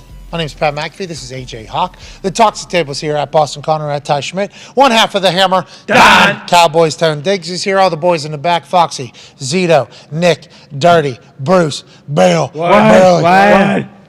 I appreciate everybody lucky to be here on this Thursday Night Football, Thursday, October 27th. We have the incredible opportunity to go into the team meeting room for the Tampa Bay Buccaneers this past Monday whenever they were getting ready for this Thursday Night Football matchup against the Baltimore Ravens. Todd Bowles addressed the team. What did he say? How did he talk? The team got beat by the Carolina Panthers. Let's take a look at it with our friend Chuck Pagano and Coach P's Keys. Coach Todd Bowles here. How's it going, Coach P? Not very freaking good. Yeah, tough day. Good morning, guys. Good morning, Coach. So I'm not going to candy coat this. All right? Okay. I mean, we stunk.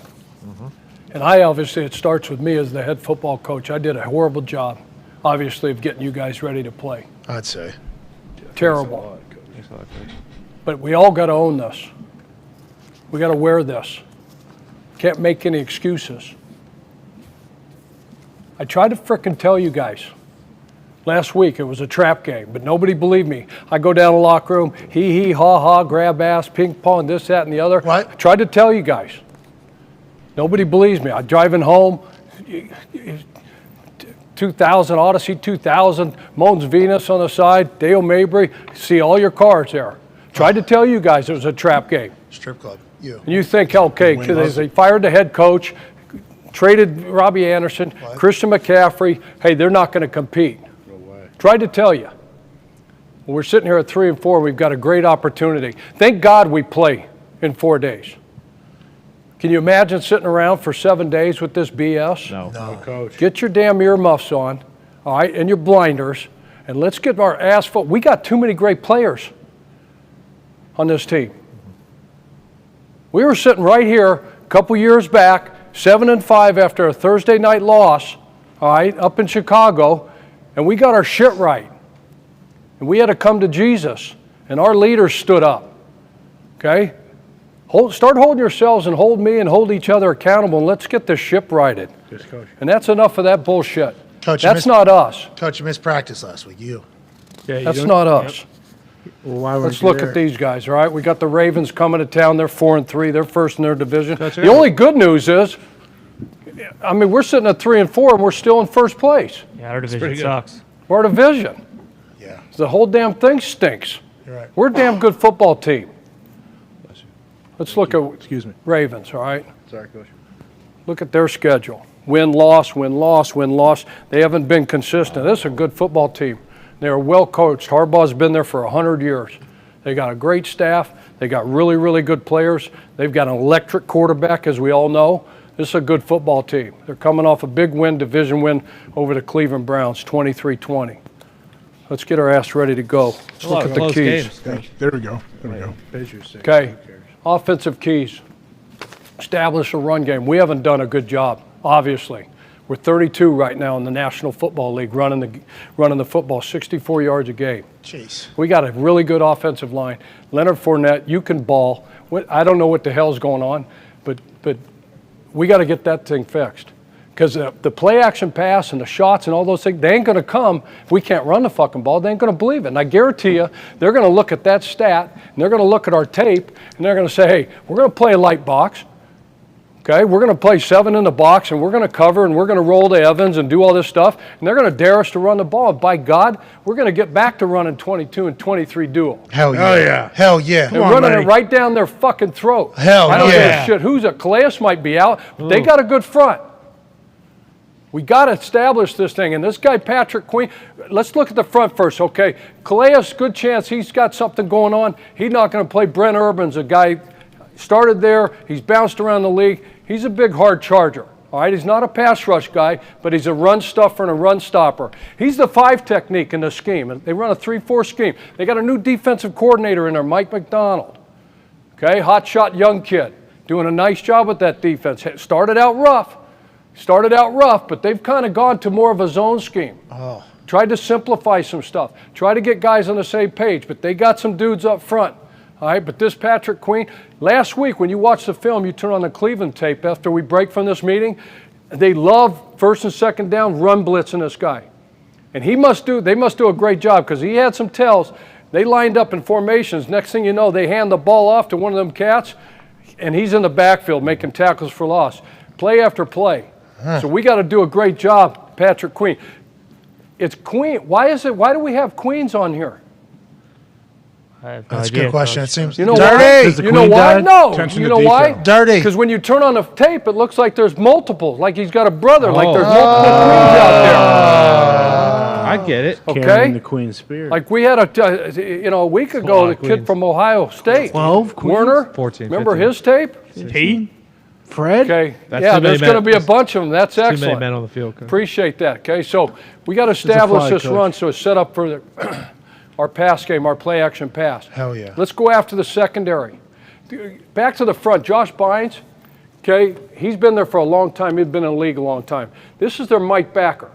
All right, they're going to make a close call. Close here, close there. If we're in base personnel, 12 personnel, 21 personnel, what have you, 13 personnel, they'll have their base unit out, and he's going to make a close call. That means Urban, 5 technique, nose tackle are going to go to the tight end side. So if it's close right, we're tight end left.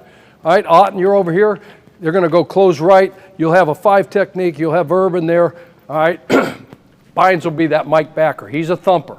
Okay, but from a coverage standpoint, zone stuff, we can do some schemes. We can get our wide out inside at 3, get speed at 3, and try to put him in a little bit of a predicament. Oh, bind in a bind? Bind, Josh Bynes. Binds in a bind. Yeah, Bynes. I like that. Write that down. Binds in a bind. Write that down. Binds in a bind. Binds in a bind. He's way AJ, write behind. that He was down. looking for a Binds in a Steve. bind. AJ's Appreciate not you. writing anything. Okay, but this secondary, they've had some issues. We got to go after this group. We've got to make this group communicate. They had trouble last week. All right, picking up a scissors route, a sail concept. One guy goes deep, another guy runs a sail. They're in a 3-deep concept. Corner comes off, thinks he's going to throw here, and they get the ball deep behind this group. They've had issues with bunch routes. No. We know the bunch route, so we got to get in the bunch, down on the goal line. Okay, get them down in the red zone, get on the goal line. We get in a 3-man bunch. They're going to play man to it. Okay, if there's a 3-man bunch, the nickel back will be up on the nose of the point man. Got a sec?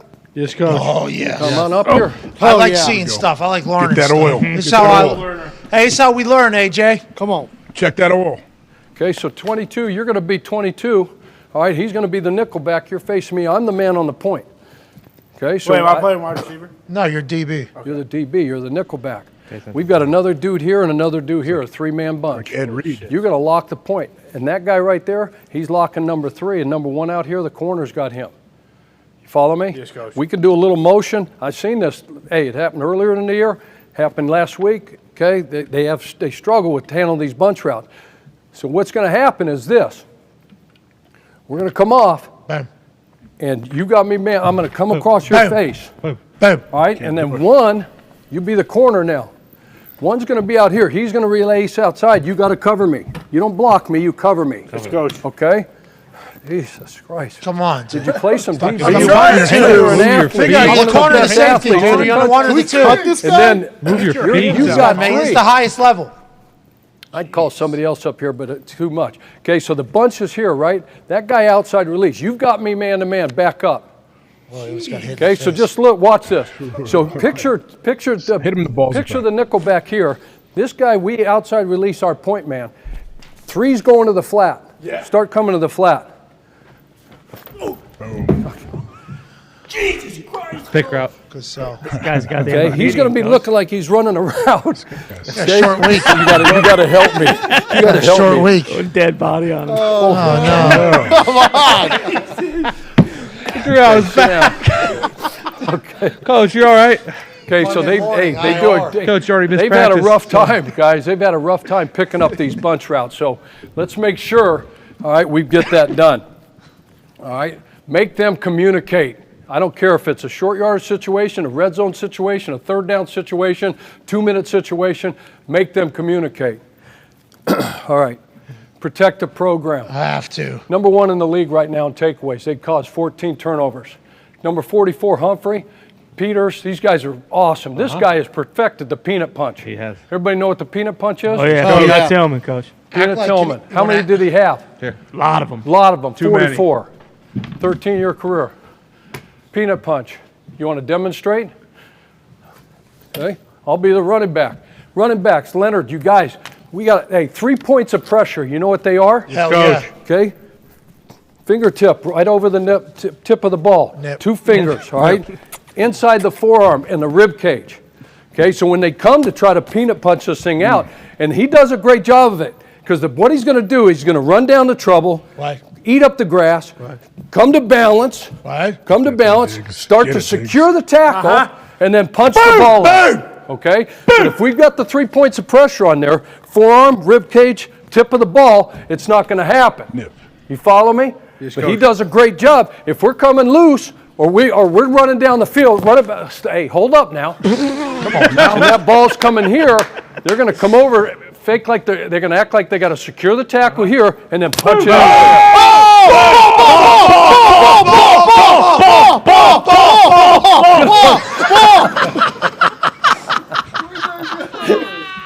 Who's got it? AJ, it's over.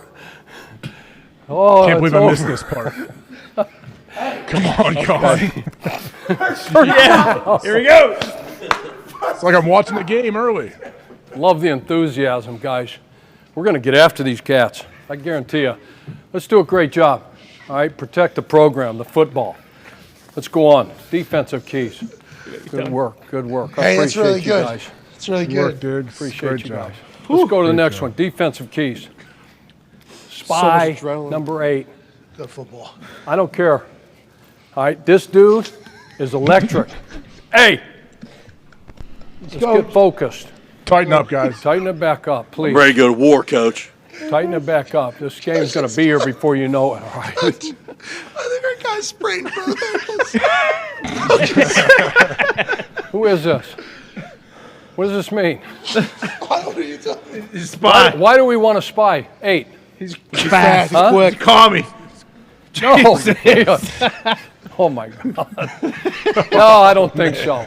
You want to spy him because they rush for 156 frickin' yards a game, 5.44 per carry. Hell yeah. You're going to see a play on here where he goes the distance. 70 frickin' 8 yards. It don't matter where he was the most electric dude in college, and he's the most electric dude in the NFL. Get on our damn P's and Q's. This Greg Roman, everybody know who Greg Roman is, the offensive coordinator? This guy's a genius. Him and the offensive staff there at designing the run game. Do they like to put big people on the field? Hell yeah. They got 15 tight ends on the roster. Andrews, Oliver, Likely, Boyle. Wide. Let me do it again. You guys are obviously asleep. Andrews, Oliver, Boyle, and a fullback, all right, that weighs 390 pounds. He was a defensive lineman in college. They converted him. They're creative as heck. You're going to get a bunch of zone schemes. You're going to get a bunch of gap schemes. And we got to be disciplined as hell. This 111, okay, each of you has 1/11th each play. 11 guys on the field, right? Mm-hmm. Everybody's got a job to do. Everybody's been talking about we got no damn discipline on defense. Giving up long runs, deep passes, this, that, and the other. Discipline. 111. Minimize Mark. Mark who? Andrews. Mark Andrews. There's some talk that, hey, he's not playing. He's been hurt. It's a walkthrough. Trust me. His ass is going to be out there. Okay. And that's his go-to guy. Good to know. That's his go-to guy. Is that a guarantee, Coach? What's that? Is that a guarantee, Coach? That's a damn guarantee. I just know he's a baller. He is. He's a baller. He ain't going to tap out. No, hell no. Nope. Just because they're coming down to Tampa and we're supposed to be, whatever. Mm-hmm. Minimize this dude. Red area. Okay, third down situations. Understand that's his first look on third down. Duvernay. The guy can run. Obviously, we know he's a great teamer. We'll talk about that in a minute. He can frickin' go. Bateman, number 7, can go. Number 10, DeMarcus Robinson. Don't sleep on his ass. And they signed a dude. Who'd they just sign off the street? Does anybody have any idea? Deshaun Jackson. Okay, he's on the practice squad. Talked to some dudes. All right, on the street. Little birdie told me he can still fly. Coach, I've been told that he's not going to play Thursday. Yeah. Of course, the little birdie told you too. Andrews is hopeful, though. You focus on the game plan and what you're supposed to do. Come on, man. Okay, if he's out there, If he shows up, don't disrespect me like that in front of the guys. You're right. I apologize. Okay, for that. because you got your. Maybe if you Breaking spend a little news. bit more time. It is breaking Maybe if you spent a little bit more time in your playbook, you would fill Coach, these guys' minds with that. Coach, has some breaking news. Garofalo is telling Okay, That is if don't shit on Sean Garofalo. Jackson. He's a good at Paisan. Yeah, it is a good. That's a lot of Paisan. gabagool. He always comes out with the gabagool. He does. Okay, so they had him. They signed him. He's obviously not ready, but he can still fly. Hell Trust yeah. me. Hell Look yeah, at the yeah. damn tape, just Hell in yeah. case something happens. We'll tell the team Maybe they have an next week, Coach. epiphany here in a few minutes. Okay, special teams. No Duvernay. No Duvernay. Hall of Famer? Yep. Tucker? So the line, there is no line. It's end of half, end of the game situation, and we got to get a stop. It isn't going to be, hey, the 35, we got to the 35, you're good to the 30. No. They can't cross the fucking 50, otherwise that guy's got a chance. Stout, he's a rookie, fourth rounder. He's got a good leg. He can bomb them. Got to do a good job. Here's what I want to do. Camarda, where's Camarda? Right here, Coach. Rookie punter, right? Yeah. Fourth round, we drafted you, right? Goddamn right, Coach. Do not kick the frickin' ball to 13. Yes, Coach. Come hell or high water. You can put it 42 yards down the field, out of bounds. Okay. Yeah, I got it, Coach. And we're suck up. Right here, Coach. Touchbacks. Touchback. And the touchback's got to be like 9.5 deep. You got can you get that done? I got that, yeah. Let's don't even try it. Hopefully. 17.4 average on punt returns, 36.6 on kickoff returns. Damn. The opener against the Dolphins, 103. Just watch the tape. Let's don't do it. It's better to die a young man, suck up, than kick the ball to this frickin' guy. You understand me? Yes, Kamara, Coach. Yes, Coach. Rookie, don't try to be a hero. No, I won't. Hey, I'm going to, You'll get him. don't do it. I won't do they'll it, Coach. return that guy. These guys, unbelievable special teams, right? Number one unit in 2021. Chris Horton done a great job there. Don't challenge them. They're really good on special teams. Let's take a look at some plays, all right? Hell yeah. So this first clip, all right, we talked about Queen. Check it out, all right? If we're in 11 personnel, Cleveland's in 11 personnel. We're in 11 personnel. They'll match us with their nickel defense. Again, they'll have 4 down, all right? They'll big number 98, Jonesy inside, 92 Mabuke, all right? And then you got number 4. Don't forget about JPP. Oh, yeah. That's right. Oh yeah. Champions. Revenge Okay, game. so guy. he used to be a teammate of ours, right? Yeah. You don't think he's got the red ass? Oh, he's ready. He wants to got come him. in here with, however many he's got left. Fireworks. You know, K- he's going to KJ? come after us. Yeah. Pissed Okay, off. don't He's forget about motivated. him. He's wearing number Checking 4. oil. Owe, did I talk about Owe? Did I fail to mention Owe? Odafe? Yes, you did, Coach. Number 99? Huh, for these guys? Yeah, he's a dog. Okay, and who else do they have that's a veteran dude that got a couple sacks that I forgot about? Justin Number Houston. 50, Justin Houston. Excellent guy. Hell yeah. Excellent. Too Watch bad the I'm punting, tape. They Coach. can all go. But anyway, remember, now look at this. Look at this setup, all right? What do you notice about this line right here with a tight end right here and an extra lineman over there? Unbalanced. What do we call Overload it? left. Left, sir. Unbalanced, Left. right? Unbalanced, all right? So you got a tight end over here probably in Joku, right? Do you think they're going to run the ball over here? No, Coach. Where do you think they're going to, and no matter what they do with this motion, where do you think they're going to run it? To the unbalanced. To our right. They're going to run it to our right. So don't you know that they've scouted, so they're going to go back and look at all of our tendencies on our run action, right or left, duo, 22, 23, whatever. We got to mix up our calls, change some wording, because they got all the comms. Yeah, they do. They got everything. Everything. Especially with the I don't internet. care what we call it. So he knows, hey, even though I'm going to ignore this and watch Queen here. He's telling everybody else, oh yeah. So we got 2 pullers. He runs through, tackle for loss. We can't have it. Tommy, you want to start 2nd and 14, 2nd and 15? Hell no. No. He's not here, Coach. No, he is. I am here today. Oh. Okay, thank you. No problem. Appreciate you. We need 45 you. years It's old. good to see you, Tom. I haven't seen you in a while. How's everything going, Tom? Tommy, Tom, how you been? Tom, you okay Tommy, at I home? understand What's going and I on? respect. Where are you playing? I respect everything Tom, we that's don't going normally on. get Ready to go war with you, Tom. I respect everything that's going on. We ship out at 0800. Sorry about Stuff, AB, Tom. Family matters to me. Listen up. I care about you guys. I care about your families and your situation at home. But quit bringing that bullshit in here. Hey, Tom, you can talk to me about it. It's okay. Coach, the guy's fucking Leave it going at through home, a lot. Tom. Leave it at home. His kids hate him, Coach. I have the it. building. Thanks. Thanks. What hotel you I'm living staying in a at? fucking hotel. Where? Thanks. That's on you, Coach. Hotel California? Start paying Room for your service. room, and maybe that football karma will switch up on you. Okay, let's go. Coach Todd came with the Check heat it out. today. Check it out. Where the I'm hell's tired of this. BA at? We're a better football team than that. Okay, let's take care of Queen. Go on to the next one, please. That's unbelievable. Okay, we said we got to make the secondary do what? Huh? We're going to attack secondary. We got to make them do what? Communicate. Communicate, cover. AJ, tell them. What did we say? Make them Communicate. We got to communicate, cover. We're going to put them in tough situations. You're the one guy I can count on. That's what we That said, is Coach. good both sides. That's what we said, I'm always Coach. here. I'm here. Your all for you guys. You headsets guys are are jacked up from jacking around and jumping on footballs in a meeting. Hey, that was good. Balls program, Coach. So watch Cleveland here. We talked about a big post. We talked about a sail route, right? So they bailed out of there, playing cover 3, simple and easy.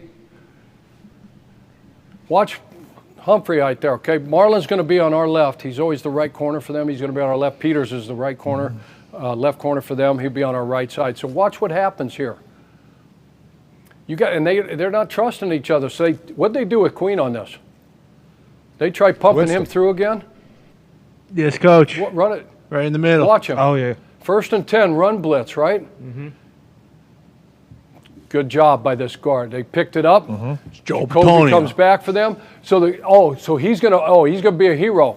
He's gonna come off the deep as the deepest, wide as the widest. We got a bunch of young guys having to show up and play these cats too. Got Carlton out, Bunting's out, What? Winfield's out. Why? You guys got to communicate. Do your job. If you're supposed to be deepest, wide as the widest, be there. We can't do this. Golly. Sick of it. They can't. We can. We got to execute, right? Amen. Okay, let's go. Make them communicate. Get after their ass. What do we say about number 8? He's very explosive. He's from another planet. I know. He's not from here. Trust me. He's not from here. They do a great job. We talked about Roman, right? We talked about this run game. They do a great job. Quarterback, all the runs, and then the quarterback design runs. He's just another extension of the run game. Boom, look at it blocked up. Damn. See ya. And so the thing we can't have is we can't have all 11 dudes at the line of scrimmage and have this guy break the line of scrimmage. Do we have an end zone of this? Hell yeah. Thank you. We got everybody up. So it's a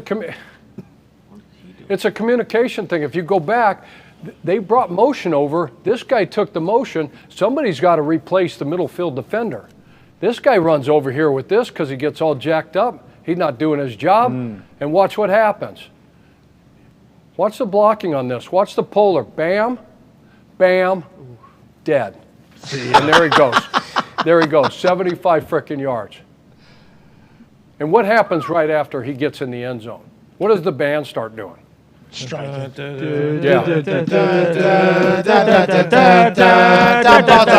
Ravens. Baltimore Ravens. Jimmy Seafood. It's the Lamar Jackson Show. Hey. Do your job. Good rhythm, Coach. Let's go. Okay, and then one more time, just so we can check this out. Here's Robinson here, right? Burners. Just keep it right there on frozen, right? 300, maybe more. Look at the ass. All right. Tight end. Really good offensive line. Alien. It'll be Gus back here. Will it? Are you JJ's sure, Coach? out. Will it definitely? We know for sure. Will it definitely be Gus Edwards? No. It's hopeful. Yes, it's Gus. So it is? So it is Gus? How do you know? All right, it'll be Gus. We'll prepare for He's Gus. our head coach. Respect him. Yes, Coach. It's Gus. All right, Gus. Coach. That's good news. Just because you guys get Stop little questioning information Coach. from your little video buddies, and try to just stump, the head coach and make him look Keep it silly. to yourself, guys. Careful. Okay, what we call this. Miss you, BA. Okay, so make sure we know where Andrews is, right? Yes, Top sir. target. And he's a dog. No. Spray route. Got to do a great job. If you run this back from the sideline, they motion this dude over here. And they like to do this, especially in the short side of the field. So here it comes. Ends up 4 by. Look at. He's wide open too. Now he loves this guy so much, right? There's a guy here. He probably shouldn't have thrown this. He probably should have thrown it here. The guy deserves a bone every now and then, right? His All card. the 42, all the heavy lifting he does. Yeah, not against they got us, the, though. They got the tut anyway, Eating a but lot of just understand the spray route. We got to communicate this and push the coverage over there to get a hat over the top of each of these guys. Play action. That's a seed, coach. That's a tough throw, coach. So this is about manning up, owning our mistakes, holding each other accountable, and figuring out a way to get this ship righted. We got really good football players in here. It's about finishing. It's about focus. And it's not about just because we got Tom. You know, we got Leonard. Let's go, Tom. Good We to got have you all back. these guys on here, and we won a Super Bowl a couple years ago. Nobody gives a fuck about that. No. You think Baltimore's going to give a crap about that just because we have one in the last couple years? Hell no. No way. No, hell no. Hell no. Get with your coaches, get your asses prepared, and let's kick these guys' ass come Thursday night. Thank you, Coach Bowles. Thank you, Coach Bowles. All right, Coach P's Keys. We got to hear about Baltimore. We got to hear about Tampa. We heard the offense, the defense, and the special teams keys for both teams on getting the win this evening. Now, Chuck Pagano, it is time. Who wins? I'm no longer Bullsy, right? Yeah, well, you're not. I You're know, not associated I know. with anybody I'm right still now. with Is you. that a Okay. Ravens pick then? Well, I Are don't Ravens, know. are Ravens real, Con? Just shut up and let Coach talk, AJ. That's what I thought. So when you look What? at these two teams, one's coming off big win, 4-3. Tampa lost 4 of their last 5. Whoa. Struggling on offense. Redemption. Defense is struggling. A lot of drama going on down there, AJ. A lot of drama. Started a long time ago. We've heard people talk about, hey, embarrassed that way. The way they got embarrassed at Carolina. Bad. Despicable. And a group of men in that room, humiliated. I heard humiliated earlier, I think. Yeah, I think. Who was it? I think Herbstreit. Herbie, right? Said humiliated. They're going to show up. It just seems like a perfect time for them to whatever, right? Silence the haters. If we look at some of these things, I just think with all the drama and the injuries that they have, look at the defense the last 4 weeks for Tampa. And this is, and believe me, guy, I mean, they're a good team, and they got good players over there. But the stat, you are who you are. You are what your record says you are, right? Crown 'em. The last 4 weeks, right? Opponent QBR, worst. Takeaways, only 1, tied for worst. Third down percentage, tied for worst. Judas Priest. You tell me. Not good. Lamar, Jackson, Greg Roman run game, Oh, all that beef, Dynamic. tight end, Ricard, What? all that. Gus C. Edwards pumping it. Gus Boss. Davis and Winfield, Carlton Davis, Antoine Winfield Jr., Davis III, they're out. Out. No bunting. Why? Bucks 32nd. Run yards a game against that defense. Uh-oh. And there will be no fourth quarter collapse. okay. There will be no fourth quarter collapse. We're done with that stuff.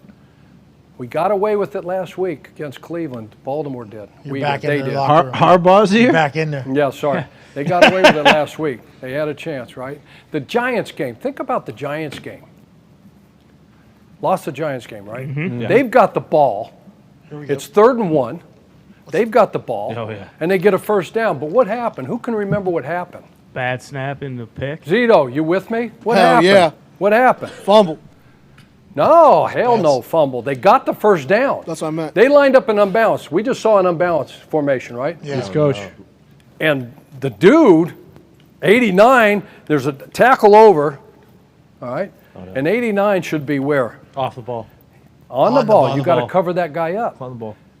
Okay, so they got an ineligible number sitting there right there, and he was off the ball. They did a little run play sneak over here to the left with LJ. Got the first down, but no. Illegal formation. Come on, Mark. So now they go third and 6. It was like less than yards, so 5.5, 6 yards. That's when the fumble happened. Oh. Center, bad snap. It was loud as hell. They're back in the game. Bad snap, fumble, Thibodeau, whatever. I think whatever his name is, right? Mm-hmm. 5? Yeah. Fumble, lose the game. Then last week, Cleveland Browns handed off to, what was his name? What did you guys tell me the kid's name was? Justice Hill. They got the ball late, fourth quarter, driving down. They're going to eat up the whole clock. Nobody takes the air out of a game like the Ravens. Fumbled the ball, but they got out of that one. Blocked a field goal. So, I'm going Ravens. Ooh. I like 24-21. Yeah. It's going to be a good game. You think so? No, it's going to be a good game. I mean, you got a bunch of really, two good programs, two really good head football coaches, two really good staffs, a lot of great freaking players. You got Tom Brady, the best that's ever played the game. Come on. Thursday night. The best Thursday night, prime time. Come on. You know they're going to show up. All right, sweet. You know it's going to be a barn burner. But the Ravens, I mean, they're built for this. They're going to get a face full of Ravens. It's going to be a hell of a game. All right, let's go, baby. Let's go. I like hearing that out of Chuck because he knows his shit. He studies for this. Chuck, I appreciate the hell out of you. Those are incredible, Coach Peace Keys. And your selection Appreciate you guys. is on our side. Appreciate your Coach, you want to throw some? You Thank want you, to throw a Chuck. couple? Oh, hell yeah. Appreciate it, Coach. Hey, Coach, on the way out, you like Baltimore 24-21? If Baltimore wins and you make this throw, we will give 10 people $1,000. Whoa. Holy shit. Wow. How many tries do I get? 2. I got one here, too. 3. There's 3. Holding on to the fumble. 10 people, 1,000. Baltimore also has to win, though, because that is your selection. So it is a little bit of a parlay of things that have to happen. One of those things could be you making a football shot. Coach P's Keys host Chuck Pagano. Oh! On this Thursday Night Football Thursday, as Baltimore goes to Tampa, Chuck Pagano.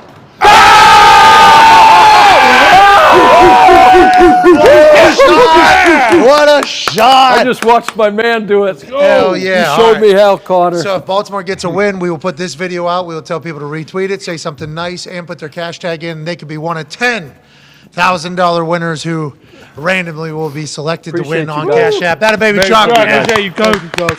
That was awesome. That was electrifying. Okay, that's good omen. I like that he's with the Ravens because I will make the pick for this evening for us, AJ. Boom. I also like the Ravens this evening. I like them plus the 1.5. And we also have a super boost with them to win and also plus 3.5 and Lamar, not to win.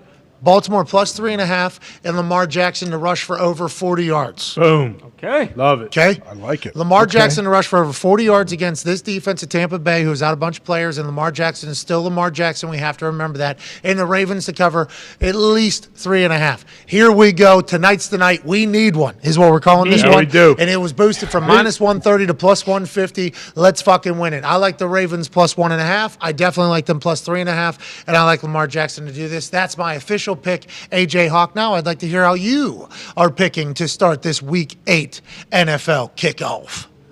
Well, I went into this leaning a certain way, and I wanted to see what Chuck said in his whole presentation from both teams and who he picked. And I am glad Chuck is on my side. I absolutely want the Ravens here at plus 1.5. So we need one. Let's go, boys. Need it.